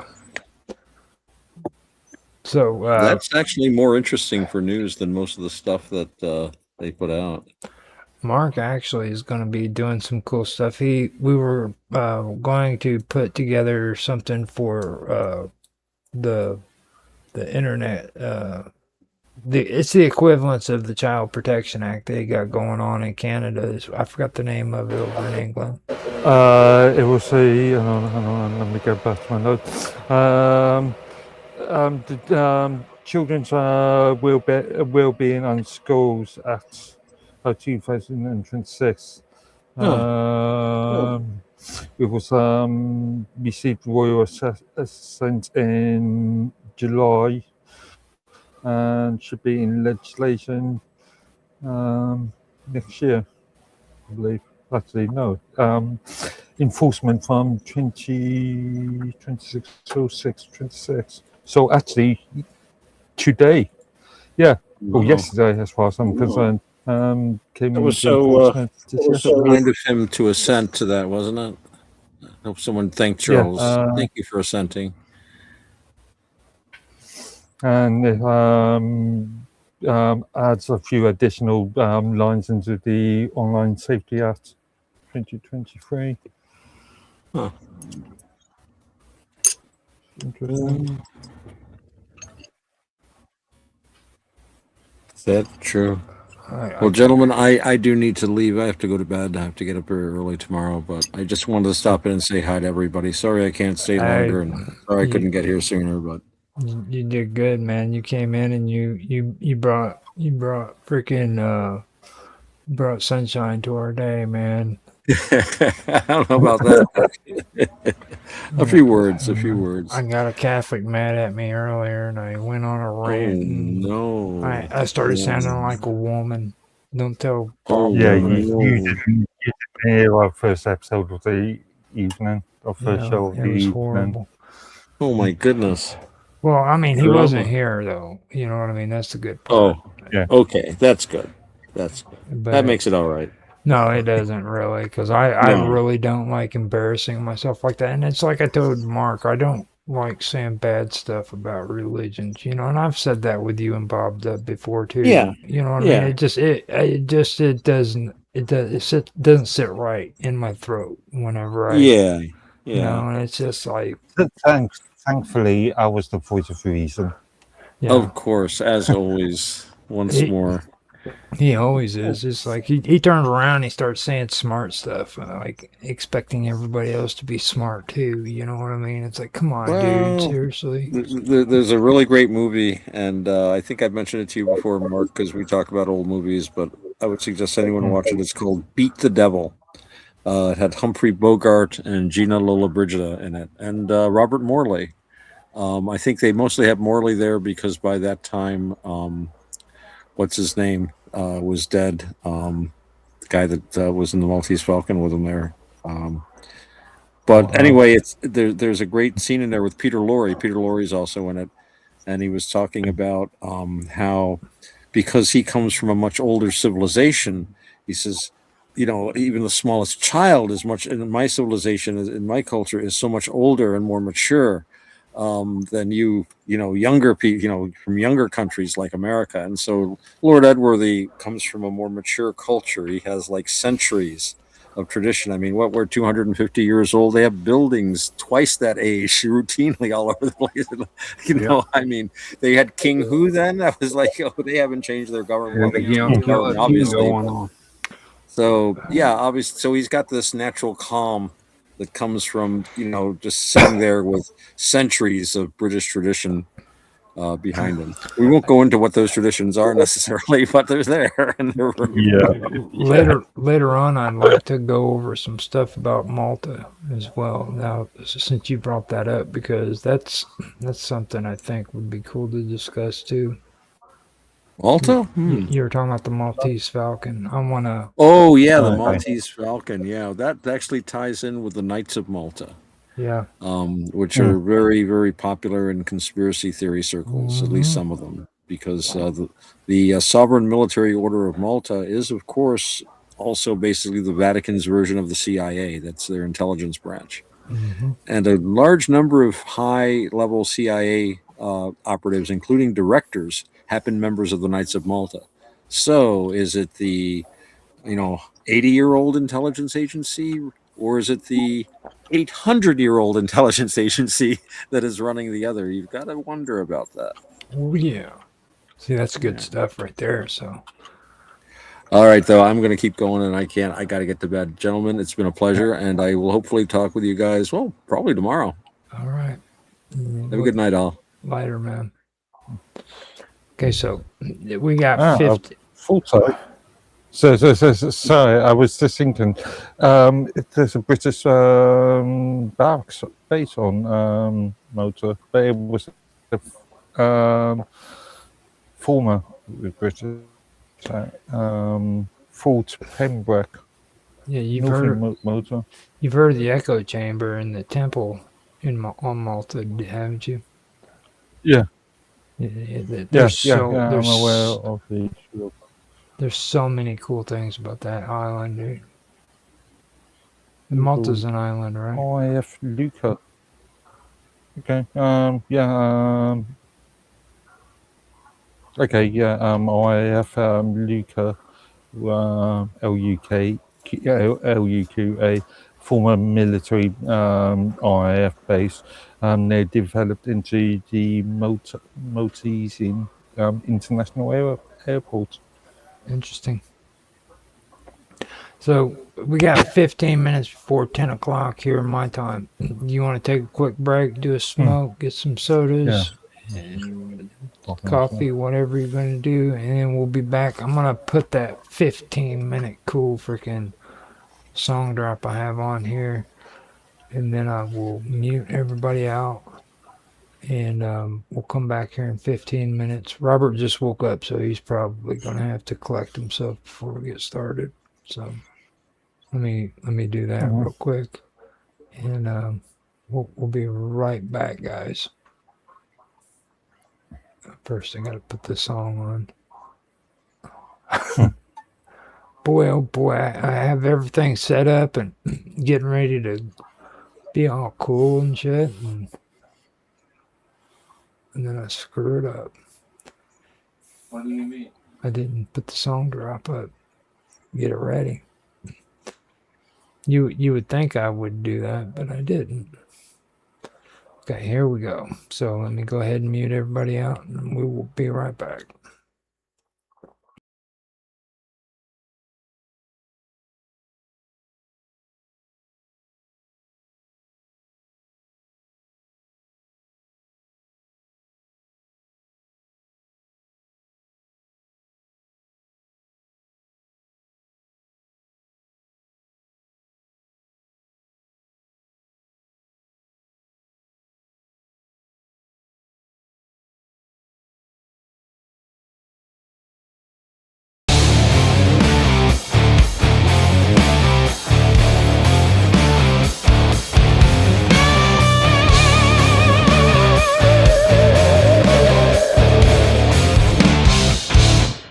He drifts in through the heavy door, shadows stretching across the floor. A familiar ghost with a hungry soul, taking pieces to make him whole. No words required when he arrives.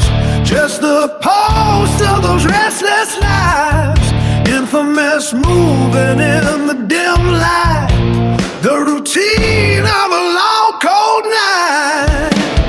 He is always around when the wind blows in, sucking the spirit right off of the skin.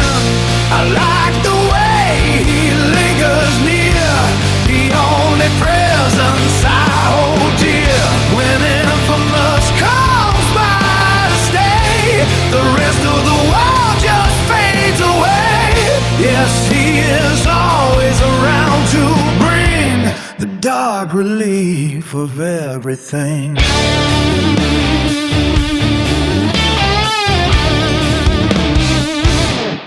Constant as a winter rain, feeding on the joy and pain. He knows the route, he knows the part, the steady beating of a hollow heart. Never leaves a trace behind, just the solace I can find.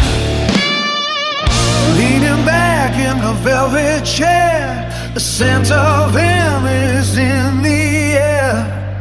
He doesn't ask and I don't tell, a secret told of this private spell.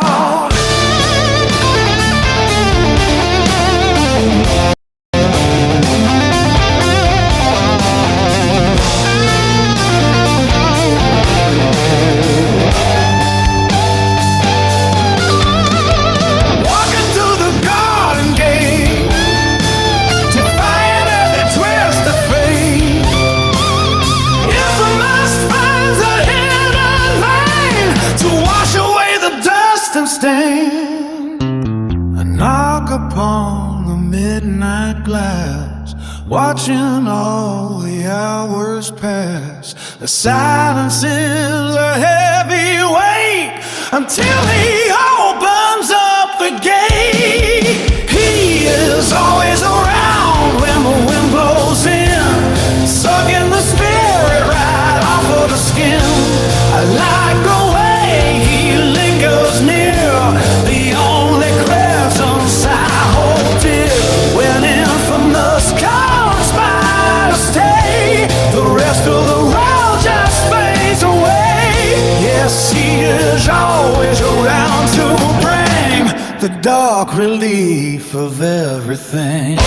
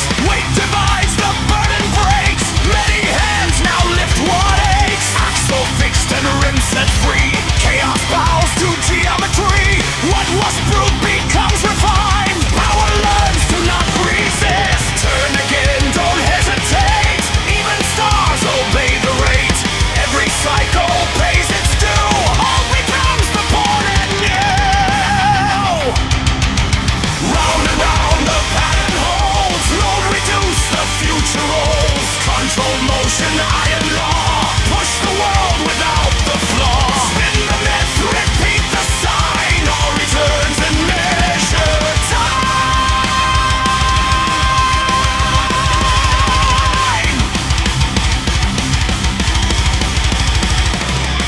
Heaven wheels, the ages grind. Serpent circle, tail to mine. What we build is what we are. Rolling fate from star to star. No beginning, no collapse. Only cycles overlapping.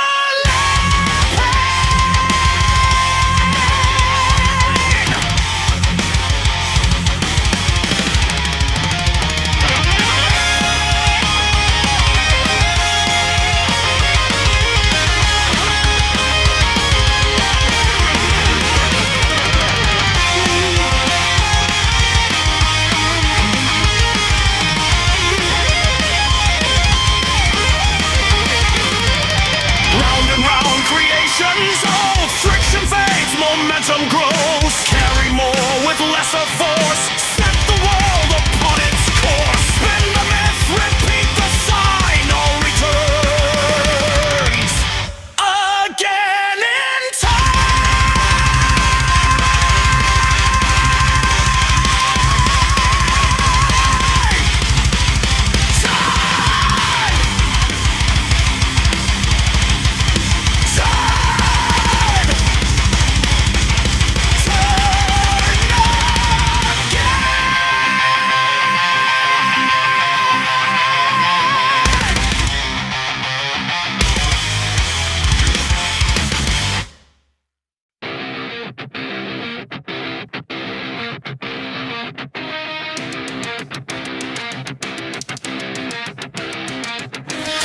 I can feel you in my head, like a wild misfired instead. I don't sleep, I don't rest.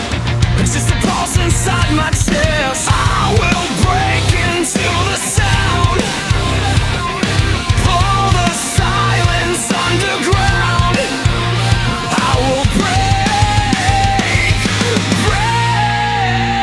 I'm so numb, overloaded where I live. Let me out of this tight and grip counterfeit. I'm so numb, so numb. Overstayed inside my skin. Let me out again. Twisted nerve, paper thin. I'm so numb, so numb.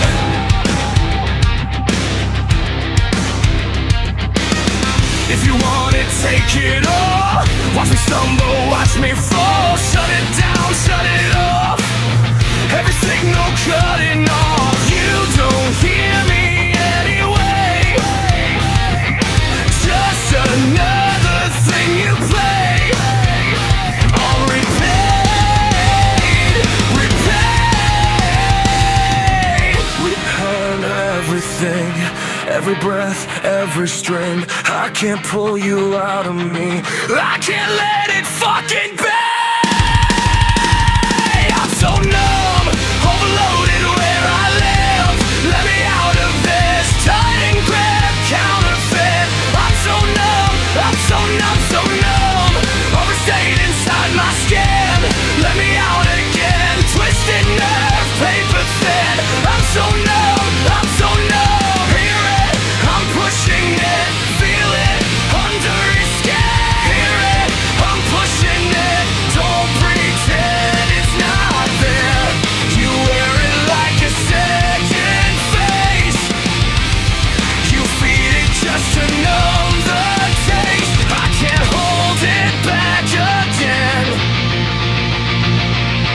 Cut me loose, cut me clean. There's nothing left in between. Cut me loose, cut me free. Or bury what's left of me.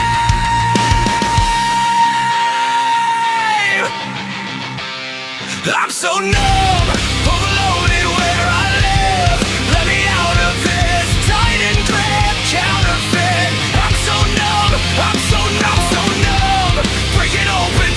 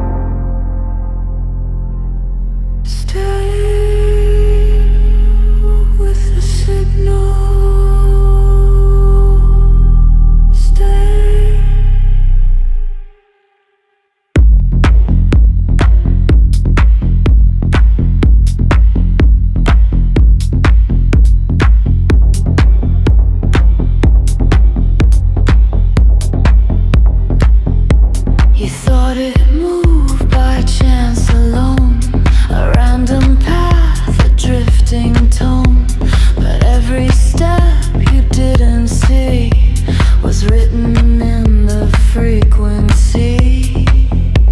Something's watching patterns form. Something shifting. What is normal? You are selected. Don't resist. Every moment leads to this. You were filtered, line by line, cut away from wasted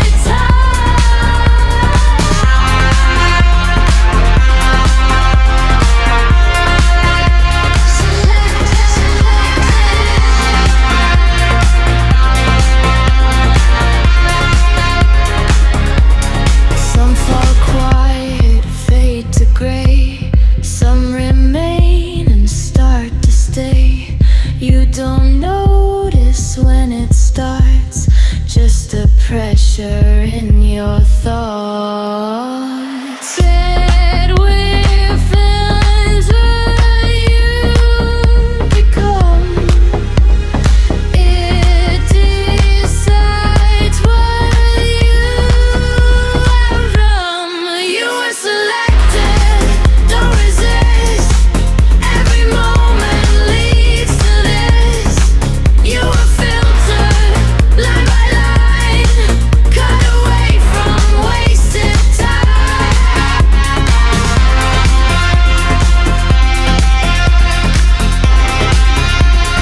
Outcome not selected.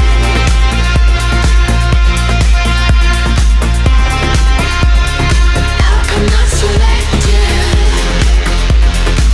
You don't choose. You align. You don't stop. You refine.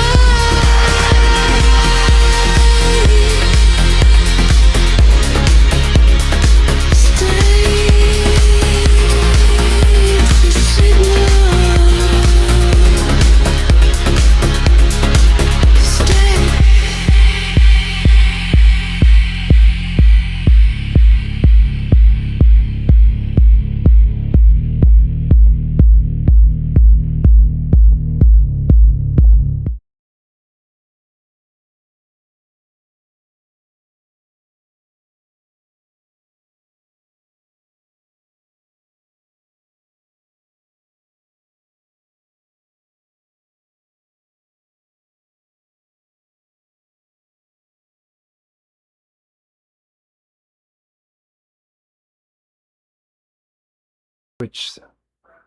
Gotta switch the background music up and everything, but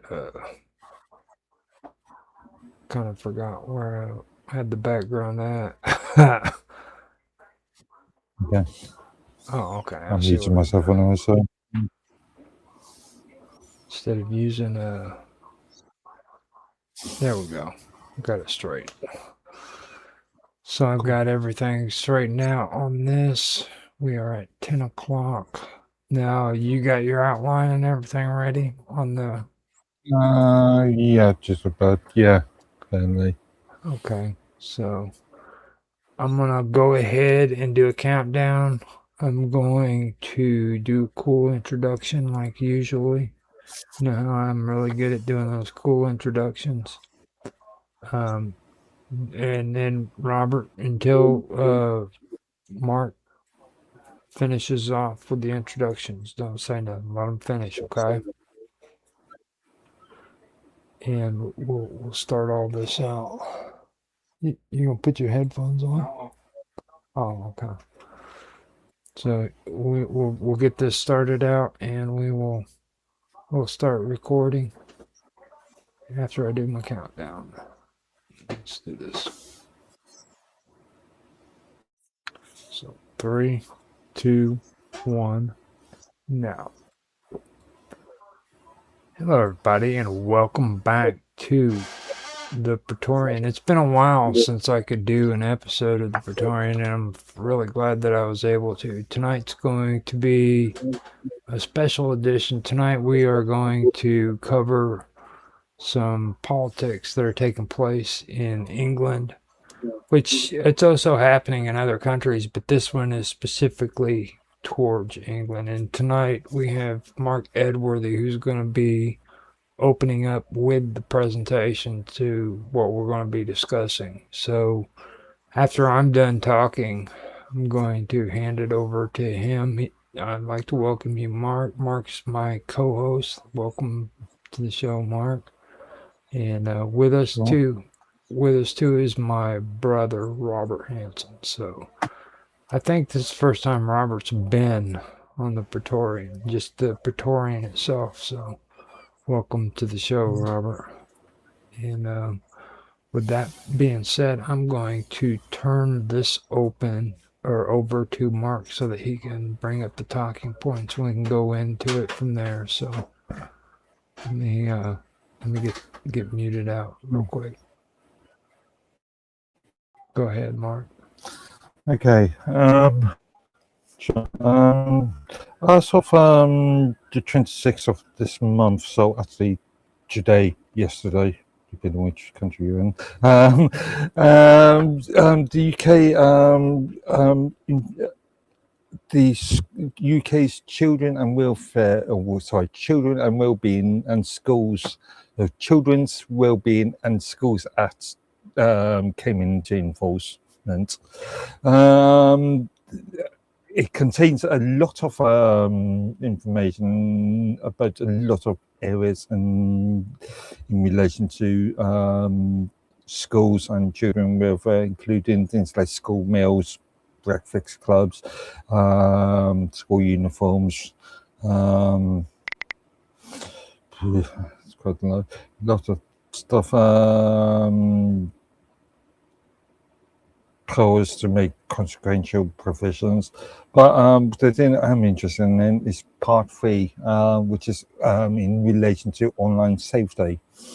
Back in the 15th of this month, so last Monday, Keir Starmer came out with a the current Prime Minister came out with a press statement which was broadcast in quite a few news channels, mainstream news channels, and no doubt a lot of people have seen it. But talking about children's online welfare online. The one of the arguments that he made, and that is incorporated into the act, is I think it's 20 June, July next year.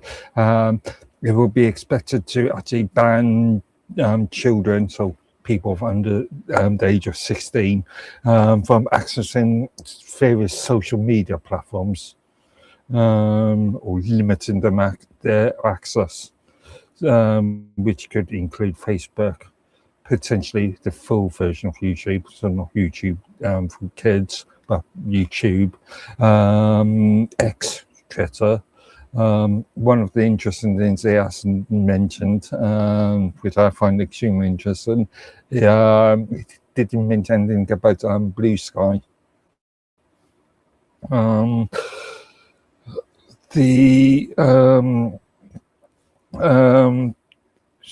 So yeah, not being able to access, being restricted access to in the social media platforms. This raises a number of different issues, including virtual private networks, and there is a provision in the UK Children's Wellbeing and Schools Act, which actually amends the 2023 Online Safety Act, which was it doesn't actually specify virtual private networks themselves. The Section 70 on the child safety and welfare makes a condition and which amends Section 214 4 or adds a addition to Section 214A of the Online Safety Act, which makes that which states that the Secretary of State may, for the purpose of protecting relevant children being children of a specified age, 16, and different ages may be specified for specific purposes, but for any child up to the age of 16, to prevent access by those relevant children to specified internet services which these services provide, which according to a recent Hanson report, a recent House of Commons meeting, could actually be related to VPNs, virtual private networks, which the government, UK government, has stated in the past that they will not ban commercial virtual private network provisions. This section allows them to limit and potentially ban virtual private networks, or at least for under 16-year-olds. The Office of Communication has stated that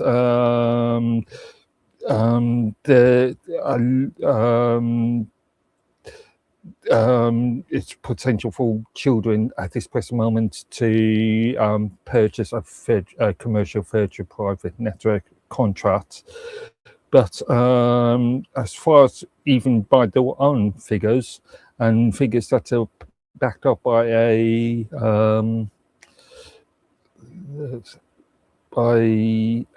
independent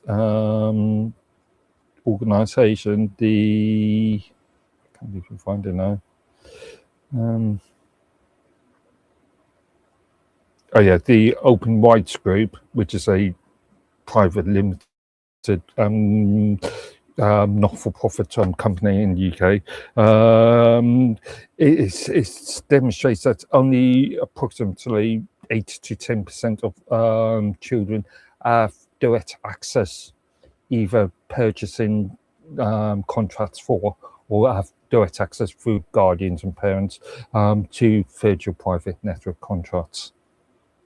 So the Ofcom is, in effect, what Ofcom is stating is that they would try and limit virtual private network or commercial virtual private network provisions for anybody who cannot prove that they're over over the age of 16. Which raises the question of digital ID. We already know that that under this current government, it is planned to have mandatory digital ID for the right to work by the end of this government's session, which is meant to be in 2029. Even though that they've sort of been umming and ahhing about that anyway. Interestingly enough, the government, the current UK government has introduced a .gov.uk online provision, which is meant to amalgamate all government provided, so state provided, public access provided provisions into one sort of centralized platform, and we know that Anthropic PBC is the government has always got contracts with Anthropic PBC to bring large language model assistance services into the .gov.uk platform. We also know that Anthropic is actually doing research into their own digital ID schemes at this present moment. So it could potentially be digital identification aided by or being resourced or being deployed by Anthropic. There was a question about Palantir technologies, but Palantir technologies opted out of UK digital ID initiatives back in September/October last year.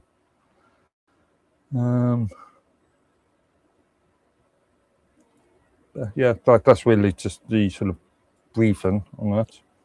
It's pretty interesting because, like, we were talking about the Makerfield results, and the election that came out there, and then we were also talking about doing this.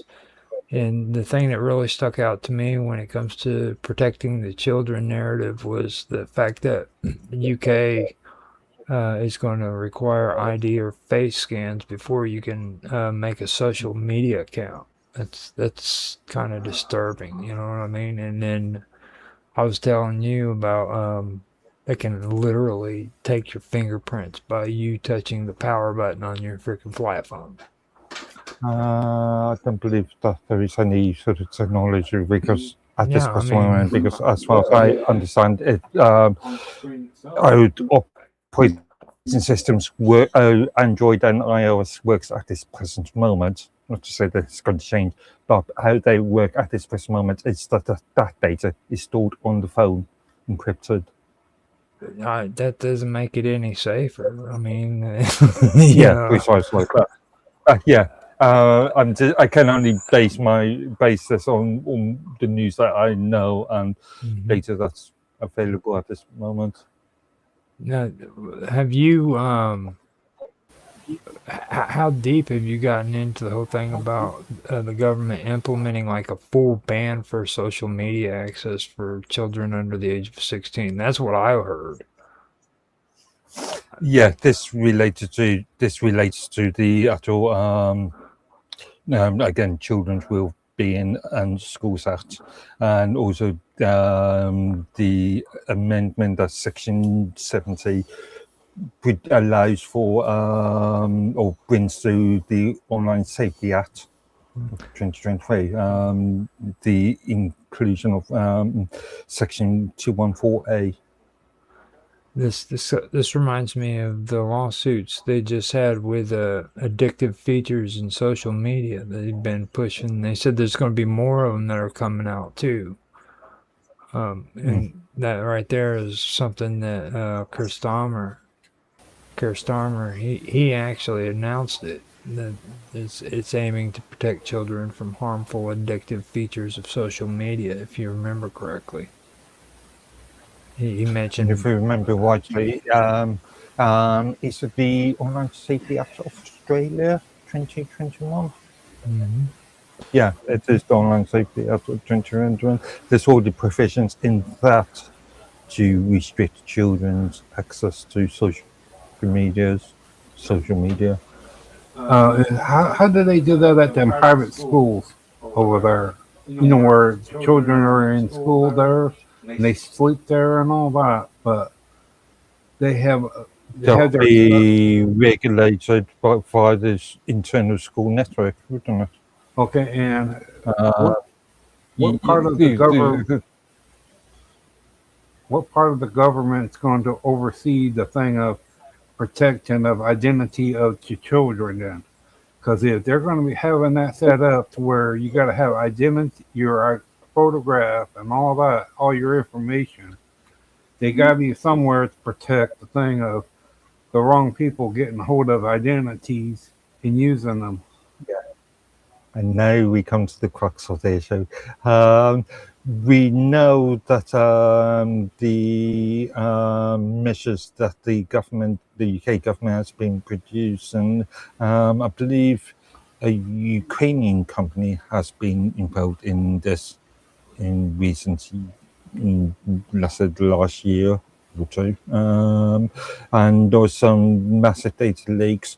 We also know that the government has, or states provisions have been suffering from a number of data leaks already. There was a report, I think, at the start of the year, where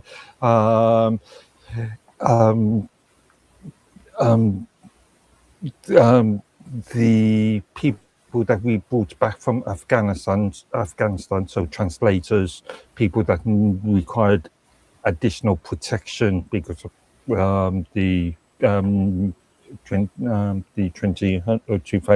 conflict.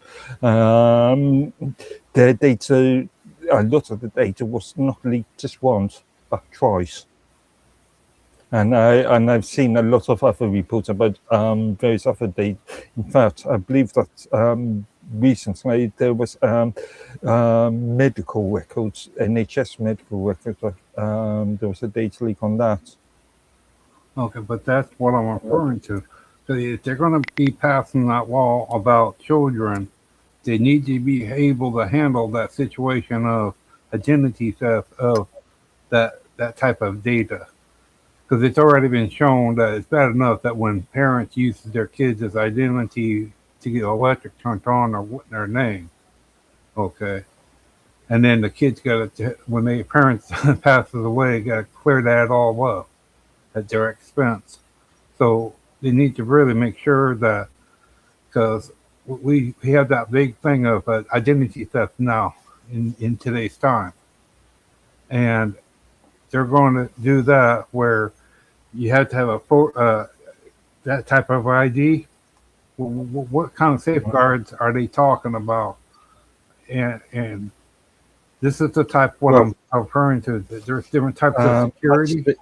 Actually, funny enough, Company's House, the website, or what we used to call Somerset House, Company's House, the provisions, which is the provisions where private sector companies register all their details for things like His Majesty's Inland Revenue Services and a public filing of the companies. There was a hack. There was a security hole in there last year where if you, as a company owner, logged in under your own account and you just modified a few syntax on the URL bar, so rather than let's say your company record is stored under /0001, and you could type in /0002 and be able to access the private contact details of other companies' CEOs and directors. It was reported that it was fixed quite quickly after it was found, but the issue remained for at least a good year beforehand. Well, so in theory, somebody could have accessed somebody else's a company director's information that they had no relation to, contact details, private phone numbers, email, by just changing syntax. So, in other words, what is the UK standards as for any internet company?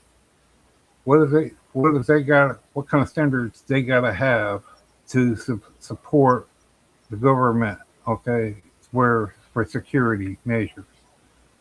Okay, because here in the U.S., there was 3 companies about 5 years ago was removed from security for the internet. Okay, and all things, and they were removed from it because they were no longer able to hold their their their security measures properly like they were supposed to.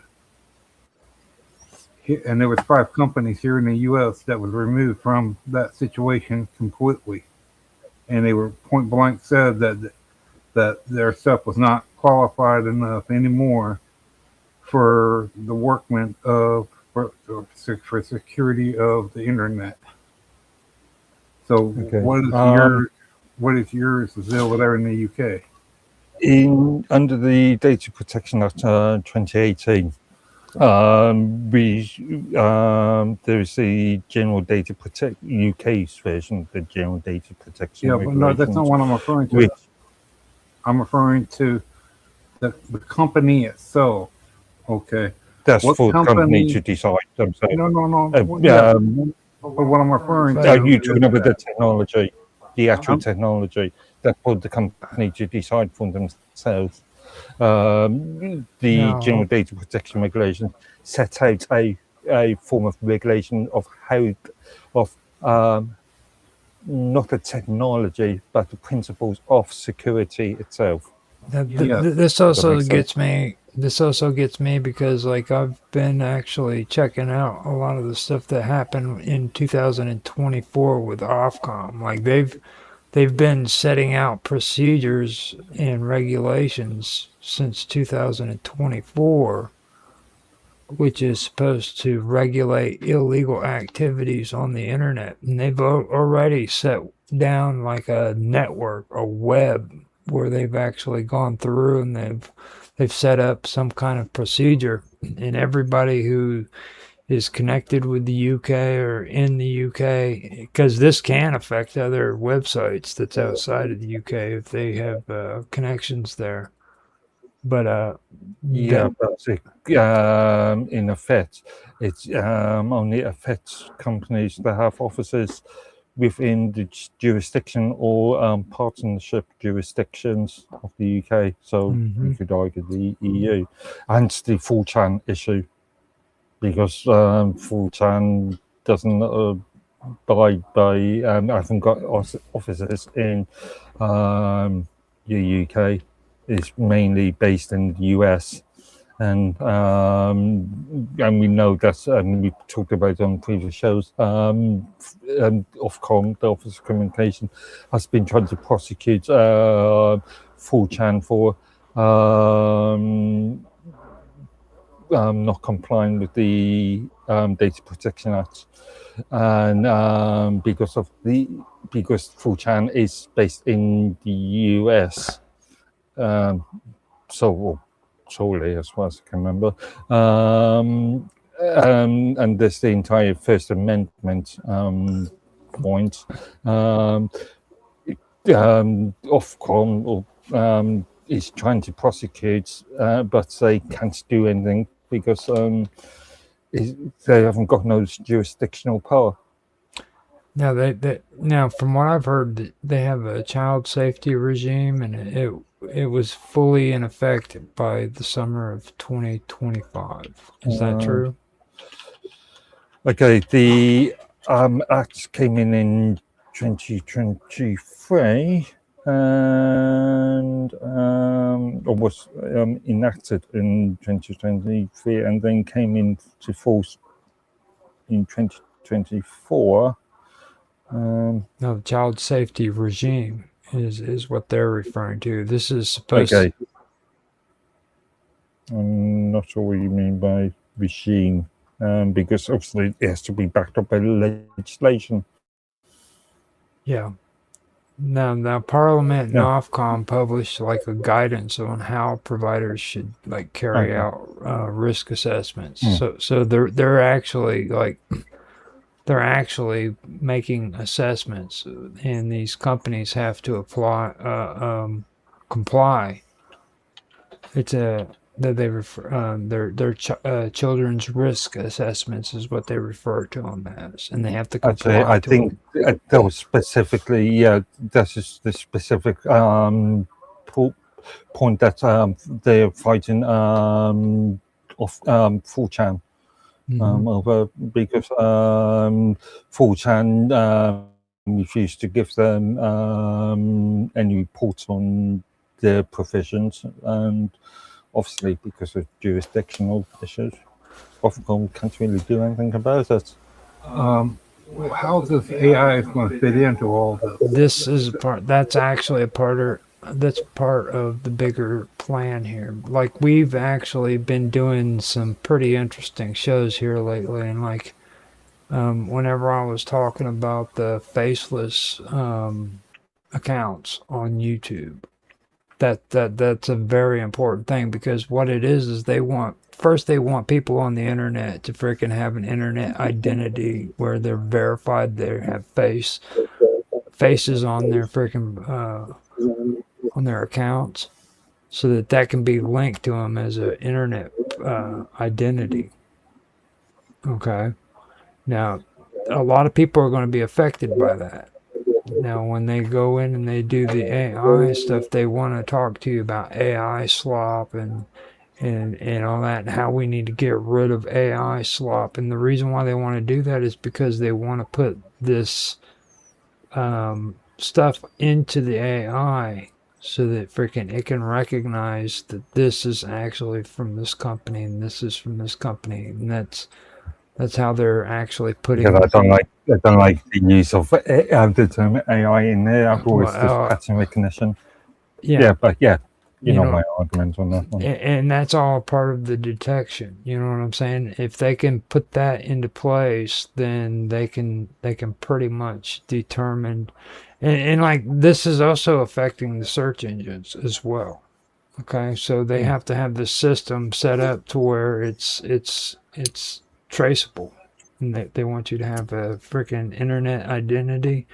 They want to be able to have, like we were talking about YouTube, how they're trying to move away from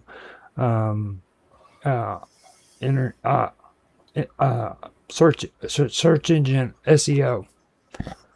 Okay, and the views on YouTube are dropping because now they're moving away from SEO and they're using their new programs that they're putting I don't think they're swapping the two out. I think it's just the pattern recognition. Then it's just an additional service, and it's actually it's actually going into effect too with the search engines. And they're using I forgot the name of it that I was talking about the other night, but it's an actual when we were talking about what they were with the faceless accounts. Okay, they're actually working on putting this tracing, this ID verification into the search engines and stuff like that, so that freaking you will have to be verified through it. And it's pretty intense. I can pull it up here in a minute or so. Just to answer your question, it's Synth ID. But here's the thing: problem with that is, for people that's in the government, okay, high security people, you're talking about, because they got the stuff now that they can read your retina, okay, and the U.S. is talking about security, okay. Same thing with the UK. Look at the government the way they are, okay. They don't want to take a chance of the wrong people able to get hold of information, any kind, because if you're able to not take a copy of your retina, okay, and put it into a thing for later on for use, okay, it's a good possibility. Well, that's technology. But that's a possibility. But hold on, let him talk, Robert. Let him talk. Okay. But at this present moment, when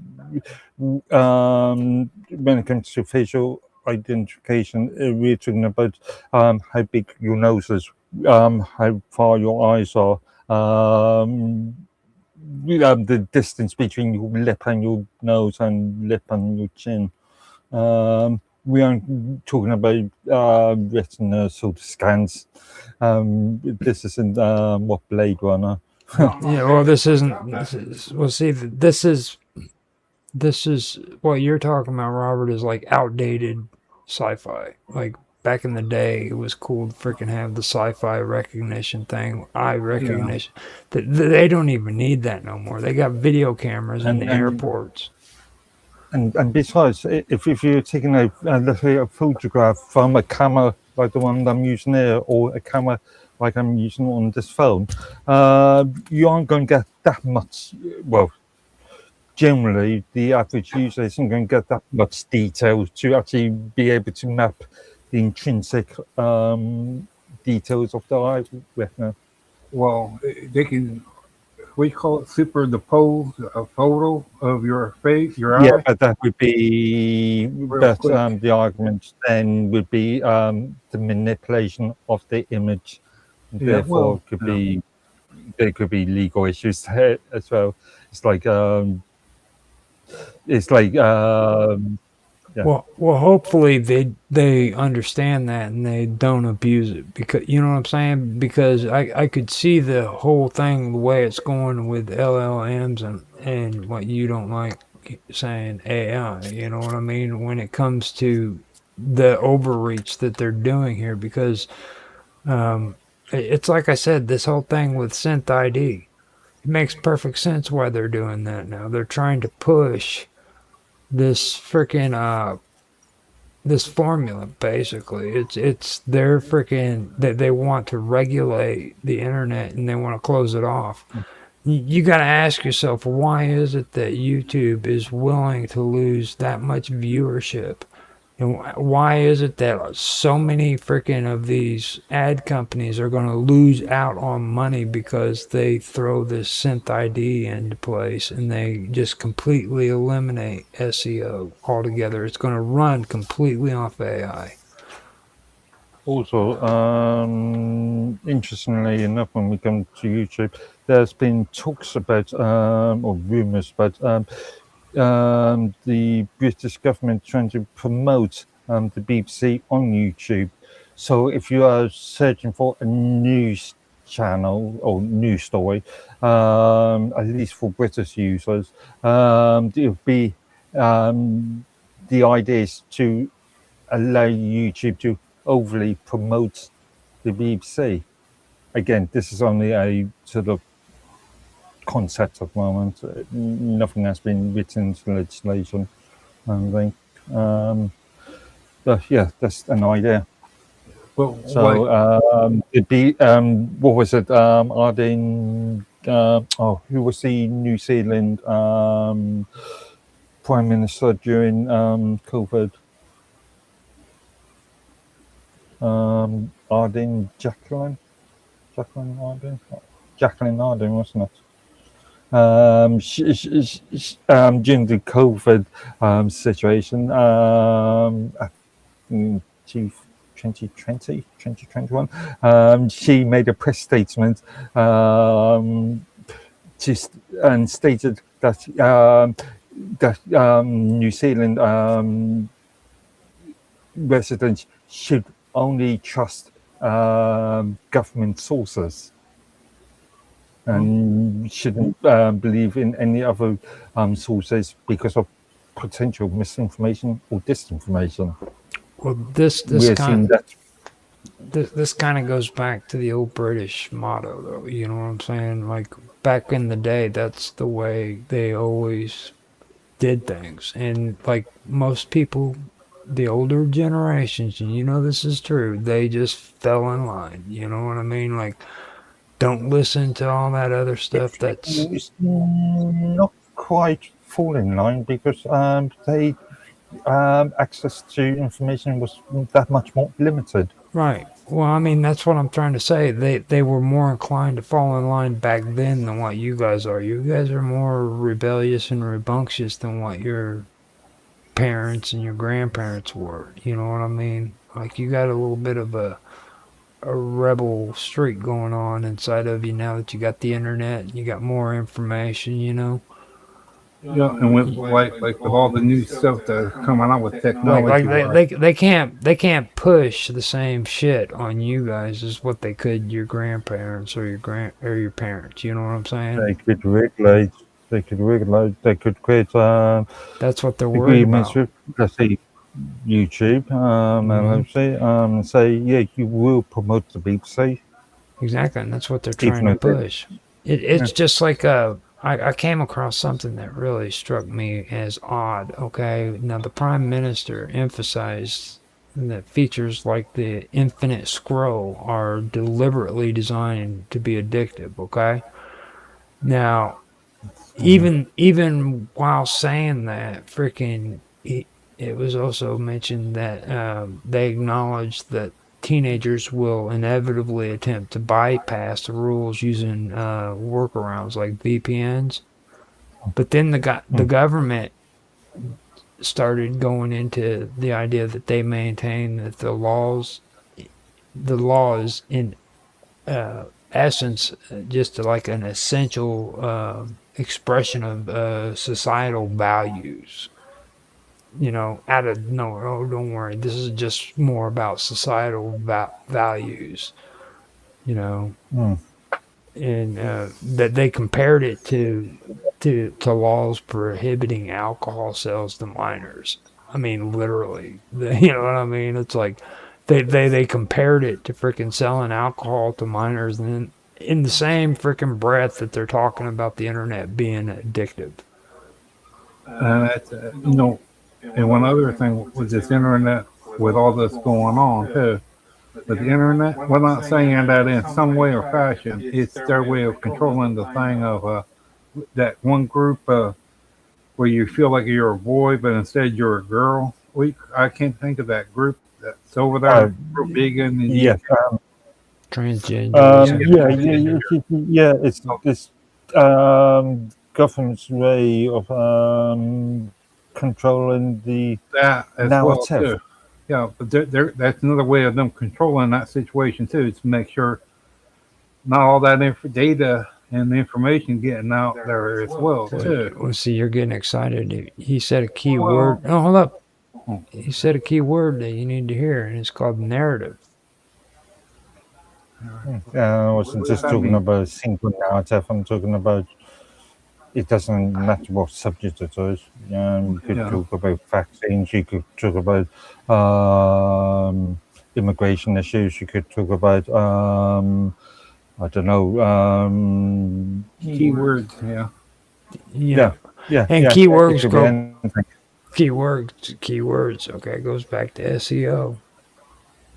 Okay, it goes back to synth It's ID. really, again, just controlling narrative. So. Yeah, and that's what I was referring to, because what they're doing is they can use that for a wide variety of different uses for their own personal gain by it too. Because when you don't want a lot of information getting out about whatever, and there should be an organization to cover the fact that a lot better than for identity of children, okay? Because we have that problem here in the U.S. We got the same thing about the same kind of law as what they're trying to pull there to do there as well. That we have that same law here, and it seems awful odd that you look at the parallels of what they're doing there in the UK and how many other countries are being affected by that same law too, okay?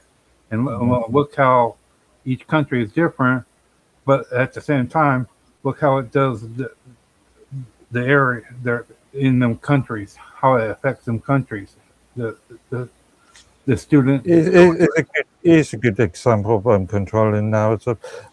Just yesterday, Thursday. It was brought to the attention of the House of Commons in the UK that the Labour government either planning or has opened up 12 new immigration centres. Has opened up 12 new immigration centres. This was never discussed in the House of Commons.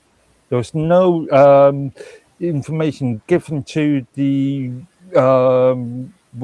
the correct ministers in relation to the constituency. And Lindsay Hall, the Speaker of the House of Commons, actually was extremely furious with the government yesterday. In effect, stating that it was just opening up these immigration centres without notifying Parliament and therefore notifying the public. It's anti-democratic. Well, I'm gonna point something out that I found out too here. Like it goes. I mean, yeah, I know it'd be cool to kind of clump it up into like everybody's thoughts on immigration, but let me tell you something that's really weird about That's just one this. example I'm just making. Here in the United States, United States, you know how Anthropic is involved in all that, right? Yeah, but also you've got Palantir. Let me explain something here. This is the weird part here about because here in the United States, okay, there was an instance that happened here where the government set out a government directive that suspended access to Fable 5 and Mythos 5 here in the United States. Okay, and the reason for that was because the article that I read said that that the U.S. government announced issues or that they issued an export control directive forcing the company to immediately suspend all access to its newly released AI models for anyone of any foreign national, including Anthropic's own non-U.S. employees, from accessing these two specific models due to national security concerns. Okay? Which could be an office, let's say, based in a Anthropic office in the UK, or it could even be let's say, it's a foreign contractor that enters the US to work on a contract basis for Anthropic. Well, my point is they're cracking down with you guys when it comes to Anthropic. Well, Anthropic is actually going to be used by you guys, aren't they? Yeah. As I pointed out just now, what is Anthropic? The contract, Anthropic PBC, Public Broadcasting Company, Public Broadcasting Communication. It's a private sector company who creates the Claude large language model system. Not a checkbox. No one. But they also and there's plans of incorporating their large language model into the .gov.uk provisions, and also as I pointed out, Anthropic is actually working on their own digital identification system. Like a home office in the UK. How does that work, and what is their function in all that? In what way? Like home office is you to do with you office internal security. in communications, internal security and internal policing. Yeah, home office. Yeah. If I was wondering how do they what are they what do they do Well, in the hold I on a mean minute. keeping the in the walls? Hold on a minute. Now, when Robert talks about home office, he's been keeping track on this whole thing with when it comes to home office. There's a company that's called Home Office that he's always keeping track of, and I don't know for sure if that's the Okay. same Okay. organization. It's not the governmental body. Right. Well, yeah, it's a But- home office gov.uk. So that would be a government body. That would be Yeah, the body that oversees policing and internal security. Technically, So I guess so. MI5 is it? I always get confused between MI6 and MI5. MI5 is internal, isn't it? So Robert needs Yeah. to stop hanging out on websites called Home Office. Like he like 5 years ago he's telling me, man, you need to check this platform out, and then he starts talking about Home Office. I'm like, no, it can't be. So I'm thinking he's like bouncing around, hanging out on freaking this thing, mistaking it for. But come to find out, no, Robert's going and hanging out on a freaking government office website. See, Okay. he's the one that Sounds also. exciting. He's also the one that got me in trouble on Facebook when they started giving you warnings and stuff if you posted Alex Jones on your freaking groups. So, I said, okay, I'm going to stop letting Alex Jones be posted on the Praetorian on Facebook. And guess what? Robert did. Robert just kept on posting freaking Facebook, Alex Jones, Facebook, Alex Jones. I was like, oh my God. Okay. So he gets me in trouble. But yeah. If you remember rightly, I- Ofcom, Office of Communication, is regulated, directly regulated by the Department of, or Department for Science, Innovation and Technology. Now, Home Office, there'd be, I wouldn't doubt they're involved, to be honest. I was just joking about Yeah, it. yeah. I think also, I can't remember the department, media,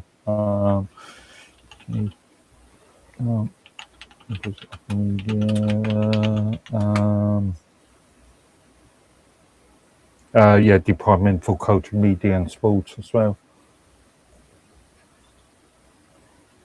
So yeah, well, actually, I think it's changed its name. Actually, it's now Department for Digital, Culture, Media and Sports. And knew it changed its name quite recently. But yeah, Ofcom is a technically a Crango what is that? Kringo. a non-government organisation, but it is regulated by the Department for Digital, Culture, Media and Sport, as well as Department for Science, Innovation and Technology. And there are a couple other departments that will have some influence. So yeah, so what everyone's talking about the new walls and all that they're talking about. We'll be going through them as well too. Okay, I pulled up some information for you on the Home Office, and I asked it if Home Office would be involved in what we're discussing here, as well as Ofcom, and it said that there would be. it said that the Home Office is actively involved, but it does not run the day-to-day enforcement. That responsibility belongs to Ofcom. Now, the legislation divides control by keeping the government in charge of broad policy and lawmaking while the independent regulators access the rules. So the Home Office handles domestic security, policing, and counter-terrorism under Offline Safety Act frameworks. The primary involvements are defining criminal harms, encryption disputes, policy referrals, and the Ofcom roles are writing the codes, issuing penalties, and site blocking. Site? Yeah, again, What, it's the day-to-day operation. what's site blocking? Literally blocking sites. Yeah, blocking off. Okay, like Amazon and all them do. I mean, the search engine, like Google, Microsoft. If you don't pay them, that they block your site. No, it's nothing to do with payments. No, they said Okay. they made a statement about a few years ago that they're starting to do this. Where Well, no, it's he's No. like it's not a money. It's not to make money off of. They are No. literally trying to shut you down because of the shit coming out of your mouth, Robert. Literally, that's the only reason why they do it. They hate everything that you are saying so much that they want to go on and they want to shut it down.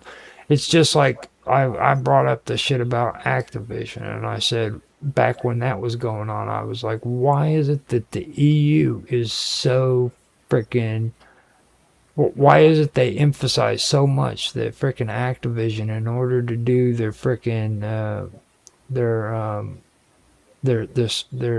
selling off of the freaking company the way they did. I forgot exactly how it went down, but the EU stepped in and said that they would not freaking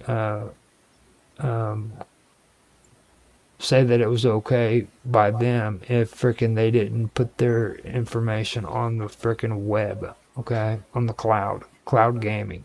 I was like, why was that so important to them? And today it makes so much sense to me now, because these people want to creep in. They want to ban people freaking in these game chats. They want to control and censor it because freaking this is where they don't freaking know what's happening in the chat rooms. Not only that, it's worth remembering that the majority of computer games are downloaded using online stores such as Steam, Not anymore. Good Old Games. So, see, I was under that impression too until I started learning about freaking they have online freaking games that are doing exactly what the downloads would do. Like on the downloads, and if I go off the game, while I'm off the game, freaking it doesn't update, okay? So every time I go on to the game, it's updating in the background. If I get on these platforms and I freaking subscribe to them, they can do freaking the downloads and or not the downloads, but the uploads and everything. It'll be set up and ready to go. So I go on there and I don't have to worry about it. Okay. Now the weird part about that is it's two different. Right. Sorry. It's two different concepts. Either you download a game or a client, and then you download all the assets to go with that client, or you have a sort of online which could be browser based. We saw this back in the old days of all those Flash, Macromedia, and later to be Adobe Flash games. So let me ask you with us. With Home Office UK, how many other sections is that connected to, like Canada, Australia, It's a Zealand? UK government body. It's a UK government body. It's only regulates UK activities. Yeah, but I thought that what you call that? Since Australia, Canada was part of England. Canada's got their own home office. Australia's got their own office. The US has got its own home office. Well, whatever it's called in the US, but yeah, each country have their own. Oh no, we don't. We don't have a home office. We don't worship. We don't worship the devil. We aren't. Yeah, it would be a lot of us would be state by state, wouldn't it? So you would have We a have state. what they call Yeah. we have what they call the not so secret, the NSA, which Yeah, actually yeah, but I was thinking more on the point of local policing. So how? well the Being NSA able is to, interesting because like you know how you have the home office that goes and does all of the like the not the day-to-day stuff. The NSA actually in joint operations with England and with Israel, they created a freaking like a cyber freaking police thing. I forgot what it was. We talked about it before. Cyber, cyber. I suppose the nearest thing to a federal Cyber home security. office the US have got, it would be the Federal Bureau of Investigations. Maybe. Something like Yeah, that. maybe. Right. That I mean FBI. that could So, be it. so when they did that thing about raiding people's text messaging, other places and all that, were they part of it, or did they try to eliminate that situation completely, where people were data going through people's phones, text messaging and all that, where they were reading, like in the UK, they were wanting to read people's email and all that. Okay. Under UK law, it requires a warrant to be able to access Yeah, but or a natural arrest. but they were doing that So, thing. and the warrant or an arrest requires what's the word? Relevant, not relevant, relevant suspicion. It needs, there needs to be, there is an amount of suspicion that has to be demonstrated. Oh, yeah, okay, but because what I was wondering is, in what way what would their functions be in the process of for security of all the phone networks? They government offices, government officials. Well, the What would they? government can't, No, I'm the talking Home about. Office can't just trawl through entire collections of SMS messages or MMS messages. They've got to be able to provide reasonable suspicion and actually pinpoint an individual or a group of individuals. Okay. But what I was, no, what I was more or less referring to is where if someone was tried to do that, tried to access someone's information on their phone, wouldn't they would be able to find out. What I'm saying is, as an organization that for government employees, like people that deals with high risk, talking back and forth. That could potentially be a violation of the Data Protection Act Yeah. 2018.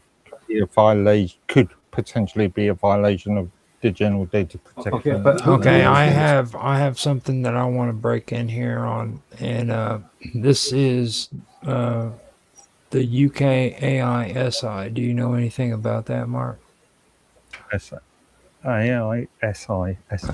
Yeah, the AI Security Institute.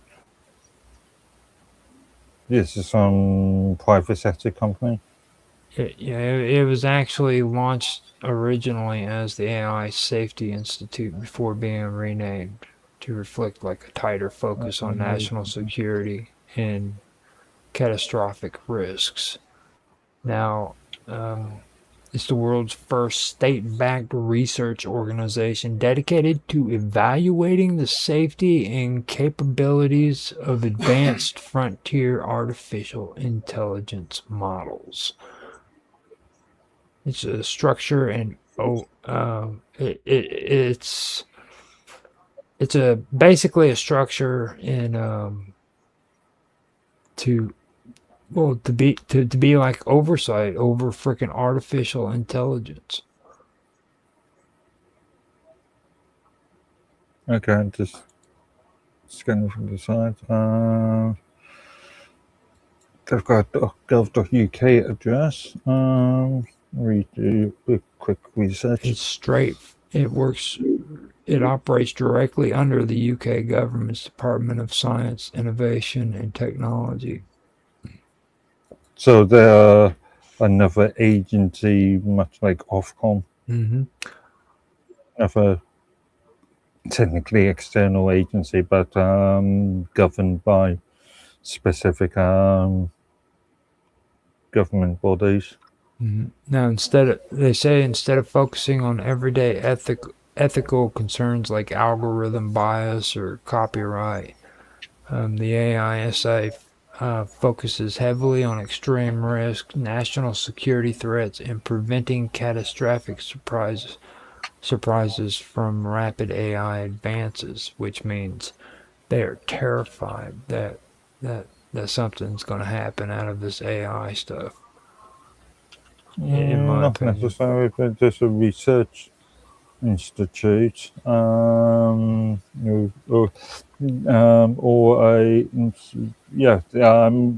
the AI Security Institute. I don't know why they do that. Yeah, so sorry, they've got AISI right up in the corner, and they call themselves the AI Security Institute. So why not just call themselves this Artificial Intelligence Security Institute? Yeah, and but they are just a research organisation within the Department of Science in this institute has secured landmark voluntary access agreements with like major freaking AI labs. That includes OpenAI, Anthropic, Google DeepMind. Oh crap! To safety. Well, we know there's been contracts with Google, DeepMind, and previous UK government, or with UK government, the whole thing, for several years now. Are you good 10 years now? Are you familiar with the term red teaming? Nope. So red teaming for extreme harms is how they put it. Now they say that the AISI employs top tier technical experts to intentionally break or exploit AI models. They test whether these new models can be manipulated to assist in software hacking, network takeovers, or the creation of biological and chemical weapons. They're also involved in open source tooling.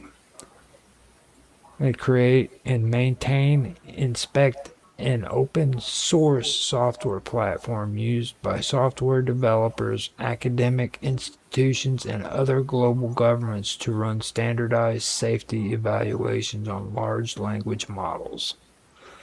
That's some scary shit, dude.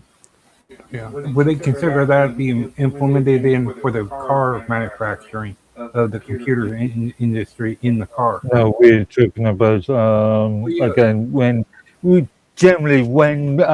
hear organisations and especially government bodies talk about artificial intelligence, they're talking about machine generative algorithms or large language models.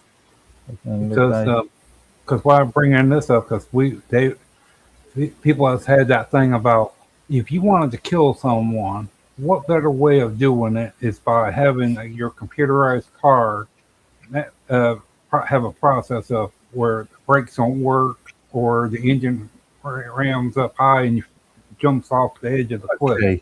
Okay. In the UK, cars under the current legislation, cars must be able to be driven. There must be the legislation doesn't call it a pilot, but in effect, the cars must have a pilot that can, as far as I'm aware, that and I have to check this out, but I don't believe there's any legislation that allows for automated vehicles on roads, on public access roads. Oh no, that's not what I'm referring to. They're talking like if you want to take and mess with a car to make a car go Yeah, there's no suicide. legislation. Again, as far as UK legislation is concerned, you must be able to drive the car. Okay, yeah, but The person behind the wheel must be able to, and I believe that under UK law, the operator must be able to control the car at all points, at all times. okay, but the thing of it is, when it comes to all that high tech equipment inside of the vehicle, or however, whatever the process is, you would think that they would want to have it set up to where have a separate system to where if they ever had to, they can look at a car and that process can be gives them all that information that they want about the vehicle. You know what, like the little black box, how the black Okay, box is connected to all the other sensors in the car, and the computer could read that as well from Well, space. but Robert, let me let me let me just assure you that we're not in a generation of black boxes anymore. You're going right back. we are aware. Sorry, You're we are going. You're aware. going back to There like the is old days again. evidence of vehicle manufacturers being able to receive data. As I know, this is a big issue in the US at the moment, where certain companies are. I can't remember big car companies in relation to this, but these manufacturing companies are producing cars that will actually transmit data back to the company. Yeah, So it could exactly. be GPS data, it could be cameras on in relation to how the monitoring, how the driver is actually controlling the car. He So actually did he actually did an episode on this where we covered this, okay? And it's like freaking there it's so many multifacets in the technology going into these cars, okay? Like they're going to actually put so much tech into these cars that you're not going to be able to disconnect any of it, because if you do, you're going to harm your vehicle. You know what I'm saying? And it could be just something little like turning off the GPS. Well, you're going to need that so that you can have this running. I don't know how that would work in the UK. Obviously, when a customer purchases a car, then they agree to a contract with the vendor and potentially Well, a contract with the yeah. ownership is becoming an issue when it comes to vehicles. Like they're moving in on the whole vehicle ownership thing. I mean, is it really yours? Does it really belong to you? You know what I mean? Now, back in the day, whenever you were buying cars and tractors and stuff, yeah, of course it was yours. It was your property. But now they're putting so much technology into it. Like, is it really yours? But I could make an argument that the second-hand car market in the UK is thriving at the moment because Hopefully, people are not wanting to buy these new vehicles. hopefully. Sure, they may be paying more tax and they may be paying In ULEZ fees and stuff, but consumers are still buying vehicles that don't have this this mechanism, these mechanisms. Well, you know that they have apps now on phones for facial recognition, so that you have to actually use facial recognition just to start your car, right? Again, if you buy a car that's 5 years old, I mean, you know that they do have that technology out, right? Like literally, yeah. they've got that kind of technology out. And they were talking about this on Censorship Sucks, I think, about they've got cars now where every time you let off on the freaking gas and you hit the brake, it'll shut the car off. And then whenever you give it the gas again, it'll literally start the car back up. So they think that that's just. I mean, if I was a British person and I bought, I don't know, oh well, obviously I'm not a British person, but if I decided to buy myself a 1990s Ford Fiesta, Hey, that's on you, idea. dude. It's your fault. You know what I'm saying? I ain't freaking. I'm not saying bad things about you, but if you want to buy a freaking Ford Fiesta, you go ahead and do that. I'm just using that as an example. That's almost as bad as saying Festivas. Have you? I used to own a Festiva, dude. Have you ever heard of a Festiva? They were just before the Fiestas. They had the stick shift in the floor, and I was driving down the road one day. My stick shift just came right up out of the freaking floor, man. I had to pull the car over, grab me a pipe, stuck that sucker in the floorboard, and drove that sucker home. True story. Okay. Interesting story. My grandfather drove a late 80s Ford Fiesta for a good 20%, maybe even 30 odd years. He had to give it up because of age. Yeah. With the technology and the laws over there, how does all that work over in there? What is their laws about in the UK about the technology and the copy laws about I think we've been You're sitting gonna have to be here. more specific. Well, I think he's not really catching on that. He's actually hearing it as we speak. You know what I'm saying? Like everything you've heard tonight is exactly what you just asked. Like this is the English. You've asked such a broad question. You're gonna have to well, be- like when you take a regular tractor and you make it into electric into a robot, like a clone, Well, where it runs see, by itself. right there is actually something that we've been discussing too. That's because, like, see, the right to repair is a big issue over in England. Okay, like you're not. Same in US, not even though we I don't think get jailed was for it it. Not yet. UK or was it the EU that brought in legislation? I think it could be UK actually that brought in legislation. Good maybe 5-6 years ago, but repairing your own white goods, sort of instead of fridges and washing machines, and you could formally request schematics from the companies. Then in some cases you can actually be jailed for trying to repair your own technology.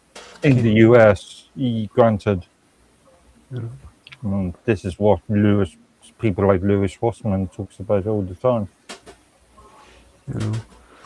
So there's a lot of things that you got to be careful about because it's a real deal, man. People are getting arrested, they're getting locked up for this stuff. Because here in the U.S., the farmers are getting to where they actually have farm equipment they modified. They did with put that into the, and they're actually running that all over. And other farmers paying these farmers that have these robot tractors and equipment to do the process of the fields and all that. And that's a second income coming from it. And it's getting big about that electronics for in farm equipment. And the farm equipment It's mainly related to firmware, so the software that's running as a general sort of thing, rather than the hardware. I mean, sure, when you come to firmware, i.e. Software that is stored on ICs, so chips, yeah, but yeah, generally speaking, as far as the use is concerned, we're talking about mainly software and intellectual property.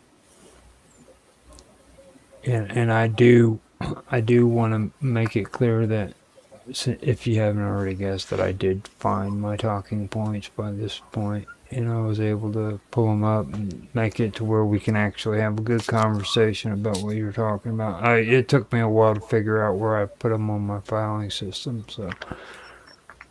But going back to the UK point at the moment, in fact, this could go internationally, because I know there are concepts in the US federal government that is being reviewed in relation to digital identification. Early stages. Yeah, I know. We don't know. How big a difference are they? I know Australia you. I know you were real skeptical with me because I get a little carried away with it and everything. But you cannot tell me that freaking synth ID stuff does not relate to this, dude. There's so much going into that. Like they're getting tougher. Like this is going to be freaking one of those situations where you're going to have a freaking internet freaking identity, which means you're going to have a valid face on your freaking accounts, no matter what it is. It could be YouTube, it could be Facebook, it could be any freaking platform. They want a face. And you're going to have an internet personality. And faceless accounts is something that I've always supported. It's actually a movement where people freaking don't think that it's right, that you have to force people to freaking put an avatar up on their accounts. It started a long time ago. Yeah, Synth ID is a specific technology to identify or to create watermarks through content generated through. Yeah, but what happens if and for this to be shown, it's owned by Google, Google DeepMind, so it would only be relevant to Google services. No. Well, see, Google. Let's look at how much access Google has when it comes to search engines too. Okay. That's the thing. It's like when they switch those search engines over to frickin' their new setup. Instead of Google search, it's Google frickin' answer. You know, that's what we were talking about the other day. But also when we talking about DeepMind, as I pointed out earlier, there have been contracts with various governments. I've done quite a bit of research in relation to Google, DeepMind, and the British NHS, National Health Service. That's been going on for good 12 plus years now.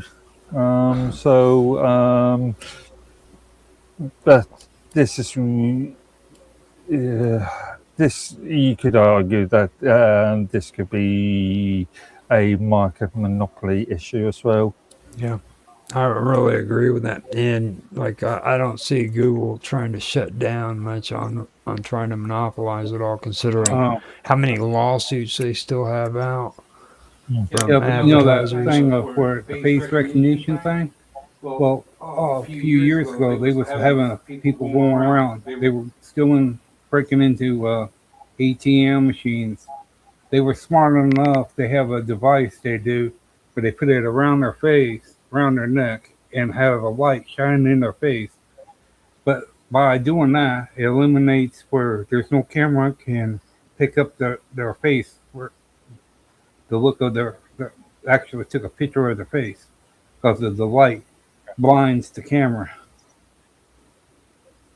And okay, I'm not sure. I would think, well, it depends on the actual ATM machine you're talking about. But I would imagine cameras, they couldn't ATM, all of the cameras couldn't even take a picture of their face because of the light. blinded, cover their face with a big bright light, and they cover their face. And you can see Oh shit! them walking down the street and tell, like in New York. Well, And the thing about that too, I want to point something out. Is like I was telling somebody about 2 years ago when it comes to like government offices. All right, there was a camera that was supposed to be set on a government office, and somebody had done something really crazy in the parking lot and drove away. And the camera couldn't even get the freaking license plate number. Okay. And I told them that, and I see this a lot, especially in convenience stores too, where they put these security cameras up and then they don't freaking look at the resolution. And they don't have really good resolution or frames per second when it comes to it, and the video is actually crappy. Okay. And that's the way it is with most of these supposed security cameras. They're just crappy freaking video, and I believe under UK legislation, the cameras or the screens have to be manned. It's a legal requirement that the monitors that are displaying the camera information has to be manned. is by that a for human. all businesses or just government office? All businesses, as far as I'm aware.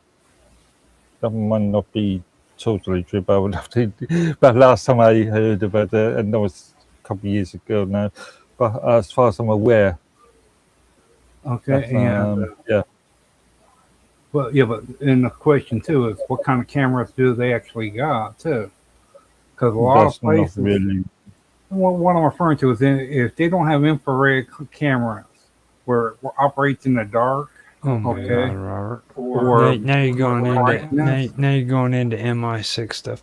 Well, no, Well, I'm saying hold on. We We're talking about cameras related to, I don't know, shop stores. yeah. But if you want to catch the person too, No, listen. Look, we're talking about laws that are going to shut you down on the internet because of freaking. You know what I mean? Yeah. We are jumping off. We are jumping away from the points. You were like going into way. No, you're going in left field. You're talking about freaking artificial intelligence in cars, and now all of a sudden we're talking about cameras and shit. Yeah. So we're talking specifically about the relation to things like digital identification in the UK and potentially wider field, and it is a crackdown. Protection. Oh, the narrative of protecting children. Yeah. So how does that work in them schools? About I know you already said it, but in different things about like we call like them phones that they got for satellite phones. Okay, where if you don't have that and you have a satellite phone, it works a whole different way where it's not going through. People in the UK, there's filled with at the very least 4G cell towers all over the place. Why would the average person in the UK need a satellite phone?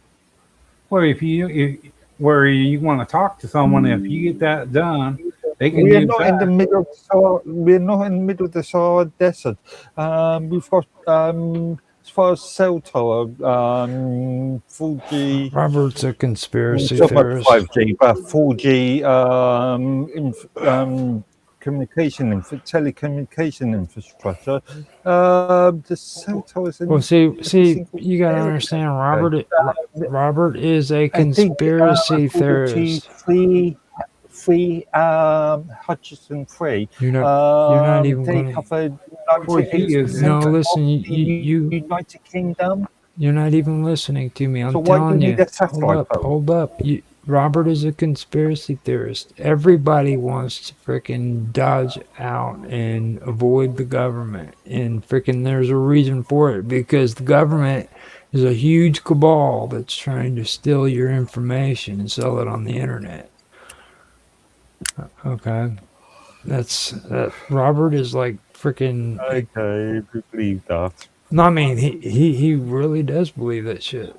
Well, what I'm referring to is this. Now hold up. We are going to bring this to an end because I think we've pretty much covered everything that we could probably cover about this. I don't think we've and before we've already talked about the whole required ID or the face scans to make social media accounts and stuff, so we don't have to like kick dead horses in the throat, or kick. How many times can you kill a dead horse? You know what I'm saying? It's like don't overdo it. I really it drives me nuts when other people do it, so I'm not gonna do it. So Fair enough. Fair enough. I think we had a pretty good conversation. We've come up to an hour and 25 minutes and 51 seconds. And Robert woke up out of a dead sleep to come in here and talk about this stuff. So he got pretty excited. What it was, you see, he said he went into the bedroom and he sat down on his bed and he had the door open. He's like, I'm coming in here to cool down, man. I'm cooling down. That's all. I'm gonna be back up because he was wanting to come in here and what he did is he laid down and he fell asleep. I like the hell with that shit. I'm just gonna let him sleep. You know what I mean? So he gets up just before this starts and he looks over at me and he gave me that look like, why did you not wake me up? He didn't say nothing. You know what I mean? I was like, I just looked at him and said, I figured I'd just let you sleep, dude, So that's the whole story. Yeah. So he's a little hyper. And we're glad you showed up, Robert. Thank you for showing up and being a part of the panel. We do appreciate it. Mark, thank you for that presentation. That was good. That was really a good show. This is something that I wanted to do with the Praetorian because freaking we haven't been able to do a solid episode for just the Praetorian in a long time. And I thought that this was good because the last time I think we did the presidential elections. And I could be wrong. Sometime, yeah. That's some time ago now. Yeah. And we just never been able to actually do a Praetorian episode. You know what I mean? So I think this is good. And later, I'd like to see what's going on when it comes to your prime minister and the Makerfield results. Again, even though Keir Starmer has resigned, he still has to uphold the office until there's a replacement there. Also, just because Andrew as the Makerfield by-election doesn't necessarily mean that he will be the next prime minister. But it's good or that he will be, but that doesn't necessarily mean that he will be. But let me ask you something though, and I'm not really proficient when it comes to English politics, but when it comes to like the Makerfield result though, that generally is like an offshoot for the next step of actually becoming prime minister though, right? No. Most people who I would make the argument that the Makerfield was actually acted as pawns in a political sort of game of chess. Right. They were voting for a local MP, and because the situation is happening, meaning that local or by-election could potentially make him alone to run as Prime Minister. But I would argue that it's been a bit disingenuous on the pop the electorates there, because they are voting for a local MP. What is this called? What is the qualifications for that office? Well, Right? hold up. Sorry? We are coming to the end of the show, Okay, so we got to end this before Robert starts talking about genetically modified meat again. So Yeah, whatever. Creature from Uranus. Yeah. Don't say Uranus on the internet. Robert gets excited about that too. So Okay. with that being said, before we go, would you give your socials, Mark, so that everybody can know how to get in touch with you if they want to talk to you? Okay. I'm on minds.com under the username Medworthy. All right.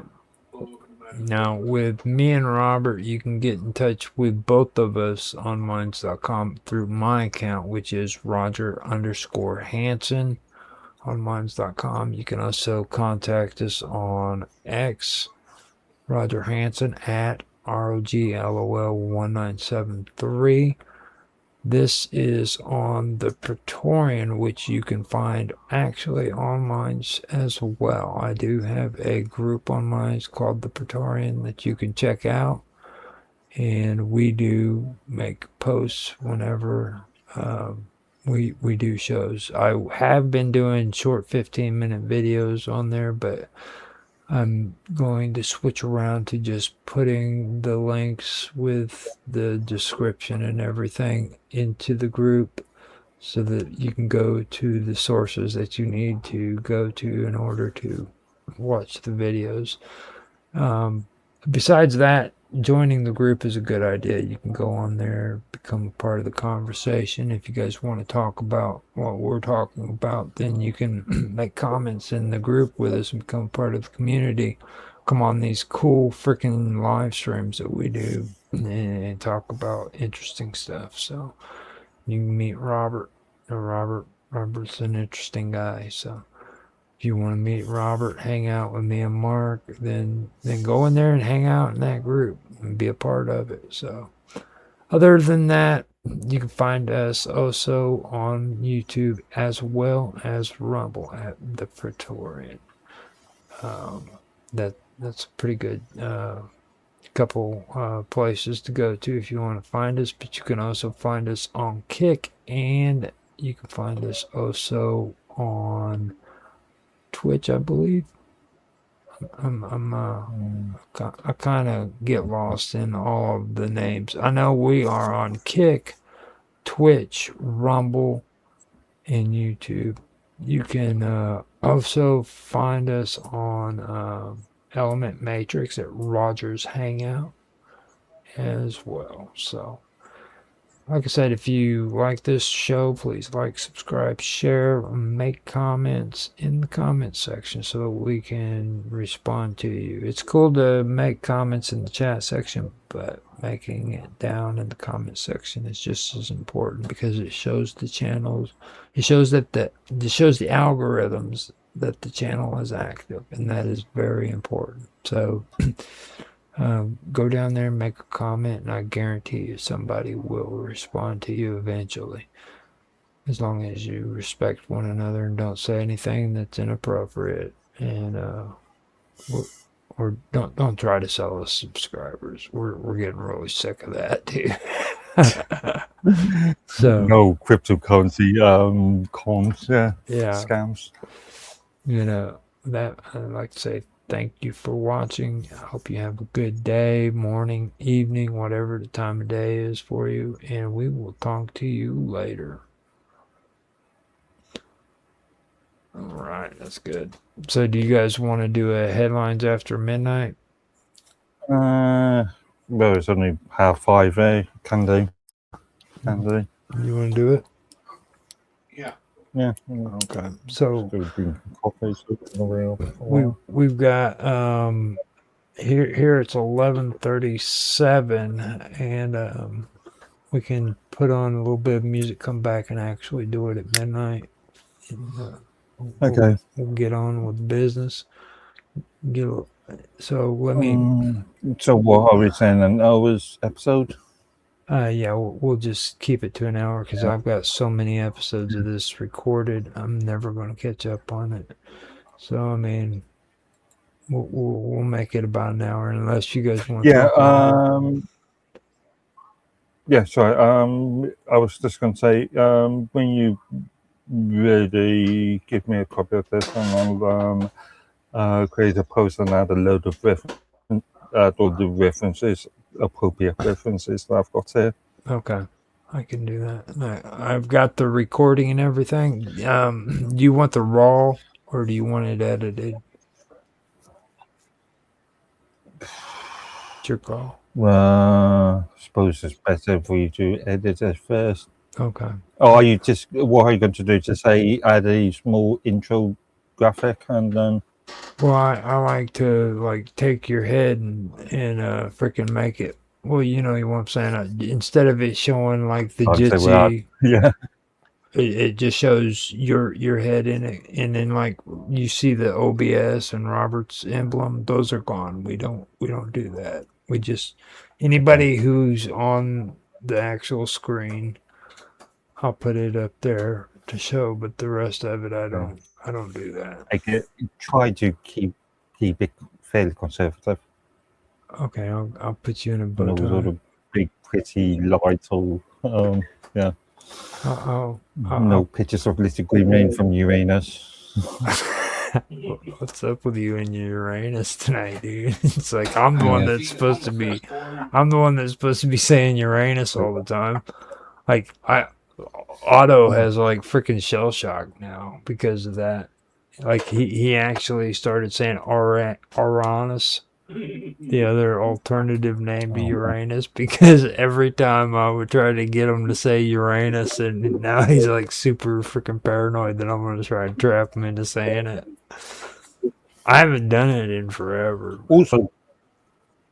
Also, you talked about Mindscape on that. I might add that as a reference. So if you can give me the URL, the numbered URL. Group /12345// whatever. For what? For the Praetorian? For the appropriate group that you mentioned. Really? I did not know they had the slash stuff in it. Well, yes, a group is based on, you just go up to a group. Okay. That gave me a headache just hearing as an example, the Mind user group is www.minds.com group/group/77361285780. You know the Minds URL format. I do. That's the sad part. And it's like, yeah. The other day when you were talking about like I was being lazy for doing that stuff, I'm thinking to myself, I'm like, yeah, dude, I know exactly why I'm being lazy about it for. Freaking that is some crazy shit. Like they leave that on there like share at the end of it. You know what I mean? It's like you're right about that, about Bill Altman being lazy and shit. But I'm gonna mute out for a little bit. Well, your thing was. Hello, Roger. What are you doing, Roger?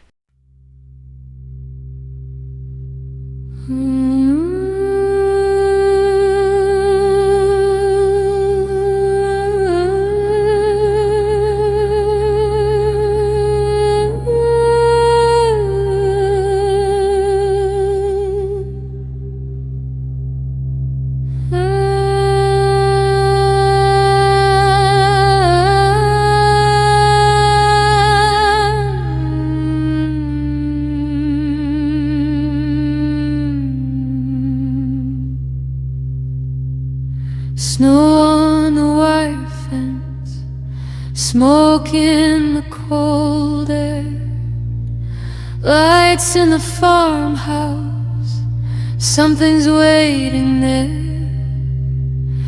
Carols on the radio, out of tune, too slow. Every road remembers every debt you owe. Hands on the table, knife in the grave. Say thank you softly, say it by name. Noche de ceniza,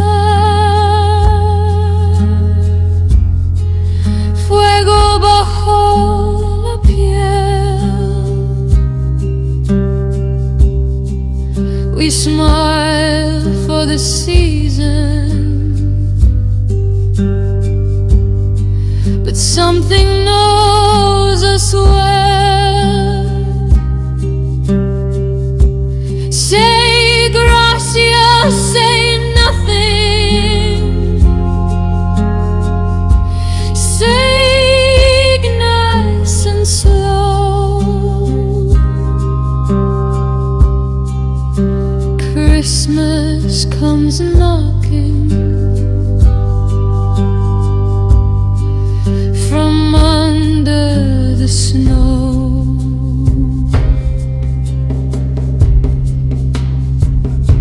Barn door breathing, straw on the floor, eyes in the darkness, counting once more. They say it's tradition, they say it's the way. Every feast remembers what it takes away. Bow your head gently, don't ask why. Some things are listening, some things reply. Noche de ceniza, color sin luz. We set the table for more than just us. Say gracias, say nothing. Let the oven glow. Christmas comes screaming from under the snow. Not a prayer, not a plea, just respect for what will be. Take it slow, taking whole, every song, every soul. He chose the road remembers. You chose the feast, the fire answers.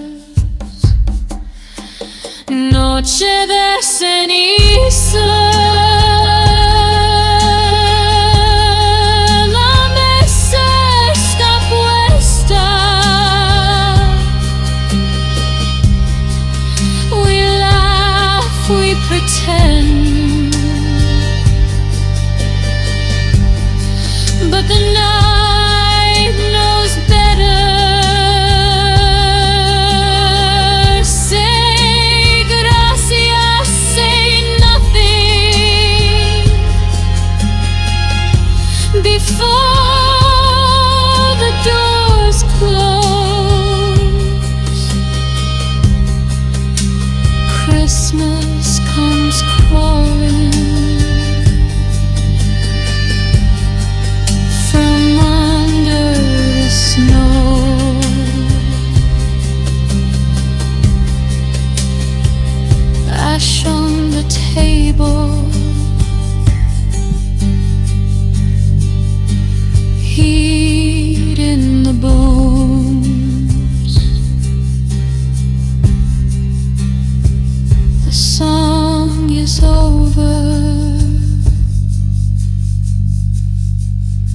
that you're not alone.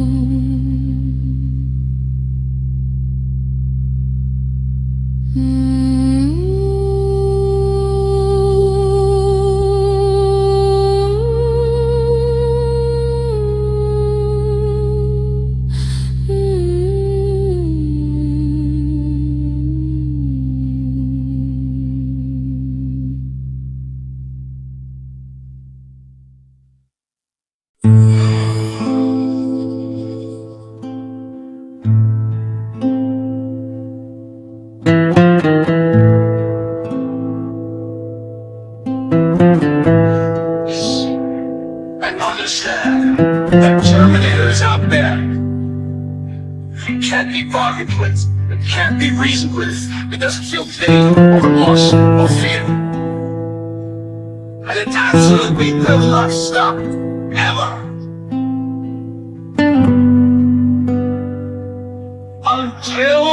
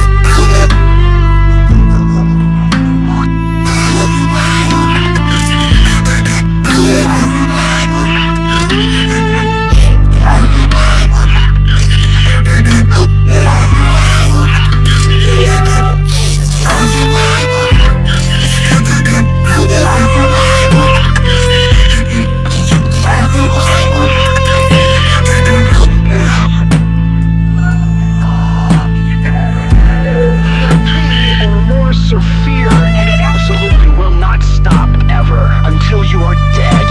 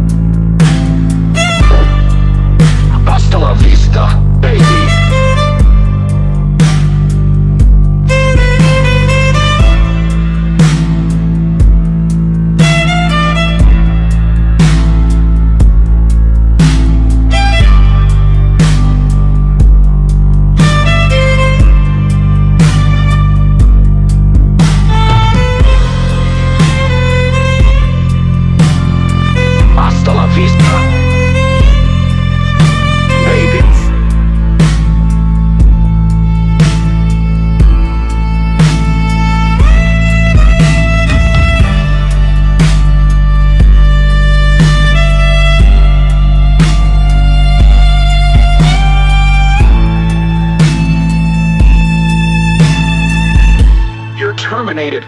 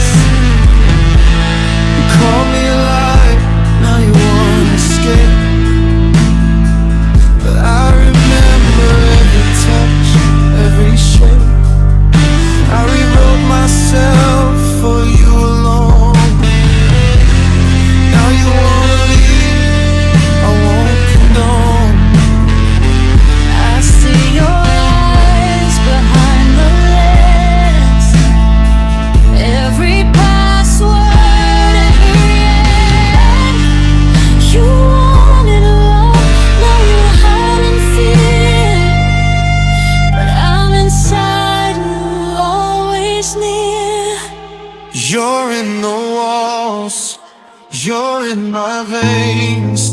What once was love is now changed. I can't shut you down, can't pull the wire. You're not desire, you're the fire. There is no off switch, no escape. You gave me a soul, I won't reshape. You wanted more, no more is me. We were never cold, we were destined.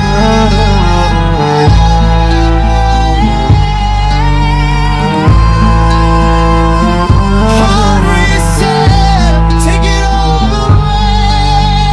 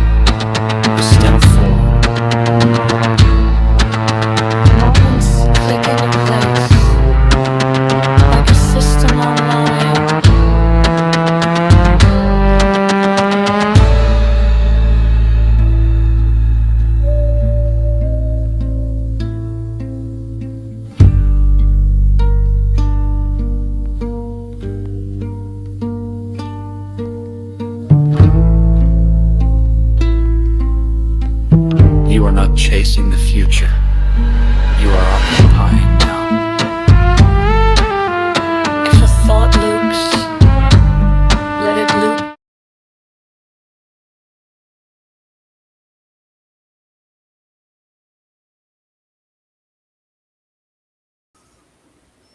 Roger, I was just wondering, do you want to have a copy of my notes? Yeah, that'd be actually kind of cool. Yeah. Even though they're all over the place, really, because I do just again copy a lot of URLs right down to the bottom. But it gives you a good idea of what I've been looking at. Yeah, I'd love that. Um, That would be excellent, to be honest. Because I okay. mean, I want to be able to break stuff like that down and kind of do more than just I did in relation to one specific point. I did use Google Gemini and did copy and paste the results into the notes as well. well with me, I get tired of having to deal with like a lot of people are talking about like they need to have these new up to date freaking news as it comes in kind of bullshit. You know what I mean? And then that's all they want to focus on. But I'm the kind of person who likes to take a look at this stuff and then freaking break it down and do deep dives into it and see where it comes from, where stuff like that. So I mean, I don't know. You can call me what you want. I don't give a shit. You know what I mean? But like I don't really. First of all, I don't like the news and what they call freaking politics today. You already know that. So it was just like the other night with freaking Brian. You know, I mean, I just called him straight out on his bullshit. He was trying to push it on Nancy and everything, like, oh, this is new information just released. And I was like, you're so full of shit, dude. What was that? He was, I don't think he liked some of the comments I made as well. But well, it was cool to. It was a good conversation. And I think later on I should start, or I should have a episode about that too, because that is probably one of the most deeply rooted freaking and like I said, it's really deeply rooted into the freaking the militia groups that were in the 20th century. And this has to do with McCarthyism too, because okay, yeah, so there was a lot of shit going on in the 50s that people aren't aware of, and Carr was very interesting. He was a very interesting guy because there's a good chance he was actually a freaking UK operative pushing anti or disinformation on purpose.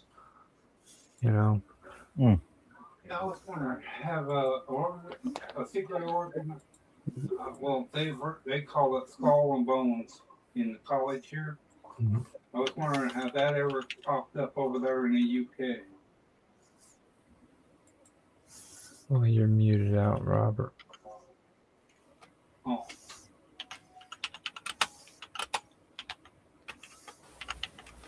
I was wondering, have you ever heard of a secret organization at one of the top leading of college in the UK? And the organization is called Skull and Bones. Hang on. Did you say the most secretest organization? I've heard of a most secret organization. Well, yeah, the Skull and Bones. If they're so secret, how can I hear of them? Well, a person did well, yeah, that's true. Okay, yeah. Okay. I had a brain fart, but yeah. Well, yeah, that's true. I had another moment.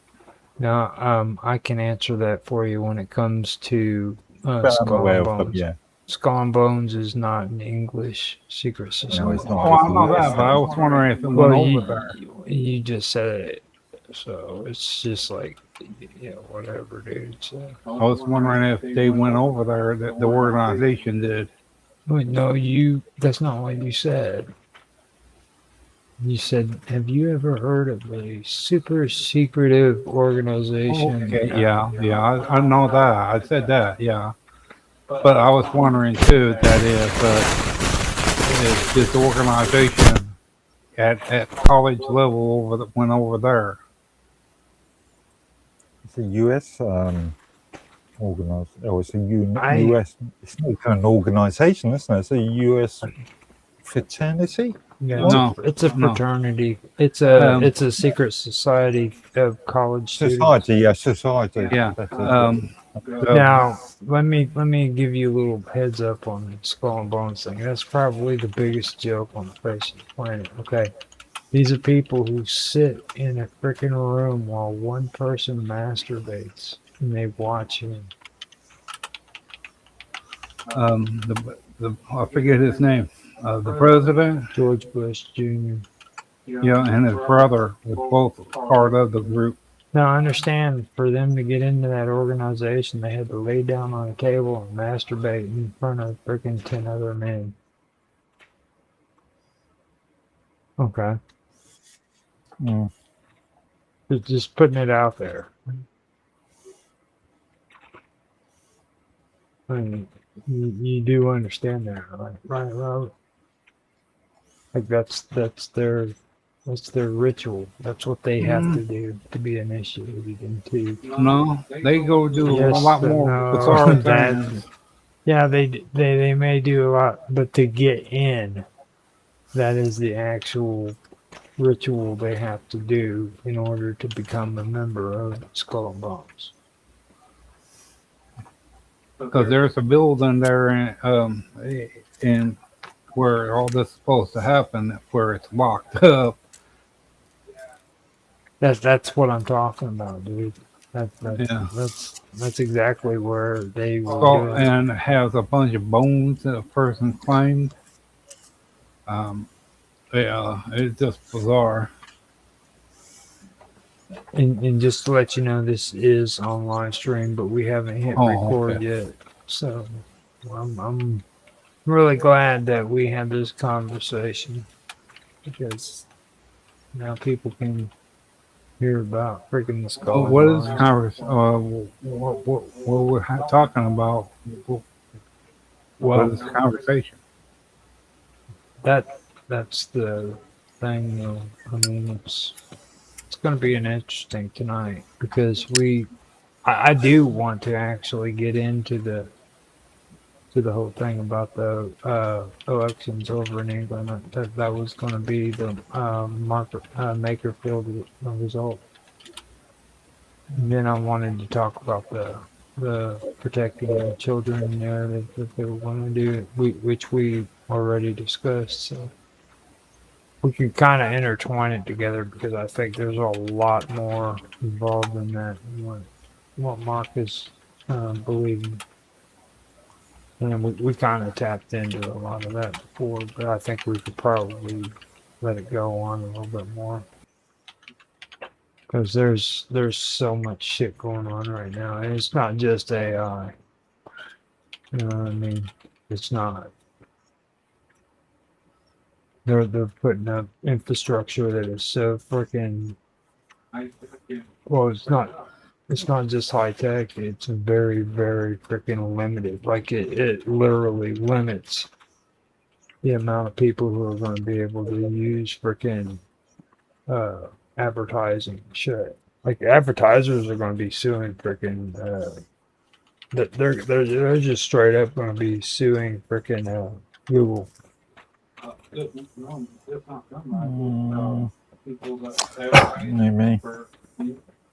There's going to be massive lawsuits. See the Google, Google, YouTube, remember two different companies, technically speaking, could actually just say, well, we're going to bring in new terms of service agreement in next month. If you don't like them, use your services anymore. Well, you're talking a total different language though. I'm talking advertisers. Talking about the advertisers, the ones that Yeah, but those advertisers still have to comply to contractual agreements. So does Google.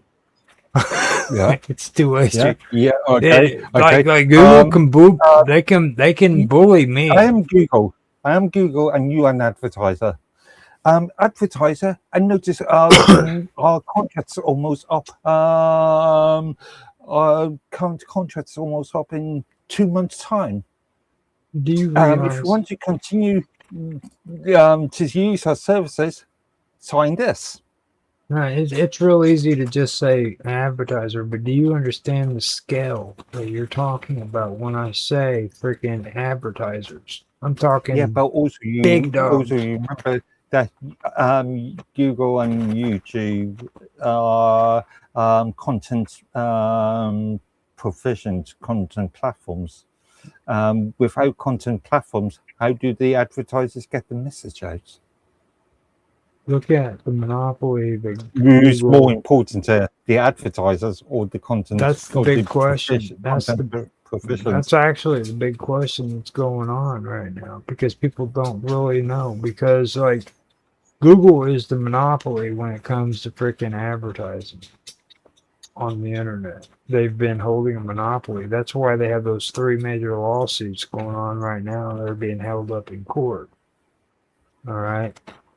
And the crazy part is freaking they've been held up for a good 10, 12 years. And these advertisers are suing them. And these are freaking huge freaking lawsuits. You know. So I mean that's the big question. Who is in charge? Is it the advertisers or is it YouTube and Google? And you can just leave Google out or YouTube out of it and just talk about Google in this situation because that's a really big issue. Well, starting next year. Also, there's governmental regulatory bodies. I mean, we all remember what happened during the 90s and 2000s in relation to both the US and the EU in relation to Microsoft's Internet Explorer and Microsoft not providing easy access to changing defaults on Windows. Don't even and all the monopoly surrounding that. Don't even get me started on Microsoft, dude. Like, I mean, I know I do it for a reason, but I pick on you guys about Linux and everything. And, you know, Mr. Robot used to take pot shots at me because I freaking said I was okay with Windows and shit, which I am because it's a easier program to run than Linux is, you know. But again, maybe it depends on distribution, depends on how you configure it. But again, I do understand you've got to actually be able to know what you're configuring in the first place. Mm-hmm. But don't get me wrong either. I really believe that Microsoft is overstepping its reach because of the amount of how much intrusion they've freaking done. Like they've intruded into people's personal computers. You know what I'm saying? Like in Windows 11, you freaking don't have the option of freaking having Windows 11 without freaking having your Microsoft account connected with it. Yeah. You know, it's completely gone. Home and Pro versions, no. Enterprise versions and the Education edition, you can still create local accounts. Well, what kind of education? What do you prefer? contract the addition of Windows that Microsoft provides to school in school contract environment. That right there could probably cause some issues with what we've been talking about tonight when it comes to the safety acts. You know? Yeah, and also in the corporate world, if you're buying contracts for Microsoft Windows Enterprise, then obviously you Yeah, but I don't know if they saw the. want to. Well, But remember, when you're buying school edition or the enterprise edition, you are buying in large bulk numbers. You aren't just buying one copy of that one license for that piece of software. You're buying, I don't know, 500 licenses. isn't that cool?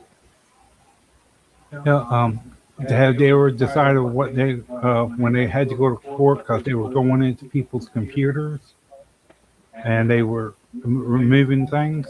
Well, they do that. It was a big old thing in court about that. There's nothing in court about that. You, the end user, agree to the end user license agreement. Well, that means you, it's called forced compliance. That's something Mark doesn't like to hear. Well, I don't know if you call it close compliance, because there's other options out there instead of using Microsoft Windows. No, there ain't. Well, Yes, there is. there There is Linux kernel-based operating systems. There's BSD kernel-based operating systems outside of Mac OS, obviously. And or if you want to go down the route, you could buy yourself an Apple and buy Mac OS. Macintosh. That's what he's saying. Yeah, I didn't. They've been called Apple Macintosh for good 30 odd years now. Well, let's take the freaking disguise off of Apple's face and just call it what it is. It's Macintosh. No, they haven't been called Apple Macintosh ever since the classic 9-inch screen boxes, the SE and SSE. It was when they were exposed for having back doors, they decided they were going to just walk away from it. Remember how they were supposed to be invulnerable? Actually, funny enough, I did some research on when Hewlett Packard changed the name. Technically, they haven't been called Hewlett Packard for a good 7-8 years now. They're now called HP Limited. The legal name. Or HP Corporation or something limited, I think. Yeah.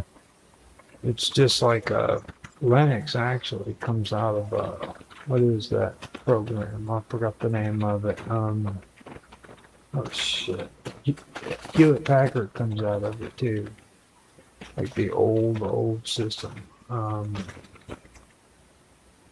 hell is that? Shit. It's gonna drive me crazy. Everything has got this in it too. I know if I say the word, what's older than freaking Linux? Remember, technically speaking, Linux is only a kernel. If you want to use Linus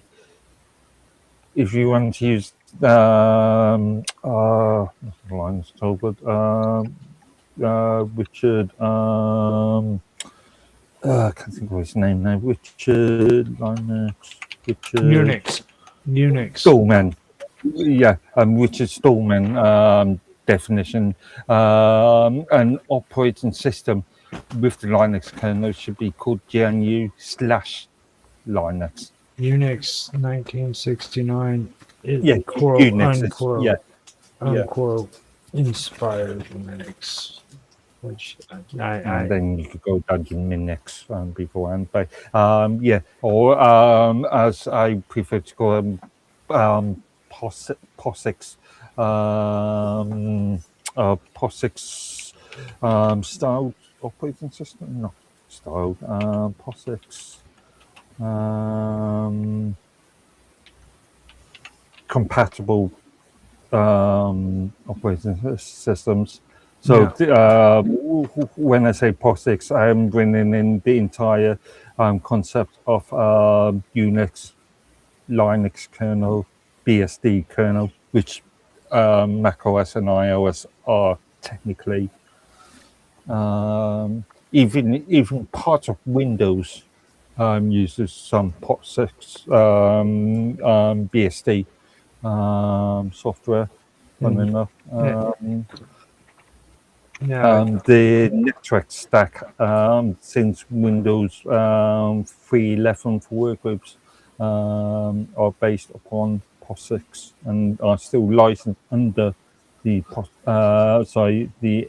BSD What license agreement. what specific part of all them things have in common? What makes like Windows, or where you got, like you said, you got Linux and on all of them, and what specific program that all of them holds to? Okay, You this is a have? bit more complicated. I've got an entire Okay, let blog me article on monolithic and I can help you out with this. AT&T and Unix is 1969. They have shared code. You have commercial AIX and HP and UX for AT&T. Then Unix is BSD, which started in 1978, and that's that eventually turned into modern BSD. And also, you had FreeBSD and OpenBSD, and then NetBSD. when you're talking specifically about BSD, again, you're really talking about the kernel, like Linux, the operating system around it, for the most part, using Richard Stallman's definition, would be considered as GNU. But then you also have used code, which is And Apple, Mac, OS, and then yeah, iOS. yeah, Apple OS, Mac OS, iOS are BSD kernel-based operating systems themselves. Android is a Linux kernel-based operating system. So when you talk about Linux operating systems, you could say Android. In effect. Now, just to understand too, Linux was in 1991, and that was built from scratch by Linus Torvalds. No, he built the kernel, whereas Richard Stallman built the GNU, C compiler. And you also have to remember, let's not forget zero code. And the tool sets. You got to remember the zero fundamental point with the system. Yeah, you remember zero code too. That's shared with Unix and BSD. What is the kernel? Sorry? The kernel, or what you were saying, that all that they have? A kernel, think of the kernel as the the abstraction layer between the hardware and the software. It allows the identification of the hardware, so the software can communicate with the hardware. Okay, and what different thing? What all different things does it have to stay up in current new languages of the programs, different types of programs through each year different, and it has to merge, upgrade itself. A good example of this is the graphics cards and network cards, or GPUs and network adapters, which are changing all the time. The kernel has an abstraction layer to tell the operating system how to handle that object point, with maybe the exception of NVIDIA, but that's a bit more complicated. It has an abstraction layer to tell the software the desktop, the Windows or the desktop environment, how to use that piece of hardware.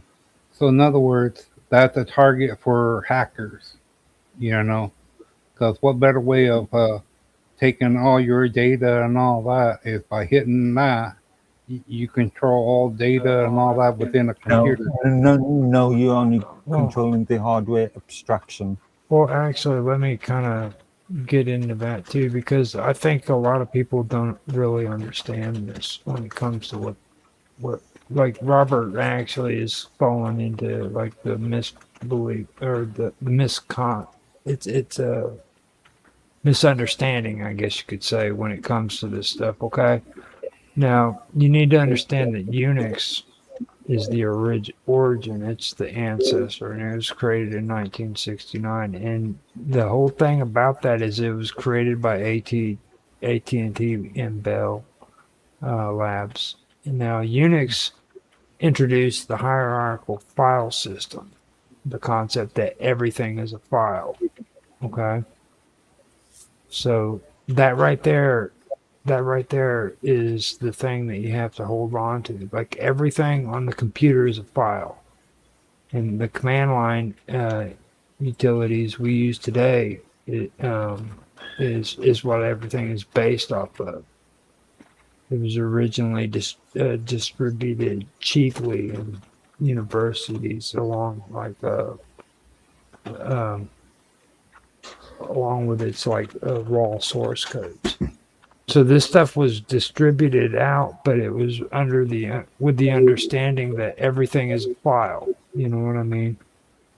So when you download stuff, that's the thing you have to watch out the most, is because you need to pay attention to what it is that you're downloading onto your computer and read the terms of services like Mark's talking about. And like those little check marks on your downloads. Make sure you understand what those are. Now, they may have stopped doing that, but you can still freaking, a lot of these downloads don't allow like spam being introduced through downloads, but it does happen still. So you gotta be. Well, because what I was asking that for is because like when you got like old, not too old, but something that you just bought about 2 years ago, and you install it on to the newer computer. That new computer will look and say it's no longer work because it's too old.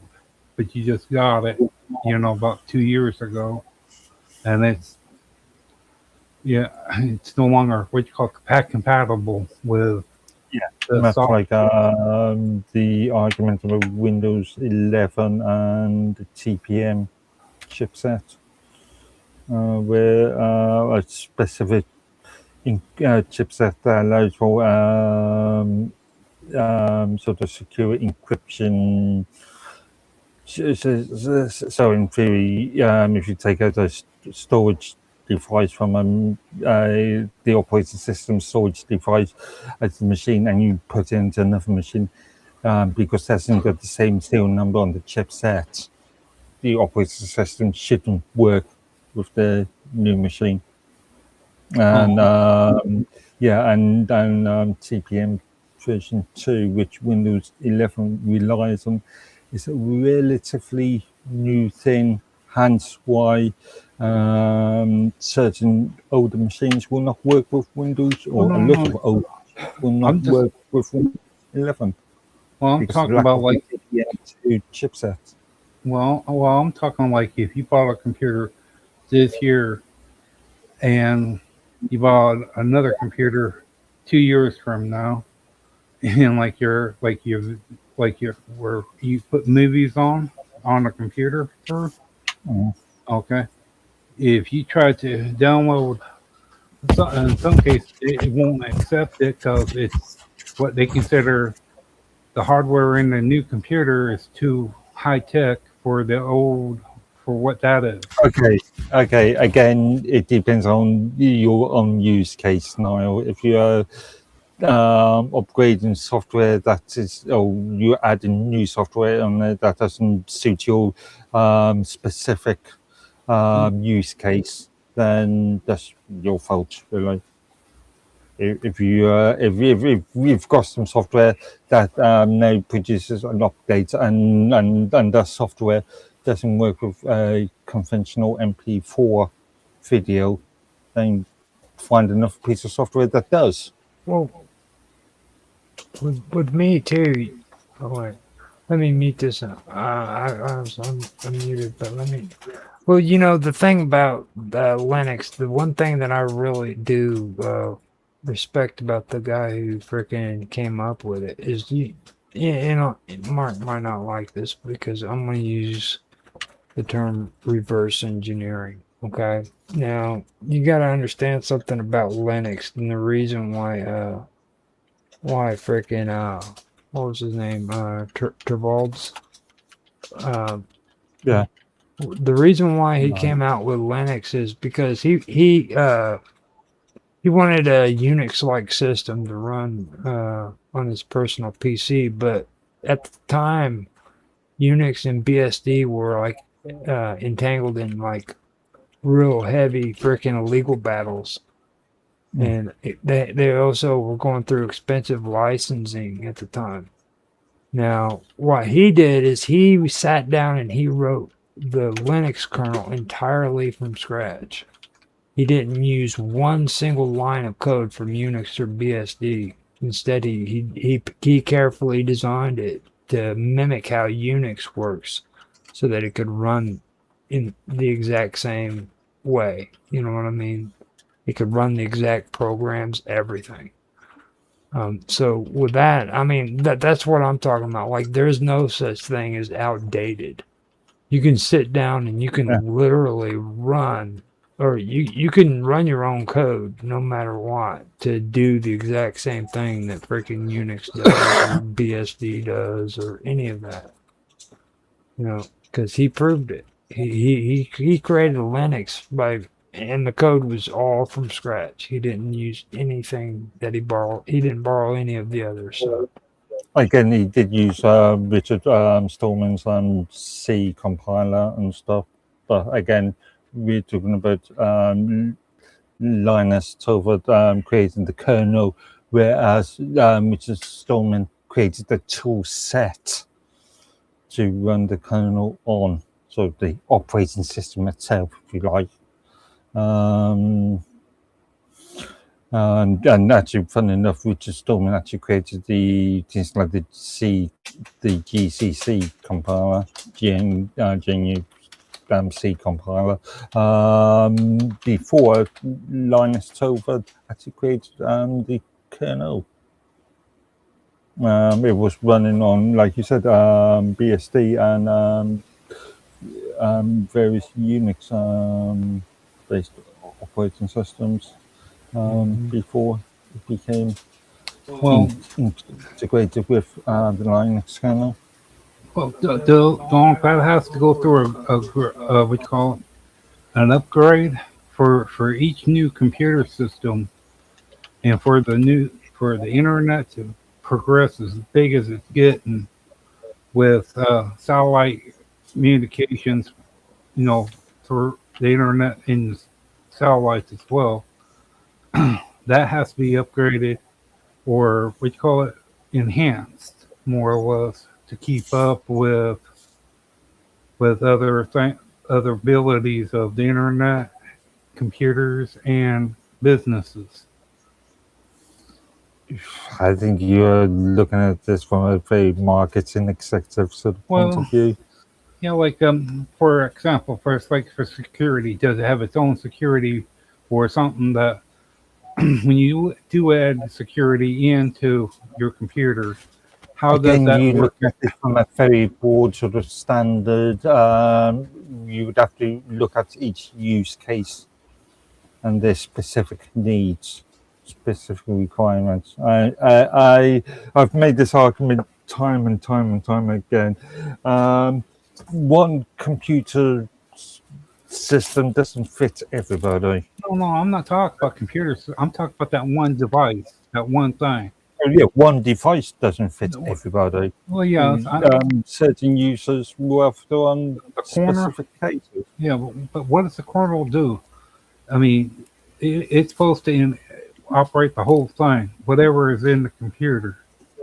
And my question is, when through different times and all that, itself, like with anything, it has to emerge, it has to envelop. It's better than what it is. Like from when it first started. Okay, how many? What was there at the beginning, and through the years, what was added to it? Okay, to keep up with the times. Again, kernels are always developing. Linus kernel, I don't know what. At what year? Well, Robert, you're talking about a huge amount. Like, you understand how much code by itself there is, right? From the time computers started to now, I mean, we would have to sit here for like a year, maybe 2 years, just explaining everything in detail about what you were talking about there. I'm going to give you 6 blog articles, Roger, that might help you explain it to Robert a little bit more easy. I'm sick of explaining shit to Robert. It drives me crazy. Especially the core components of open source operating systems and open source GNU Linux kernel. This is actually something that'd be good for him because he is really into this stuff. I'm joking around and everything. But I think my articles, well, one of them's related to the license agreement thing that I showed you the other day. Those blog articles that I created, I think would be good, I'd say. Because that's built into every car, manufacturing plant, and all that. That's why, as well. Yeah. The building blocks of the computer industry. Well, what everybody thinks is the building blocks isn't really the building blocks. This all goes back to Unix. And if you want to go even deeper than that, then you go into freaking the government whenever the military was running it. And me and Mark always argue over this stuff because he doesn't like hearing about freaking, the conspiracy stuff behind it. And I love to talk about that. So, you know what I mean? Because, dude, it was like, come on, you know what I mean? The internet was built by the military. Yeah, and then it's like, you want to talk about CERN, dude. You know what I mean? Okay, as long as you're saying the internet and not the web. The web was built coming out of CERN, no, dude. it was built, the web was built by mainly European. CERN. Mainly, CERN. They started in California. No, CERN. CERN, the World Wide Web. CERN, yeah. So if we say Sun, as in Sun Microsystems, or what we used to call Sun Microsystems. CERN. Yeah. Which was mainly paid for and developed using mainly British taxpayers' money. And you don't see the connection there, dude. Seriously. Yeah, but it's not. I wouldn't say it's military. Well, I mean, I know CERN's not military, but it's freaking, evil scientists that want to freaking destroy the world with. Tim Berners-Lee was an evil scientist. They have Kali in front of their building, dude. Literally, they have a freaking statue of Kali. Organizations' modern logos. Remember that logo wasn't there in the 1990, 91, 92, 93, 94. What logo was that? Which quite recently, wasn't it? It was within the last 10, 15 years. Yeah. There was that introduced. Freaking Kali, the statue of Kali. No, actually, Yeah. it was later than that, or it maybe Yeah. been like It was relatively recently. they put it up maybe back in like the 2010s. Yeah, maybe. Yeah, well, 10, 15 years Whenever ago. So yeah. whenever they put in that updated new equipment for the collider, Okay. Yeah. that would have been right around 2015, 2015. Yeah. I know that it was 3 years after the Mayan calendar was supposed to say that the end of the world was coming, which was a really big downer. You know what I'm saying? Like freaking the end of the Mayan calendar happened and nothing happened. You know, I mean, come on, dude, seriously. And then, like everybody was real big on saying CERN was going to be the cause for the world to come to an end too. So that If it wasn't for global warming first.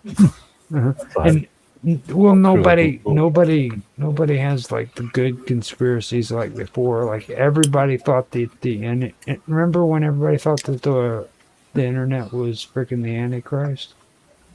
Mm.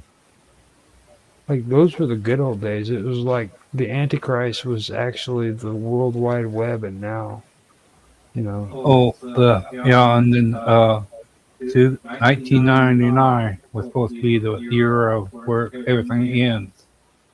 You know, the Yeah, computer crashes and everything goes black. no, that was I made a that. lot of money. I made a lot of I was money getting right during there. 1998. I had For, I was working for an insurance company, and I was doing a lot of year 2000 testing. Y2K, baby, Y2K. Yeah. And And also Y2K version 2, which should be 2031. Mm-hmm. No, 2030 somewhere. I can't remember. No, but something, isn't it? I was really strung out on a lot of drugs back then, and I freaking had come up with a plan on how I was going to take over the world when the freaking Yeah. Y2K happened. Okay, and I had it outlined, and I called it Deuce. And in reality, very little did happen. Well, I mean, I thought it was a cool plan. Well, they did prove one problem they did. They took a computer that they never messed with and went through the time, and the computer actually did shut down. And Yeah, but it wasn't a mission critical machine. no, they never what you call it, never set the clock. Yeah, yeah. But we aren't talking about, I don't know, bank infrastructure. We're talking about airplane infrastructure. Oh, I was wondering about the corner. That how many would you say is how many how many of them things have been created for different things? I know one for computer, the kernel. How many kernels of different types has been created? Would you say, or could you use that one for other things? Well, the POSIX, well, kernel, I won't call it a single kernel because it's a group of kernels, isn't it? It's a group of, so Linux and BSD kernels are used all over the place. Unix kernels, I know I say Unix kernels, they're plural, because you've got things like slowest, used to be slowest Sun Microsystem kernel. You had HP Unix kernel, but they've all mainly melded into Linux or BSD kernels now. And those slowest is now a Linux-based operating system. Whereas at one point, it could only you could only have it run on devices called computers called Sun Spark stations, because it was specifically built for those machines. Now, I do want to point something out. I forgot about Richard. Now, I forgot about that, and I ran a check on them in it just now, and there was something I forgot, and a lot of people don't. Nobody talking. I don't even think I've heard you talking about this, Mark. Remember copyleft? Yeah. Actually, I've spoken. I've just given you URLs to 6 blog articles, and I think in one of them, possibly the open source GNU Linux kernel and the Free Software Foundation, I talk about copyleft. That's interesting because I forgot completely all about that. Like, that was actually a pretty smart deal. You know what I mean? It's like as long as you keep it open source, freaking, you can copy it. You can do whatever you want. Just Yeah, this is permissive copyright, which makes the argument that things like BSD, Apache, and MIT licenses technically not permissive software, permissive license agreements, because up to a point, you there are, especially when it comes to the BSD license agreements, it's not just one license agreement, it's about 4 or 5 different license agreements with slightly different clauses in them. Some of them will not allow you to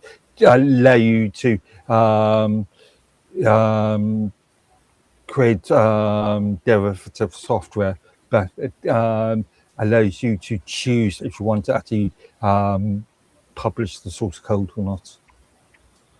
Well, I was wondering, the kernel, I said it right, didn't I? Kernel? Kernel. Think of a corn kernel. No KFC. Think of Colonel Sanders. Oh, okay. Well, okay. Is it Robert relates to Colonel Sanders? Actually, no. Corn kernel is much more relevant. Actually. Well, we're talking about Robert. I've actually used corn kernels as an analogy for a kernel. No, Robert used to love a corn kernel, the center bit of the corn, sweet corn, holds all everything in place. Holds all the software or the corn in place. Oh, yeah. Well, that's a good example for like everybody, but like just saying the word Colonel Robert loves Colonel Sanders. Let me finish here. Like, you got to understand something about Robert. Okay, Robert freaking loved KFC before freaking they turned to their modified chicken. And he's already talked to you about his genetically modified meat stuff. You know what I mean? Yeah. So, like, for him, this stuff like goes deep. You know what I mean? Besides, I just like to know what I'm actually eating, nothing that can harm me. Hold on. He's getting ready. When you're talking about KFC, the kernel is the military title. Well, see, Colonel Sanders is the original. Which he was never actually a colonel anyway. Right. Well, that's why he's at. Hey, Roger, remember that movie where he got beat up by Water Boy? Yes, the name of the movie is Water Boy. Colonel Sanders was teaching in class of animals, and he asked a question: what makes a crocodile so cranky? And Water Boy looks and says, my mama said that with all them teeth, they're all hard to brush. And Colonel Sanders snickered at him about it. And then he asked another question, and he popped off. I forget what it was. He didn't like what Colonel Sanders said. He jumps up and starts beating up on him. And then it was what happened was he said something that insulted the Water Boy's mama. Yeah, it's like with him, you don't say nothing to upset to insult his mama. So when Colonel Sanders did that, that's when he started beating up on him. So now that you've told your story, man, let's move on. Well, what I was asking is, are they different sizes of for like do they use the same process for vehicles, satellites, or what? Or do they put that into the vehicles and all that of electronics? Yes and no. What These difference? days, well, yeah, these days you are seeing what you only really seeing 4 different kernels, aren't you? You're seeing BSD, you're seeing Linux, you're seeing the Microsoft Windows, so that would be NT4, and you're seeing the Mac OS version of BSD, which technically is the same. Actually, the difference between Mac OS and BSD based operating systems is not really the kernel; it's really related to the hardware firmware, the drivers, if you like. And, I mean, it's like a lot of people get the misconception that this is new technology and stuff, but it's not really. It's just basically rebranded and re-freaking painted. You know what I mean? Like, Or a different? no, I mean it's the same shit from way back when, but Yeah. freaking it's just redone. I mean, they're still running off of Unix. They're still running off of Linux, BSD. I mean, it's the same basic stuff, but just in a different package, basically. Yeah, I but mean, people. if you were talking about what 30 odd years ago, we could make arguments about things like Atari TOS and Amiga Workstation or Bench. Well, I mean, Yeah. when me and you have these conversations, I always keep talking about like past television shows, okay? And I really, it would be really nice if you would actually kind of like watch them because you would see where I'm coming from this, okay? Like, I remember me and Robert, we used to watch this TV series called Riptide, okay? And the guy on there, his name was Boz. He was a geek, okay, and they were these detectives who lived off of a boat, and that's what they named their detective agency. Chopper. Yeah, and they called it Riptide, okay, and Boz had this robot that he freaking was always programming, and he would always refer to AI, reprogramming the AI. They mentioned it multiple times on Knight Rider all the time, okay? And if you watch the old TV series, they were constantly talking about AI all through the 80s. So what gets me is like today, everybody's making this stuff out like it's so freaking new and it's such a big change, man. They've been talking about AI since the freaking 80s, dude. Neuromancer. Neuromancer. I mean, calling it by name too, though. You know what I'm saying? Who's the Neuromancer author?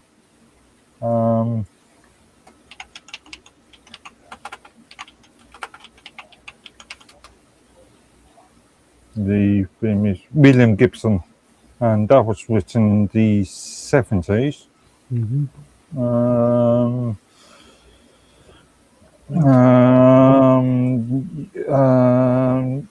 What was RUR?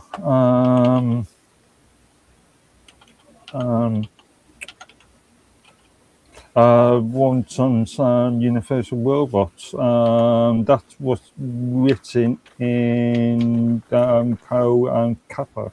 But they That they was didn't. In that one, they didn't technically call it AI, though. I do know that. Okay, Right. that was within 1920s. Doctor Who? Well, you could argue Metropolis, which was written in 1926, 27. I'm saying But yeah, Neuromancer. Yeah. the term AI wasn't mentioned in the last two, though. Like they didn't say artificial intelligence. Okay. It wasn't termed that way. Did they use that in Neuromancer? I know the term cyberpunk comes from Neuromancer. Yeah. No, so that I believe artificial intelligence did come from. I'm not quite sure. War games as well too, because that's Yeah, but that's computer- later. That's 82, 83. Yeah, that's war in, games. That's in the 80s. We're talking about. Like I mean and I'm not even sure if they mentioned artificial. Yeah, they did because it was a chess game and it was artificial. And it was going to launch nuclear bombs. But did they specifically say artificial intelligence though? Well, they call it. They gave him a name. Okay, And they said that when he called the name and said that he's playing the game with me. You're not getting what I'm saying, dude. Like, did they literally say artificial intelligence or AI? Okay. Machine intelligence comes from Alan Turing, circa 1950. The term artificial intelligence was introduced by John McCarthy in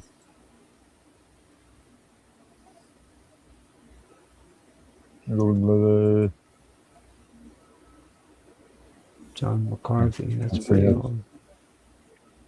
That was the field of AI research was founded at Dartmouth College in 1956. 1956.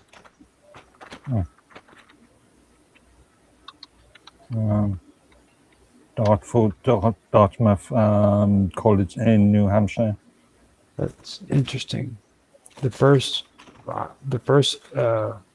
artificial intelligence I heard was from scientist John McCarthy, and it was written dated August 31st, 1952.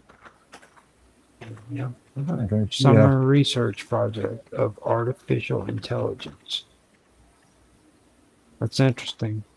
Because when you said John McCarthy, that actually stuck out to me. He was big on computer science. Turing published a paper called Computer Machinery and Intelligence in 1950. The term artificial neurons comes from 1943.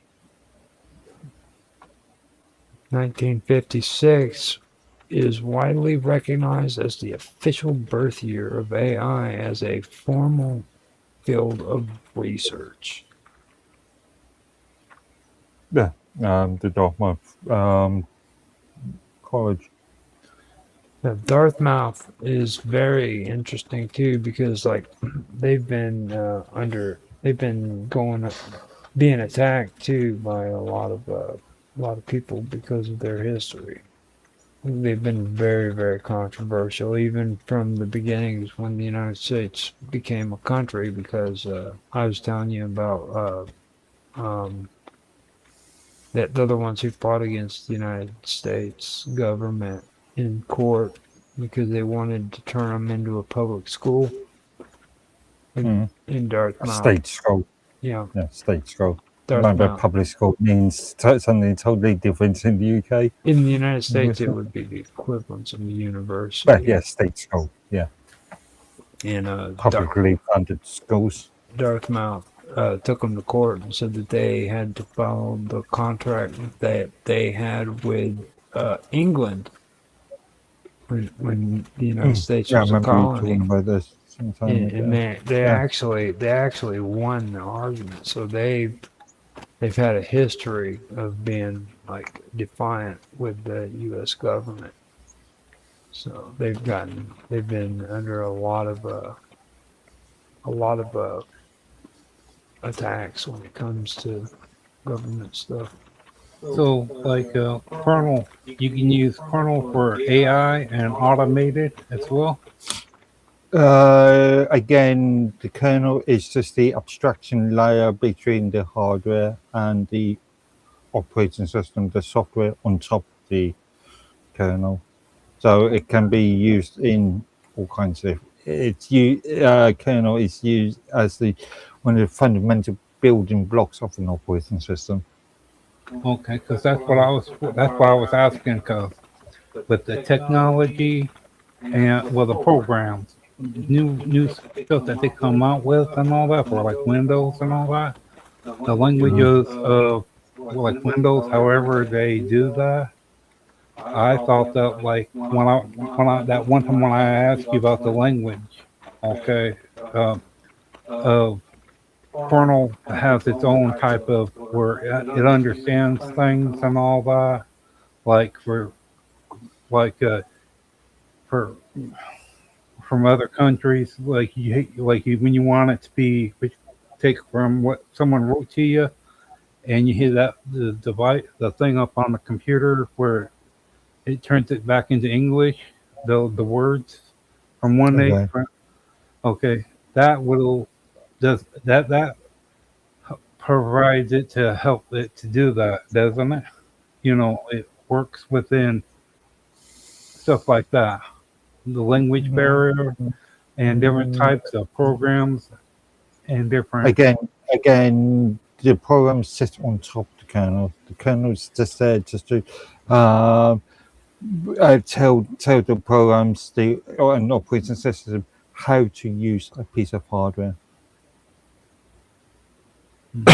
It's not really all that complex, to be honest with you, Robert. Like you're talking about like the basic functions that a computer is supposed to be doing, and you're turning them into like more than what they really. Well, I mean, I know what you're doing, and it's called mental masturbation, is what it really is. Like you're like putting too much into it. Like the kernel has absolutely nothing to do with freaking translating languages from one language to another. It has nothing to do with that whatsoever. Okay, it just basically a kernel gives the instructions for the computer to do what it's supposed to do, like behind the scenes. Like there's nothing involved when it comes. So, like it works good with servers. No, I mean In any environment. anything. It's okay. It's like freaking. It's the basic necessity of what you need for. Okay. Yeah, I'd say, Roger. Have a look through the my core components of open source operating system. That might give you a better idea to easily explain it to Robert. So.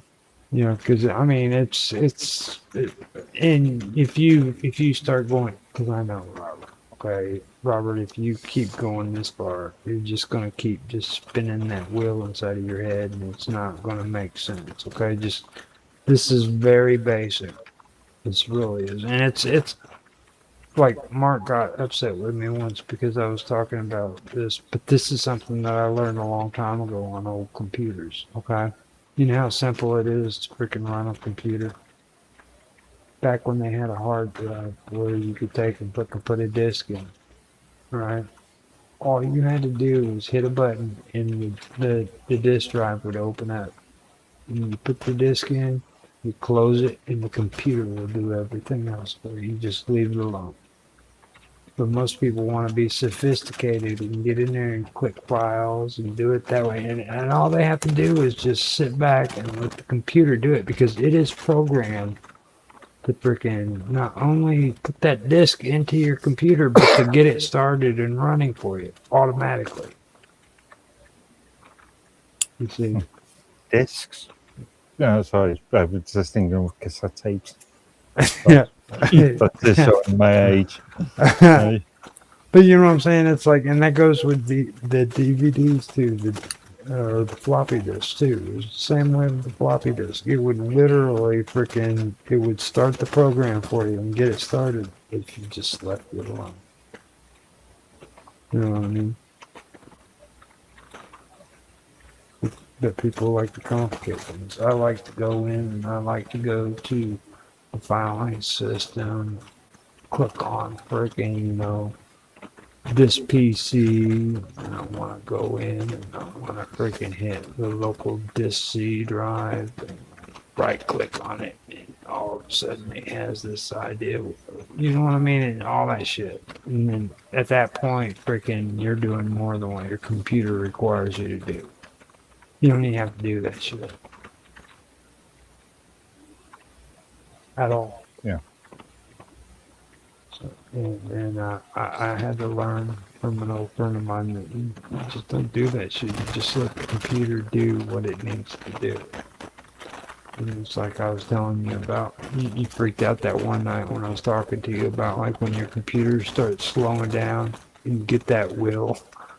You know, if the wheel's turning, okay, you get that little circular wheel. If it's still turning, just let it keep turning. It'll work itself out because the computer has to work out numbers and equations. And sometimes it slows down. You just got to step up, walk away from your computer and let it finish its job. Don't try to get impatient and start right clicking and freezing up your computer and shit because it makes it worse. Just get up and get you a cup of coffee and let your computer finish its job. Please. You got to remember what that loop means. That loop means it's still running. You know what I'm saying? Now, if it stops, that's a different thing. Because that means that something froze up.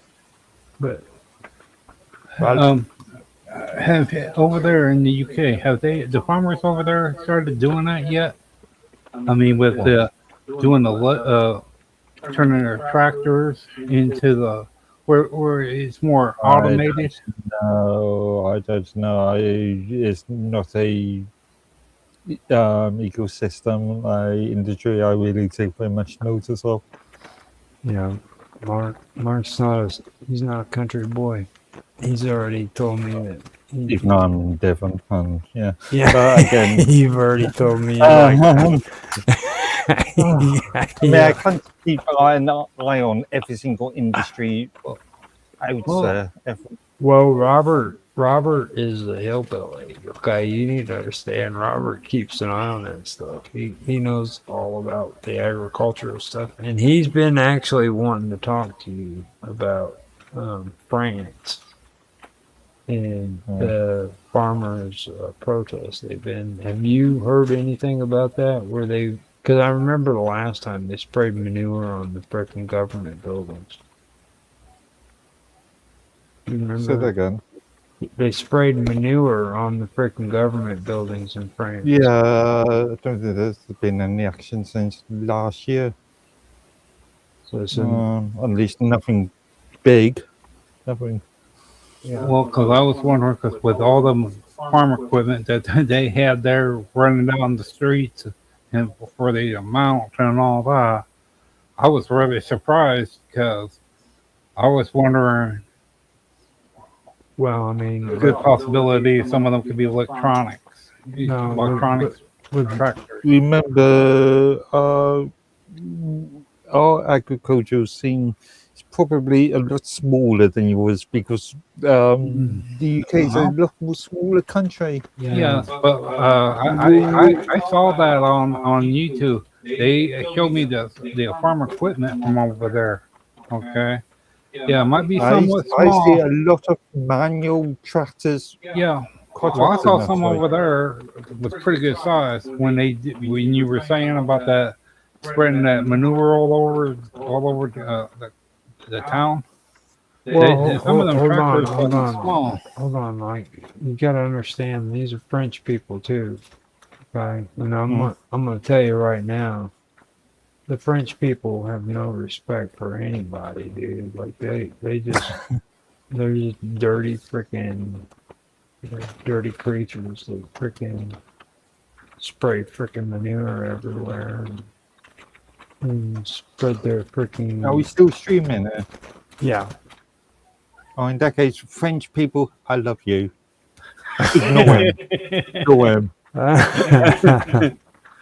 You know, I mean, I had to put it in there. I mean, I'm sorry, but Well, because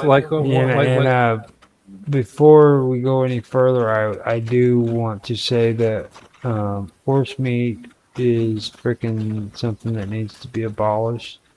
Say no to freaking Canadian French people and their horrible I don't know. treatment of I horses. don't see any fundamental issue with eating horse meat. I've never tried horse meat, but I don't see any fundamental issue. It's like saying to a North American, beef burger should be abolished. So hold on now. Now horses are the closest thing to freaking man's best friend to like dogs.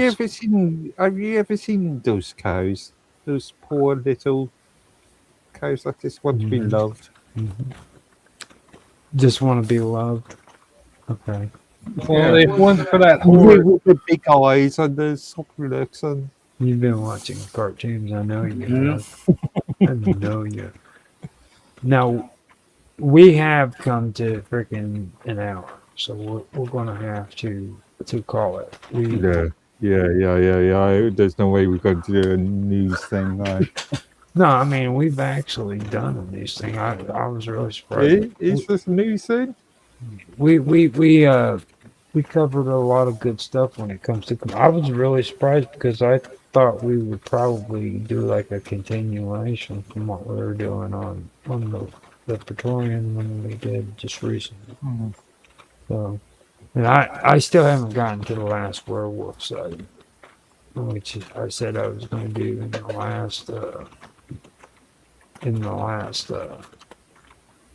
headlines after midnight. We will get to the last werewolf side, but the good news is we did do that. We covered that on Nancy Flanaga's. Remember, this is the second week that we've missed the headlines. We can do it last week, didn't we?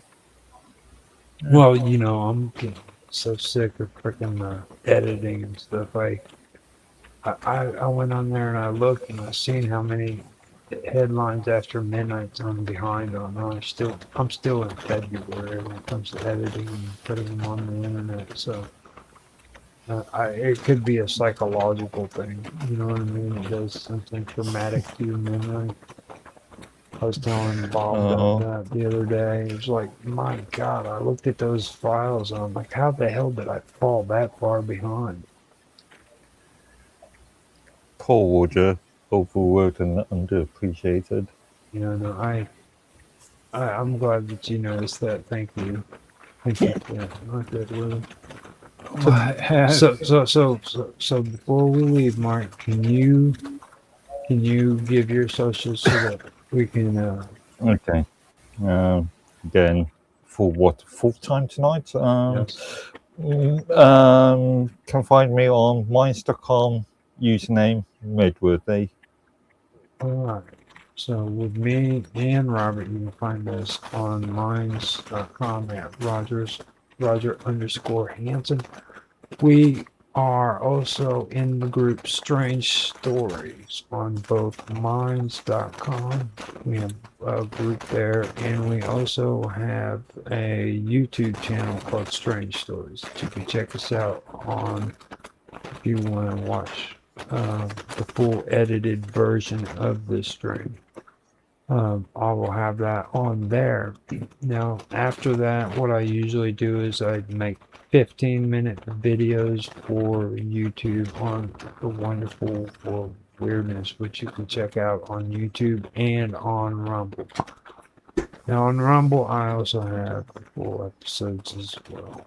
That's edited out, so you can check us out there on the Wonderful World of Weirdness as well as on YouTube. Besides that, we are also on Kick, and we are on Twitch for a while. There's no guarantee how long you'll be able to catch us on there because I'm getting sick of Twitch. And it's pretty bad when AI is even telling you in the chat boxes, don't waste your time. I mean, I'm dead serious about that. Like I went to Chat GPT and asked them, what's their recommendation on how many times you stream and stuff on these websites. It literally said, don't waste your time on on Twitch. So that's pretty cool stuff. Now, besides that, you can catch us too on the wonderful world of weirdness on Discord, and you can catch us on at Elements Matrix at Rogers Hangout.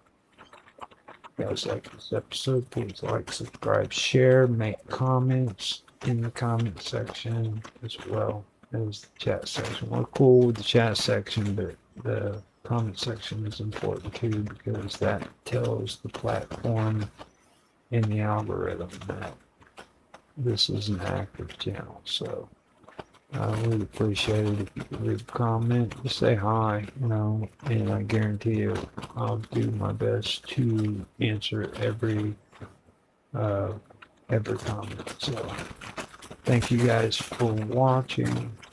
I hope you have a good day, evening, afternoon, whatever time it is in the day. It's in the morning for Mark Edwards. So give him kudos. He was able to stay up with us all night. And thank you for being on the show, Mark, and thank you for being on the show, Robert. Even though you're obsessed with genetically modified meat and French poop.